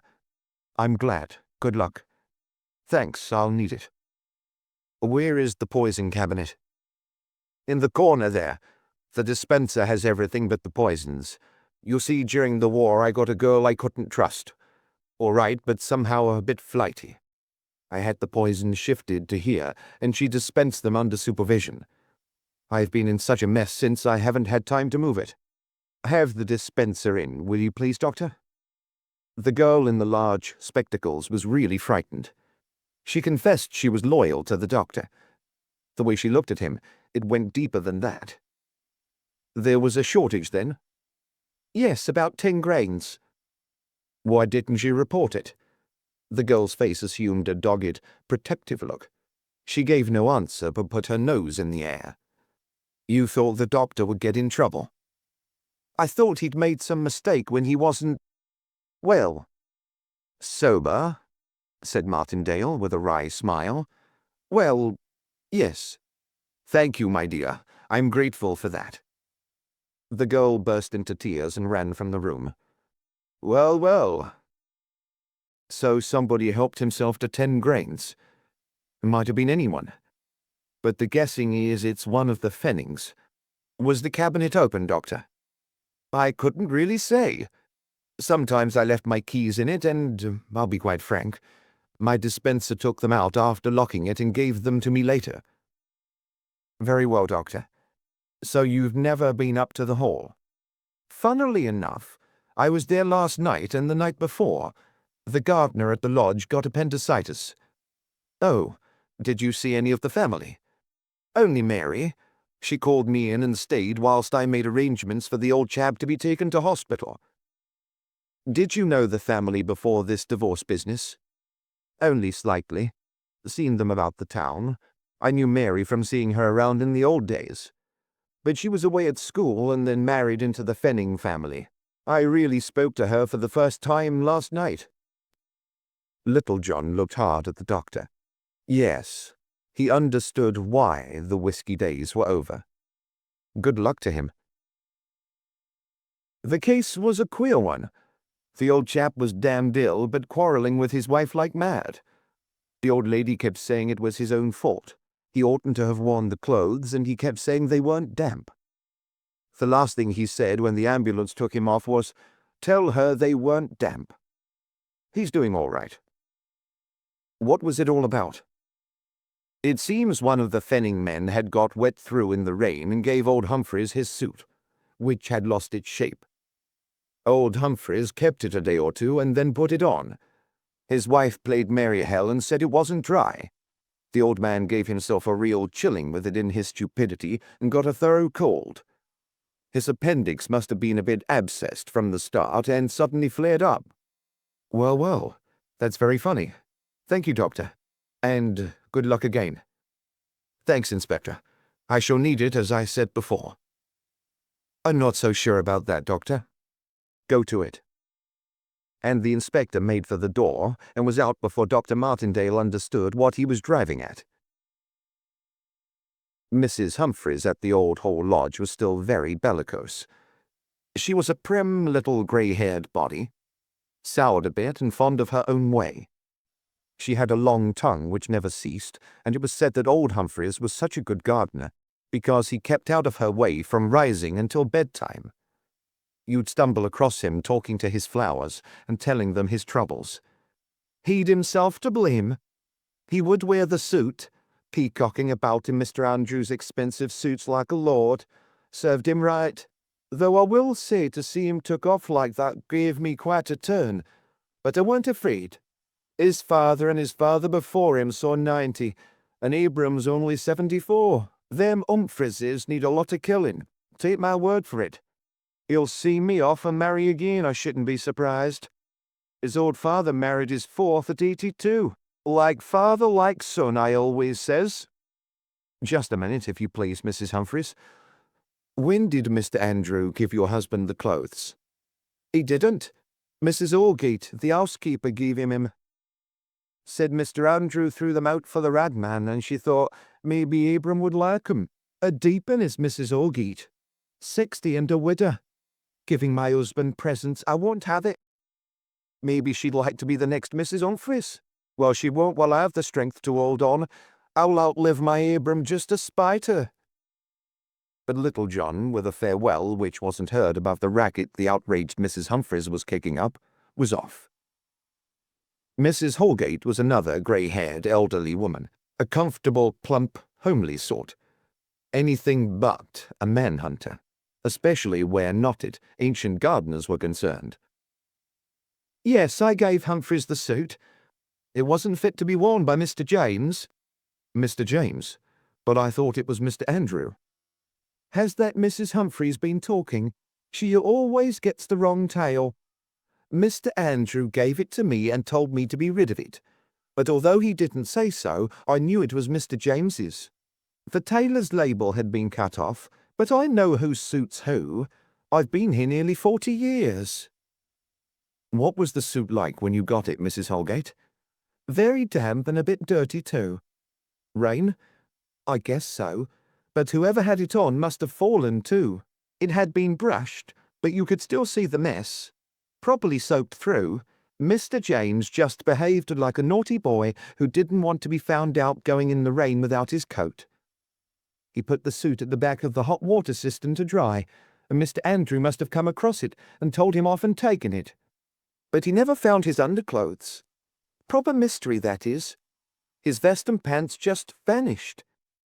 The suit was an old one he used for the garden at times, but the underwear was new, and it on coupons. When I come to take the laundry, I couldn't find them, and Mr. James got in a temper and said somebody must have stolen them. But I think he got them so wet he was afraid and burned them in the furnace. Indeed. Like a naughty boy, as you say, Mrs. Holgate. She saw him to the front door. As they passed the foot of the stairs, Little John paused to listen to the noise going on above. The clash of steel on steel, like the sound of swords crossing. You listening to 'em? They have a do every day. That's Mr. Andrew and Mrs. Fenning. All the family is fencers, and good ones too. Mr. Andrew fenced for his college and won prizes. He taught Mrs. Fenning. She's nearly as good as him. She likes it. Keeps her trim and slim, she says, and no doubt she's right. Does Mr. James fence too? Oh, yes, he's very good too, but his tempers get the better of him. Always was a poor loser. You can always tell when he's at it. Makes twice as much noise as the others. Hell for leather, as my late Martin used to say.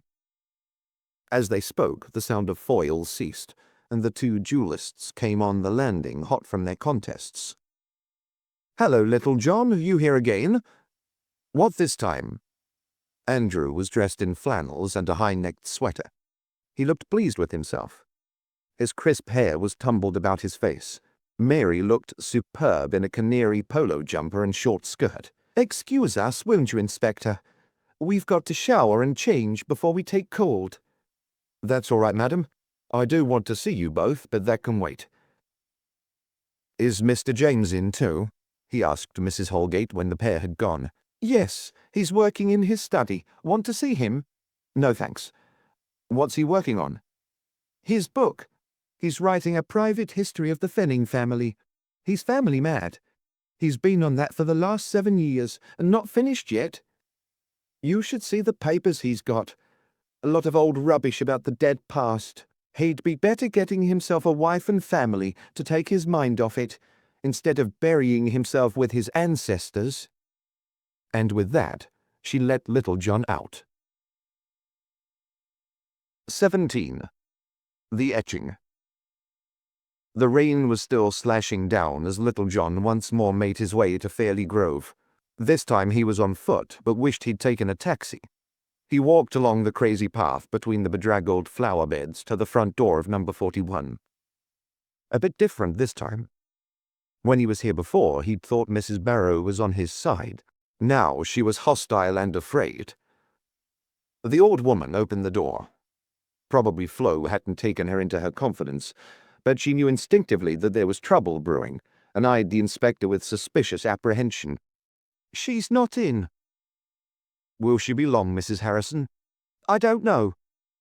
May I come in and wait a little? She stood aside a little diffidently to let him enter. The place looked exactly the same. The gloomy passage, the imitation lantern, the gimcrack oak wardrobe with the pretty little etching hanging beside it. Little John put his hat on the top of the wardrobe. Nice little picture. Yes, so they say, but I'm not much in that line myself. Like a bit of colour. She was smiling with difficulty and trying to be pleasant. It was as if she thought that by being nice to him he would be merciful to her daughter. Little John felt heartily sorry for Mrs. Harrison. Did your daughter buy it? No, it was a birthday present. Is it very old? Silly question, but asked as a random shot. She's had it about 7 years. You could see Mrs. Harrison had arrived at the period by remembering Flo's age when she got it, and making a simple calculation. Come in here, will you? Do sit down, sir. She was very humble about it all. Little John wished he could have comforted her and reassured her, but it was no use. The same room, with its assortment of tastes. The woodcuts, the tasteful ornaments, the heavy-framed oil painting, and the execrable carpet and suite. These are nice, too. Had them long? You don't see many of these now. About as long as the little sketching in the hall. Ambrose Barrow certainly hadn't bought them, nor had Flo, not with a hat like that. According to information, Andrew Fenning had been her very good friend about that time. Yes, it looked like Fenning. Then Andrew Fenning had tired. Perhaps Flo had resisted all his efforts to educate her. Maybe she'd got on his nerves at last. He'd taught her to dress properly. That had been obvious last time Little John was there, but beyond that, well, even in a dress, bad taste would keep creeping in. The pillbox hat and the sight she was when she fainted at the police station. Yes, probably Andrew had given her up as a bad job. But was that right? Obviously nobody was going to say yes or no to that question. Then his eyes fell on the beautiful etching on the wall. The Whistler. What a place to house it. It's lovely, said Little John. Yes, isn't it? though as I said, I'd rather have a bit of colour myself. But this one is a bit homely, isn't it?" It was a picture of a passage leading to a kitchen, with the figure of an old woman on her way there. Yes, it was homely. Exquisitely so. And it cost 5 shillings. Mrs. Barrow told me she got it very cheaply. It was a present. Her friend got it at an auction in the town, among a lot of old rubbish. How long ago? The old lady looked hard at Little John. She was puzzled to know what he was driving at. About 2 years. 2 years. Again, not Ambrose's taste, nor Flo's. But if Andrew had tired, then who was it? Someone else who knew what was what. Yes, and the model gown, not quite up to date, but in good condition. Who'd bought her that, and recently? "Bad weather we're having." The old lady was embarrassed by lack of something to talk about. "Yes, isn't it? It's hardly stopped raining since I came." "No, but the wireless report says it'll be better. I was just listening in when you came." Flo was opening the garden gate. Something had happened to her over the past days. She looked older and smaller, and the head she once held high was down. Her clothes and makeup as well, almost like a streetwalker. She inserted her key in the front door, slammed it, and entered the room. At the sight of Little John, she put her hand to her lips in a nervous gesture of fear. "Hello. I didn't know—" All her self-possession had gone. She looked beaten.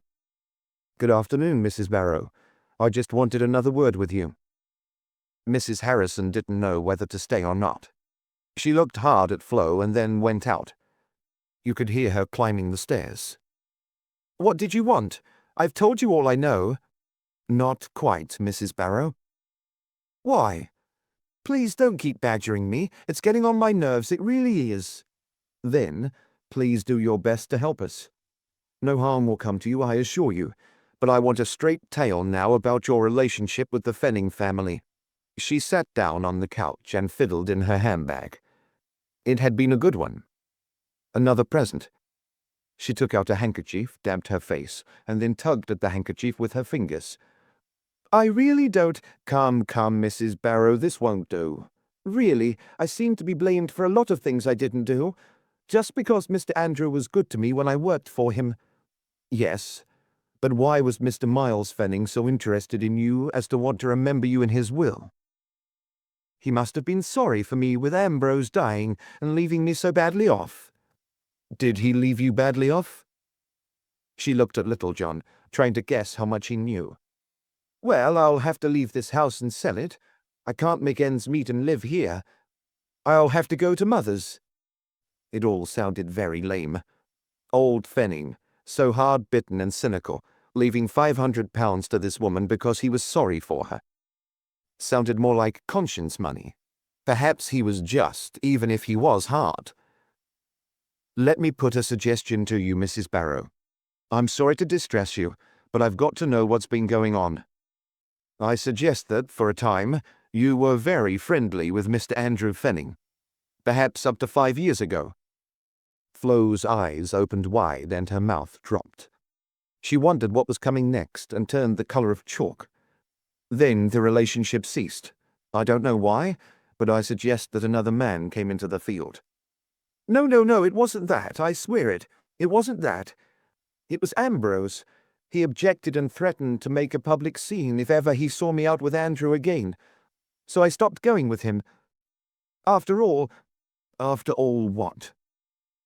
After all, the friendship. It was only a friendship, I swear it. After all, it was better to stop than for Ambrose to lose his job. Yes, I see. And that was all? Yes, I swear it. May I ask if these lovely collector's pieces— Little John indicated the ornaments— if these were gifts from Mr. Andrew, and that valuable little etching in the hall?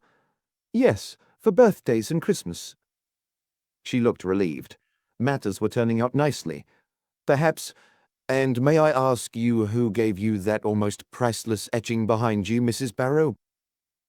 Flo turned and looked at the whistler, and her body grew taut. I— Well? I won't tell you. Surely your husband knew and your mother too. I'll call her then. Little John took a step to the door. I'll tell you, it was Andrew too. But why the hesitation? It looked so bad, as if all the good stuff in the house had been given to me by him. Did he give it to you before your husband objected? Yes, about the same time as the rest. That's not quite true, is it, Mrs. Barrow? You've only had it 2 years, and your husband didn't object to having it hung in his drawing room. Why? And then Flo Barrow fainted again. Little John called down Mrs. Harrison. The old woman was in a rage this time. Get out, get out. Haven't you done enough? She can't eat or sleep at night for you and the likes of you. I'll tell my friends about you. They've got some influence, and I'll make you pay for this. Leave her alone and go.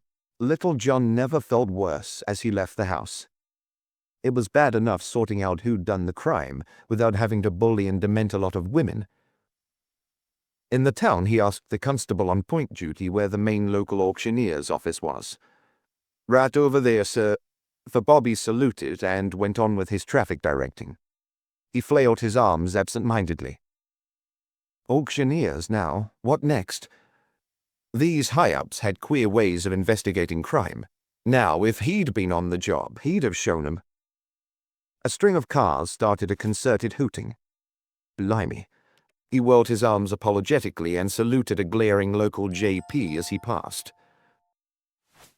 Hacking & Co. Auctioneers and Valuers. A small shop turned into an office with a lot of sale notices stuck on boards on each side of the door. Pictures of houses and farms pinned on bays in the window. Behind, an office and a large sale room. Mr. Hacking greeted Little John. He looked like an ex-jockey, narrow-legged trousers and all. What can I do for you, sir? The auctioneer rubbed his hands. Houses were going at crazy prices. £3,000 for a house which cost $850 to build, and commission accordingly. Little John produced his warrant card. The auctioneer looked crestfallen. Are you being transferred here and looking for a house? He asked, hoping he was right, for in his mind he was pondering his sins. No, hardly, replied Little John, and, looking through the window at the tumbling rain and dirty buildings, almost added, Thank God. Well, what can I do for you then? In the auction room behind, things were evidently piling up for a weekly sale. All sorts of old junk, from enormous sideboards to baskets of old books. People were filing among the rubbish, avidly inspecting it, eager for bargains. I'm just after a bit of information, Mr. Hacking. It's quite a simple thing, but it may be like hunting for a needle in a haystack. About 2 years back, someone bought a picture at a sale in this town for 5 shillings, and I think the picture's a Whistler. In fact, I've seen a similar one before, and that was a Whistler. Presumably this is from the same plate. Can you help me? Crikey! Now you've asked me something. We do hundreds of sales of one kind and another in the course of 12 months. Still, this most likely was in a sale at some place that mattered. You don't, as a rule, pick up such good pictures at sales in small houses. Somebody would be mad if they knew at what price that thing was sold, if it was what you say. Worth £100 or more, I dare say. More than that. So the find had not been made public. That would have attracted attention. They'd kept quiet about it and not even tried to sell it again.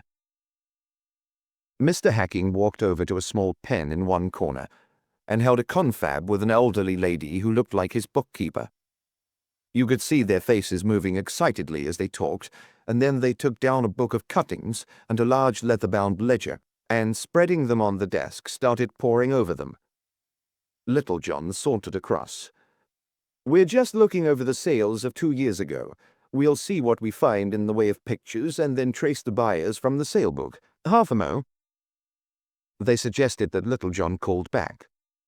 The job seemed such a formidable one, so he went first for a walk round the sale room and then for some tobacco in the town. When he returned, the pair were still perusing their records, so he looked round the junk again. His presence caused a bit of consternation among the hopeful ones there. They thought he was a new dealer arrived to bid high and put them all out of court. One scruffy little fat chap with a bowler hat said low in his ears actually approached him. "You a dealer, Cock? Because if you are, you and me'd better have a bit of a chat. I buy for the dealer's ring round here, and if you thinking of buying, you better play ball with me. Care to come for a drink?" Little John looked at the greasy, mean face, reeking of black market and double dealing. "I'm not playing," he said. "What I buy, I'll do on my own, thanks." Oh, so that's it, eh? Clever Dick, eh? Well, don't say I didn't warn you." The little runt sauntered off with as much nonchalance as he could muster, and caused a great flurry among the dealers when he reported his conversation. "Copley giving a bit of cheek?" asked Mr. Hacking. "Thinks I'm a dealer and wants me to join the ring." Mr. Hacking laughed until they thought he was going to have a stroke. "That's a good one. Anyway, I think we've got a thing or two here that might interest you." He showed Little John a list of sales in which pictures had changed hands, and beside each item the price paid. Nothing like it. "Sorry," said Mr. Hacking. "There's only one other firm, and they're mostly farming auctioneers. You could try 'em." The lady interrupted, however. "There's just one item here that might include what you want. A bundle of old pictures sold as junk for the frames and glass. Price 5 shillings. Now we're getting warm.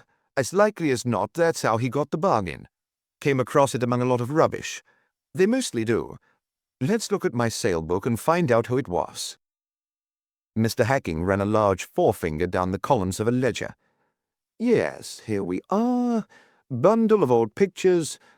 Mr. James Fenning." 18. The Crouching Man. It was evening when Little John again entered the yard of Fenning's mill. The place was silent, save for the escape of steam from somewhere in the boiler house. A little hunchbacked watchman was in the gatehouse reading the paper, getting ready to fill in his pool forms. He had worked for the mills for nearly 50 years, and his deformity was due to a hoist accident. "What do you want?" Little John produced his warrant card and said he would like to walk round a bit. "The mills is locked up, and it's as much as my job's worth to let anybody in, especially strangers." "I don't want to go in the mills. I want to stroll round the yard and buildings." "All right then. Can't do much harm there." "Are you on duty all night and every night?" "No. 5 nights a week. Get Saturday and Sunday off. Another chap takes my place weekends. Why?" "Just interested." "Who takes your place?" "Here, what's all this about? Don't like being quizzed. This is no business of yours, and I'm not mixed up in it." The local police had already questioned the weekend watchman, who had confessed to being in a nearby pub taking a pint at the time of the crime. He was just getting ready to go on duty. "Wasn't it a man called Haxley?" "Yes. If you know, why ask me?" "Look here. I'm a police officer investigating a murder. Do you want to help me or not? If you don't, say so and I'll know what to do.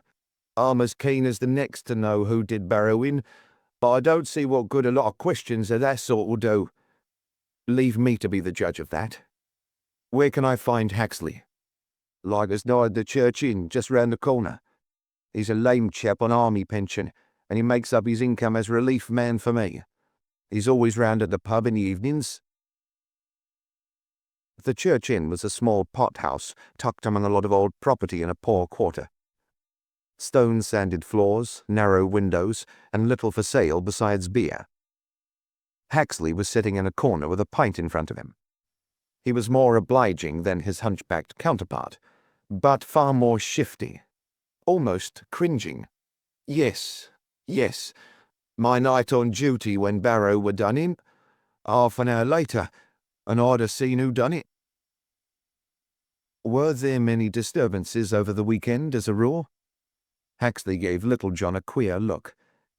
At the other end of the long narrow room they were playing darts. Plop, plop, and then murmurs of applause. "Not as a rule. Why?" "Are you sure?" "What do you mean?" The little man who died in the asylum used to call there regularly, didn't he? Oh, yes. Understood that I let him in. Who did he call to see? I told the police before, sometimes the warehouseman or his assistant.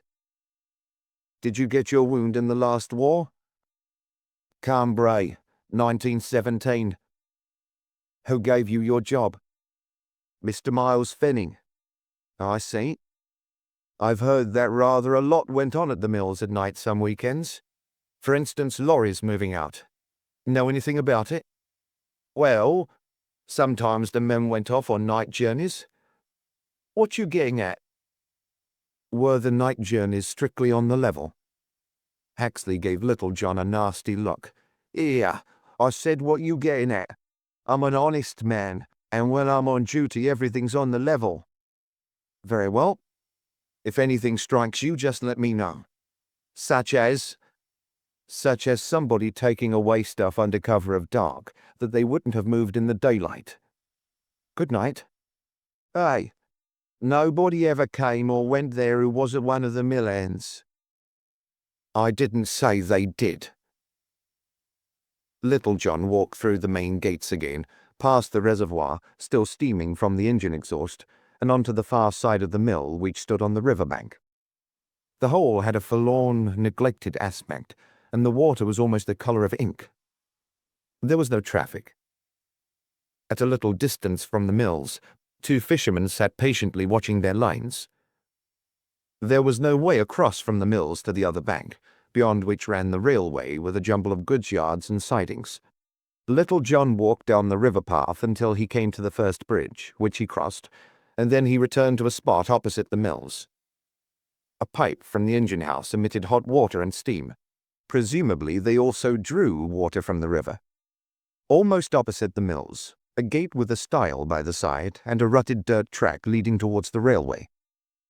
Little John followed it until he came to a level crossing, with a signal cabin standing beside it.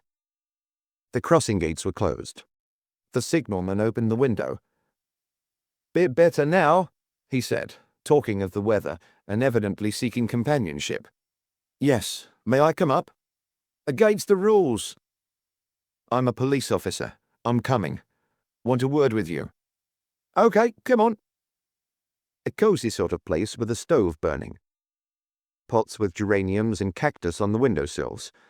A small table with the remains of a rough meal still on it. About a dozen levers and a large wheel for operating the crossing gates. What can I do for you? Do you remember the night Ambrose Barrow was killed at the mill? Aye, I was on duty here. Saw nothing. It was a bad night. Yes, raining cats and dogs and as black as ink.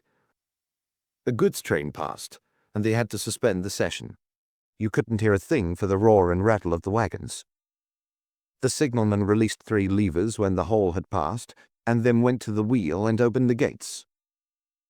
Do you get a lot of people passing? Not many. It's the way from the riverbank to the top of the town. That's the station there, with the goods yard. But if you keep to this path, you come to the main road out of Brockfield. They looked through the window over the wheel. I suppose traffic for the station and yards mainly uses this way from the various mills. That's right. That road there goes to the station. At the fork, the way to the right narrows to a path. That's the one that goes uptown. You see most that goes on? Oh, aye. I've not much to do between trains, especially after the yards close at 5:30. When it's a nice night, I don't miss much. There's a gas lamp just by the gates there, see it? Yes. Now throw your mind back to the night of the crime.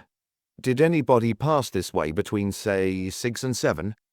Now you're asking me. It's so long since, and it was such a rotten night. The signalman paused to meditate. A pleasant fellow. Small, wiry, sharp-eyed, dressed in the regulation uniform with a sleeved waistcoat with shiny buttons. There was one thing I remember. Never connected it with the business at the mill. Don't now, because there's no way from the mill to this side without going half a mile down the river path and crossing the bridge and coming back. What did you see? A fellow climbed the crossing gates. As I said, it was as black as ink, though the gas lamp was on. Well, this chap mustn't have known his way across here, else he'd know there's a little wicket at the side for foot passengers, at their own risk, to use when the gates are closed for a train. I had 'em closed then, and this bloke climbed the big gates and crossed the line and off before I'd time to call out. What made you notice him? When anything shakes the gates, it sort of vibrates along the gear from the wheel, and a rattle started. So I went to look what was happening. I see. And what sort of man was it? I'll tell you, I couldn't see proper, sort of crouching as though he'd got wet through and was in a hurry. He was over the gate when I see him and careered off across the crossing like a rabbit. So you couldn't describe him? Sorry, Governor. Don't blame me. What a night. I understand. But he couldn't surely have come from the mills. He'd have to had to swim the river. Exactly. That's probably what he did do. Go on. Not a thing as I'd tempt me on a night like that. Though anybody out in that rain couldn't have got wetter, even by taking a header in the river. Granted, it's not all that wide and only deep in the middle, but I wouldn't like to swim it in the dark. Neither would I. Thanks for your help. Good night. Cheerio. Well, I'll be damned. Swim in the river. What next? Little John left the box and followed the path indicated by the signalman as leading to the upper part of the town. It passed through a few squalid streets by the railway side, and then changed into a paved thoroughfare which joined the main road, with buses and traffic hurrying to and fro. Little John recognized his surroundings. A few yards along the high road stood the main gates of the old hall. All the Fennings were at home. The old man's funeral was on the morrow, and things were at 6s and 7s. Some relatives had arrived and were being entertained for the night. The maid who answered the door put Little John in a small, cozy anteroom and brought Mary to see him. "Good evening, Mrs. Fenning. I'm here again." She was wearing a navy blue twin set and a tweed skirt. She looked fresh and poised among all the confusion. "Sorry to call at this time, but I'm anxious to check up 1 or 2 points." "Please don't apologize. We'll help all we can." "I'm wanting to know, as a matter of routine, exactly where you all were when Ambrose Barrow met his death. Were you all indoors?" "Yes. Mr. Fenning Sr. was having his dinner in bed. Mr. Andrew and I dined together in the dining room, and Mr. James had a tray in his study, where he was working on his book." "He's very keen on this book, I gather." Mary gave Little John a strange look. "Yes. It's practically his main interest outside the mills. He spends a lot of time on it. He's very keen on the family and its history." "And often has his meals whilst he works?" "Yes." "Is he in his study now?" "No, he is with the guests in the drawing room." "May I take a peep into this Holy of Holies?" The girl looked puzzled again. "Of course, if you wish. Come this way." Along a corridor to a heavy panelled door, and then into a small, cozy, book-lined room with a broad bay window. Little John examined the sashes, which worked perfectly. In one corner stood a large steel cabinet, apparently James's records. On the table was a conglomeration of papers and manuscripts. "So this is it? Very nice, too." "That all you wish to see?" "Yes, thanks. Is Mr. Andrew in?" "Yes. Shall I bring him?" "If you please." Andrew looked puzzled, but was as good-tempered as ever. "I'm just checking details of the night of the crime." "What again? Thought you'd gone all over that once." "Yes, but I must get a bit closer to things. You said you were all at home when the crime occurred." "Yes." "You and Mrs. Fenning dined in the dining room, and Mr. James in his study." "Yes. Who told you James was in the study?" "Mrs. Fenning, I just asked her." Andrew looked nettled for the first time, and Little John knew why. He'd originally given the impression that James had eaten his meal with the rest. Now it turned out he ate it alone. "How long did the meal take?" "Half an hour. Why? Now look here, you're not implying that one of us left here and sneaked to the mill and killed Barrow, are you?" "No." But Mr. James was here on his own for half an hour at least, wasn't he? Yes, but I called in about halfway through the meal. We'd got up a bottle of Sauterne, of which James was very fond, and I brought the bottle along to give him some. I see. Very well, thank you, sir. That will be all. Andrew Fenning rubbed his chin and smiled. Little John didn't like the smile. It wasn't in keeping with the rest of Andrew. A bit self-satisfied and triumphant. 19. The Shady Lawyer. The Lacklands lived in a semi-detached, substantial old house in the upper part of the town. Vera Lackland answered the door. She looked surprised to see the inspector. "Hello, fancy seeing you again. Is it me you want to see?" "No, Miss Lackland. Is your sister in?" "Janet, why yes, come in."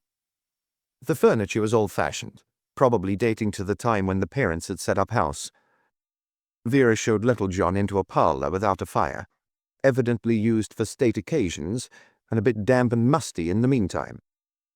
The suite was in leather, very cold-looking. The sideboard heavy mahogany, the pictures on the walls, sentimental prints popular 30 years ago. Funny the girls hadn't altered all that. Perhaps the father was a strong-minded man. Here he was. Old Lackland wasn't going to have the police visiting his daughter without knowing what it was all about. "Good afternoon." Very stiff and formal and forbidding. The old man was iron-grey-haired, tall, heavy, and wore old-fashioned spectacles perched on his nose. He had a newspaper in his hand, as though disturbed reading the news. His hair was unruly. "You wanted to see my daughter?"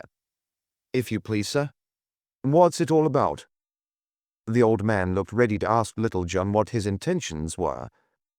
"I'm on the Barrow murder case. I want to ask her a few questions about the office." "I see. Well, go easy. She's highly strung, and this affair has upset her. I'll send her." Janet Lackland looked pale and ill, as though her nights were spent in weeping. "Hello," she said, like greeting a friend. "Hello, Miss Lackland.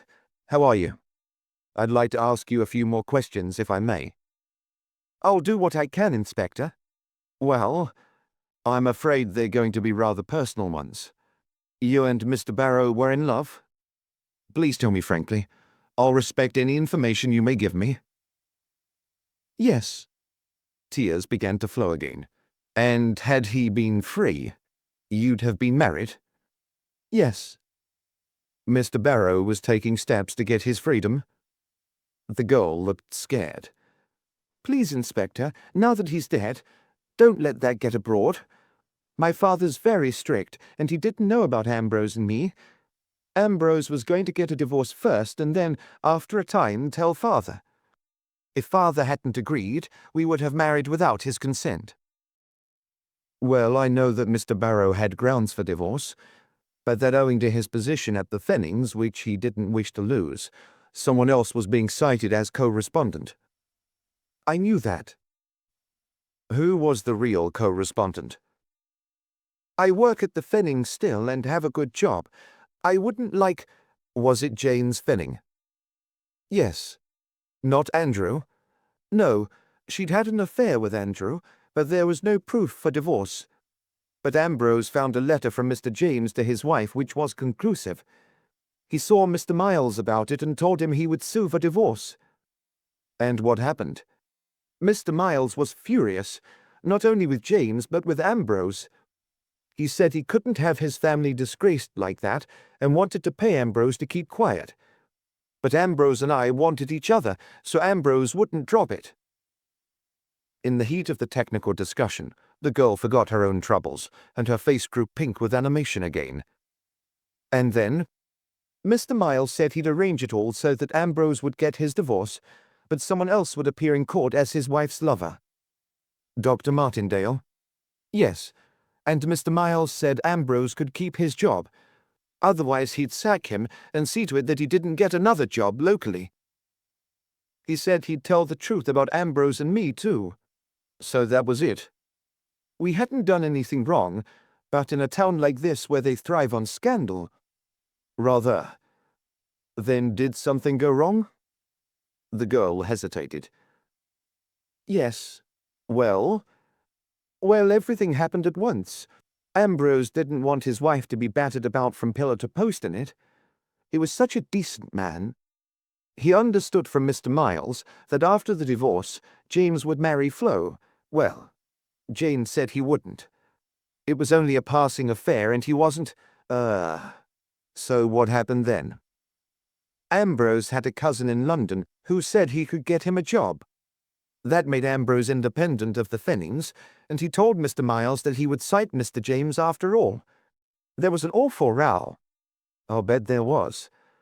So it ended that Ambrose would cite James, obtain a divorce, marry you and take a job in London? Yes, and that was on the Monday.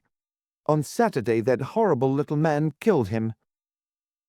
Do you think the Jew did it? Who else? Has it never dawned on you the one at the Fennings might have done it just to save their skin? A look of horror came on the girl's face, and she turned dead white again. No, how horrible. Why didn't you come to the police with all this information, Miss Janet? I never thought. And I didn't want to be mixed up in a lot of scandal. Father would have been furious. It would be enough to make him turn me out. He turned out my brother once for less. As though hearing his name, Mr. Lackland appeared. Now, have you finished? You have been quite long enough. And I want my meal, Janet. Better be getting it ready. As for you, sir, I hope you've done with my daughter now. We don't want to be mixed up with the police here. I've done. Thank you very much, sir. Good day, and thank you, Miss Janet. Little John felt that Janet was in for a third degree, from the parent who believed that the way of transgressors was hard, as soon as his back was turned. Mr. Barnard Dobb looked daggers when Little John again entered his little office. I told you all I knew at the last interview. I'm a busy man. Not quite all, Mr. Dobb. All that matters? No, unless of course you'd like it airing in court. What the hell do you mean? He said, very unprofessionally. You forgot to tell me that the Barrow divorce case had a change in the name of the correspondent. It wasn't Dr. Martindale, it was Mr. James Fenning. Who told you that? Dobbs' voice suggested pooh-pooh. He was trying to bluff it out. I got it from a good source. Mr. Miles paid you to delete the name of James after Barrow's death, I suppose?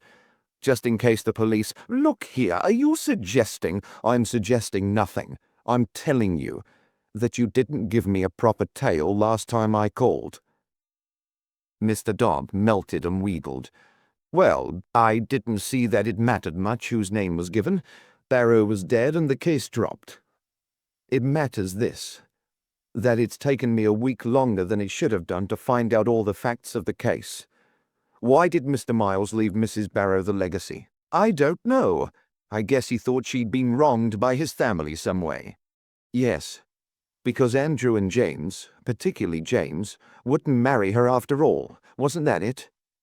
Yes. He did it when he got Martindale to take the rap. Why the legacy? Why not hard cash? He was close-fisted, wouldn't pay a lump sum, so much a month, and then, as he said he wouldn't live long, he altered his will to provide. Very well. And let me give you a word of advice, Mr. Dobb. If you hope to remain in practice, make a point of telling the police the truth in future. Good morning. Thadiman turned grey when Little John asked him to swear out a warrant for the arrest of James Fenning. But surely, not James. Yes. And I think you might have been a bit more helpful, Thadiman, if you'd wanted to be. You've left me all the work, especially finding out the Fenning background. With your daughter as one of the family, you could have filled in a lot of the gaps. Thadiman sank in his chair, overcome. I'm sorry, Little John. Dreadfully sorry. But I had my girl to think of, and she's all I've got in the world. I'm so proud of her. But surely no harm could have come to her. It was James Fenning, not your daughter. I guess I'd better tell you. You've told me about the divorce. The reason James wouldn't marry Flo was that he wanted Mary to marry him. He suddenly started pestering her, and since then, you were afraid there might be some scandal if it all came out. Yes. What could I do? I've had a hell of a time choosing between duty and Mary. Making mountains out of molehills, you mean? You could surely have told me. I'm sorry. Well, let's get the warrant sworn, but why? Flo Barrow was Andrew's friend for a number of years, and then James started joining the party. They went to a place in Bursted, and after a time James trotted along there with them. I guess Andrew got tired of Flo. Anyway, she turned over to James. First Andrew started to furnish her house with costly knickknacks, then James. And Barrow didn't say anything because they were his employers, and he thought, or pretended to himself, that their interest was merely friendly. Then Barrow fell in love and got evidence for a divorce. Old Miles got wind of it and tried to cook the affair to keep out his family. He used pressure on Barrow too, who didn't at the time want to lose his job. Fadiman sat with staring eyes. All this had been going on under his nose, and he hadn't spotted a thing. Miles paid Dr. Martindale to take the blame, but Barrow learned that neither of the Fennings intended to marry Flo when she was free. At the same time, he got an offer for a job in London. He got his back up and said he'd cite James Fenning. James happens to be crazy about family honor and such like, although he doesn't mind having his good times if he can keep it dark. So I reckon James killed Barrow. But how? He got an alibi, Andrew. That family stick like glue. Andrew said they were together at dinner when the crime occurred. But your daughter let slip that James had his in his room while she and Andrew were in the dining room. James could have slipped out by the window, killed Barrow, and returned. When I faced Andrew with the lonely meal, he stood by his brother by saying he came in his room halfway through the meal. I don't believe him. But the disguise. This is how I figure it. There've been funny things going on at the mill lately. An old lady sick nursing nearby, and a shrewd woman too, says she heard lorries moving out at nights. It looks to me as though James, or James and Andrew, were selling stock on the quiet. The old man controlled the mills and was as tight-fisted as could be. He kept his sons under his thumb, and presumably said what their incomes had to be. The rate those two lived probably took more than the old man granted, so they found other ways. Everybody at the mill's as close as an oyster about it. That shifty watchman, Haxley, has something he won't tell. Still, suppose James were actively interested in this secret stock lifting.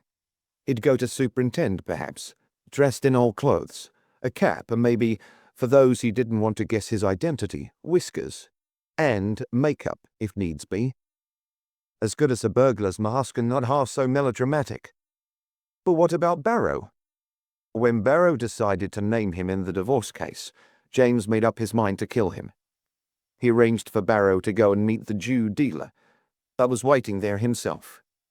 He killed Barrow and cleared off, but he'd gone down dressed in his makeup in case anyone spotted him entering the mill gates. Someone did, and that scared him. Dr. Martindale was smoking a cigarette at the door of one of the houses opposite. James thought he might be there when he came out. He didn't know how much of him Martindale had seen either. So, having killed Barrow, he made him up roughly to look like the man Martindale had seen enter. But how did he get out without Martindale seeing him? Swam the river and beat it along a narrow path home. His clothes were soaked, of course. He'd not expected that, but had to do it, he thought, to save his skin. He hid the clothes and burned his sopping underwear. Andrew found the suit, hidden behind the hot water cistern. He must have known then who killed Barrow, but he did his damnedest to shield James. As I said, they stick, those Fennings. They even concocted a silly plot to involve Barrow in a black market racket. They tried to make it look as though he'd been cooking the books and selling the stuff. And James had hoped the little Jew would be blamed for the crime. In his panic, however, James forgot, or hadn't taken the trouble to find out, what the Jew was like. He couldn't physically have killed Barrow, but a hulking fellow like James could, especially when he's half a madman. Madman? What do you mean? Have you seen his eyes? He's all on fire inside. He's got a craze for the family too. That would be quite enough. Well, I may as well tell you he is a bit dotty. I found out too late that there's a queer streak in the family, to say the least of it. Mr. Miles's father used to have to go away to a nursing home at times, and more than once they'd had to lock James in his room for days together. But what about old Miles? Did James kill him? Yes. Andrew may have told him, or he may have guessed, or anything. He was a shrewd old man.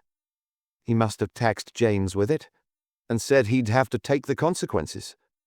Maybe he said he'd have to marry Flo now. Anyhow, I think James got the poison from Dr. Martindale. The doctor was careless when he was drunk, and left his poison cabinet open one day when James was there. And James, who by way of being a good chemist, could easily concoct the pills. Well, what about that warrant? All right, little John, I'll get it, gladly too. The sooner I get Mary out of that place, the happier I'll be. So will someone else, or I'm mistaken. What do you mean? Dr. Martindale. 20. The Diary. The housekeeper was in a great stew when she met Little John and Fadiman at the door of the old hall. I'm so glad you've come, gentlemen. Something's wrong. Mr. Andrew left for London this morning, and since then Mr. James has been very queer. He's had one or two bad do's in my time, but never so bad as this. Mrs. Fenning's had a terrible job with him. He's been shouting and swearing what he'd do. They're in the gymnasium now. She's seemingly taken his mind off things by fencing with him. Can't you hear them? From the room upstairs you could hear the sound of steel on steel. But it didn't sound like a sporting contest. There was a stern clash and urgency about it which seemed to bode no good.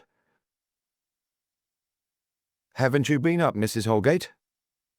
Yes, but they'd got the door locked. I asked if they wanted anything, but nobody answered. Too busy, I guess. The officers mounted the stairs, two at a time. The heavy oak door was locked. Little John put his shoulder to it, but it was solid, and didn't move a fraction of an inch. That you, Mary? Called Fadiman. On the other side of the door you could hear the contestants tramping, and now and then a startled exclamation, but always the earnest clash of the foils. Help! It was Mary's voice. Get something to break in the door, quick. They found an oak settle down in the hall, light enough for the pair of them to carry up. Moving with all speed, they brought the battering ram into action. It needed some efforts, for the door was solid and old and resisted stubbornly. Then it began to crack. But before that, silence behind the door, a pause, a cry, and a sob, and then moving footsteps. Mary Fenning turned the key in the door and flung it open. She had a foil still in her hand, and the tip was covered in blood. On the floor behind her lay James Fenning, bleeding from a wound in the chest. His left arm, too, lay stretched beside him, with a wound through the biceps. Mary did not faint or cry out. She pointed to James, asked them to look after him, and ran downstairs to telephone Dr. Martindale. James wasn't in too bad shape. The wound was between the ribs, but didn't seem to have penetrated any of the organs. He had fainted from loss of blood from the arm. He has been queer all day, said Mary, after they had sent him off in the ambulance with 2 policemen to watch him. But at noon he asked me to the gymnasium and told me he had something he wanted to show me. It was his diary. There it is. She handed to her father a small, loose-leaved notebook bound in black morocco. Tell us what happened before we look at this, Mary. Dr. Martindale was there too. Having attended to James, he showed no inclination to leave, so had been invited to have a drink.